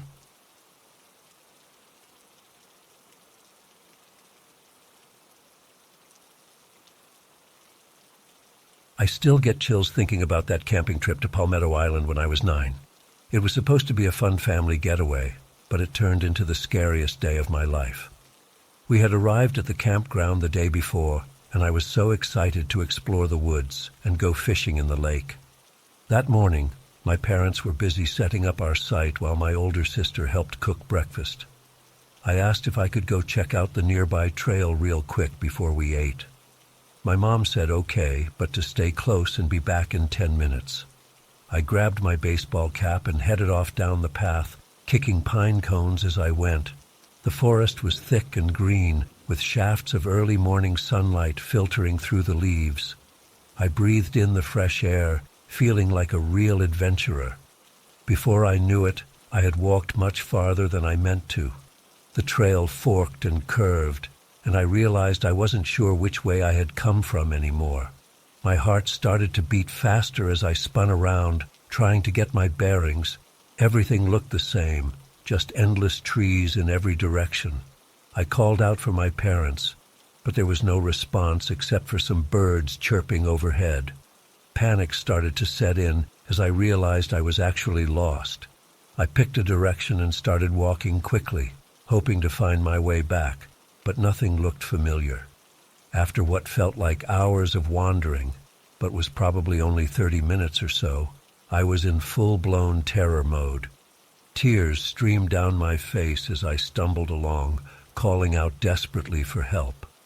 My legs were scratched up from pushing through bushes, and I was covered in dirt and sweat. Just when I thought things couldn't get worse, I heard a vehicle approaching on a nearby road. Relief washed over me. Finally, someone who could help. I ran towards the sound and emerged onto a gravel access road, just as an old blue pickup truck came around the bend.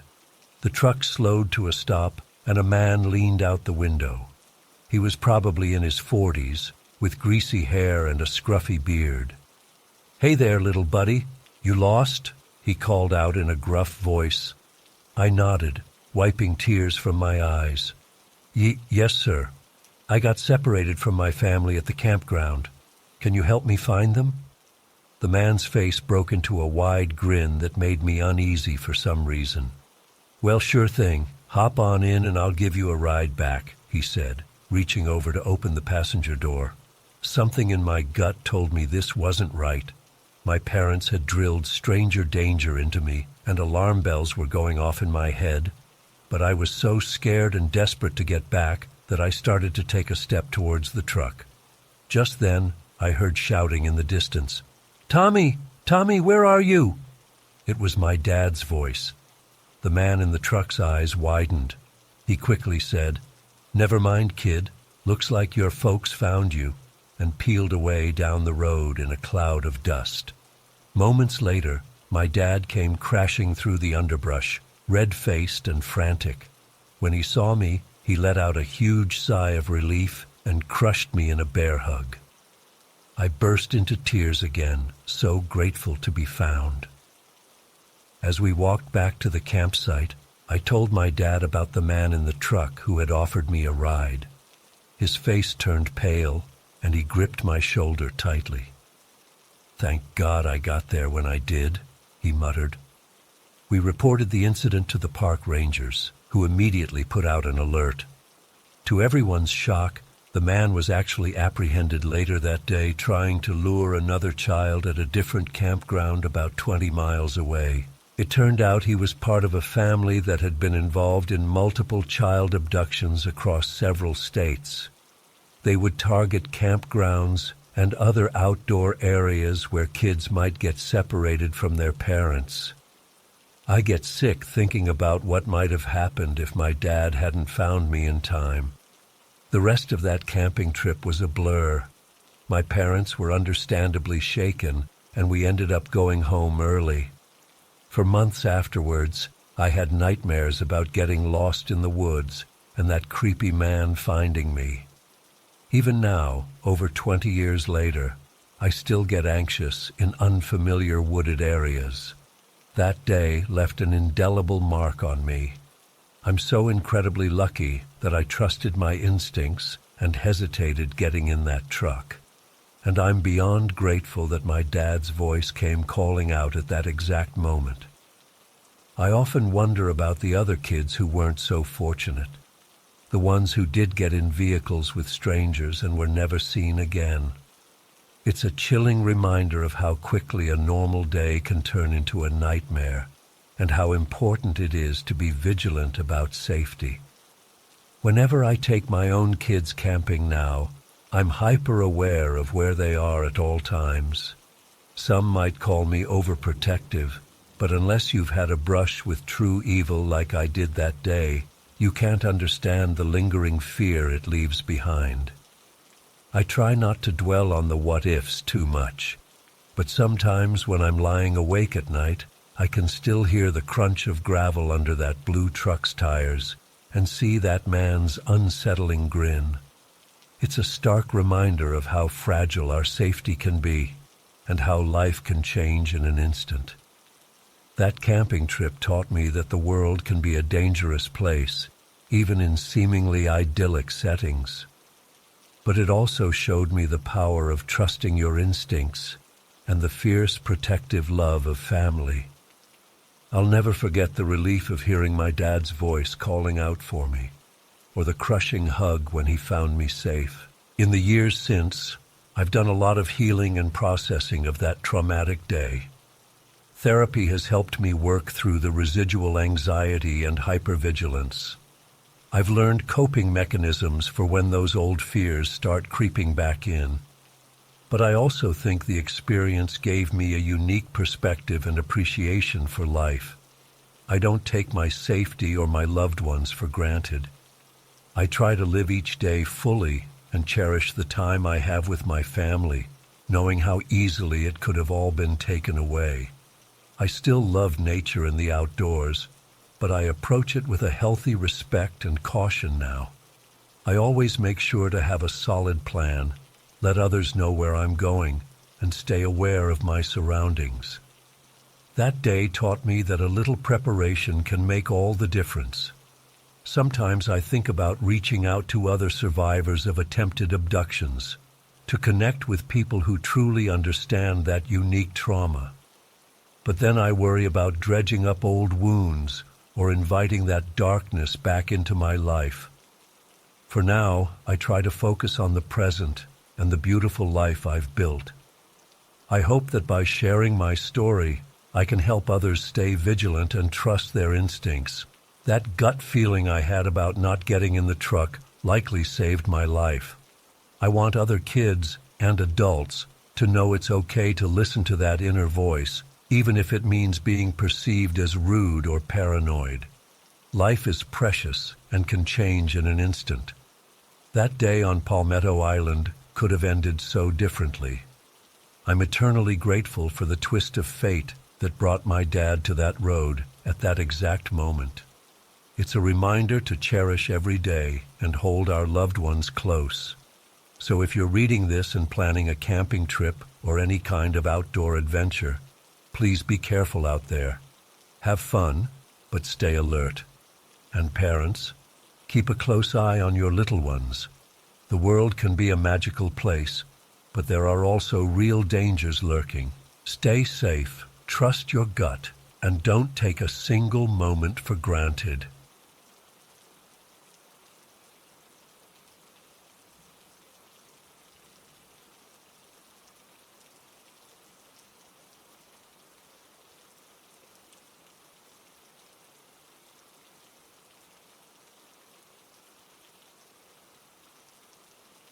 When we first arrived, everything seemed idyllic. We set up our tent in a clearing surrounded by towering pines with a babbling creek nearby. The air was crisp and clean, filled with the scent of pine needles. That first afternoon we went for a short hike, marveling at the mountain views and vibrant wildflowers. We felt so lucky to have this slice of paradise all to ourselves. As night fell, we built a campfire and cuddled up together, gazing at the dazzling canopy of stars overhead.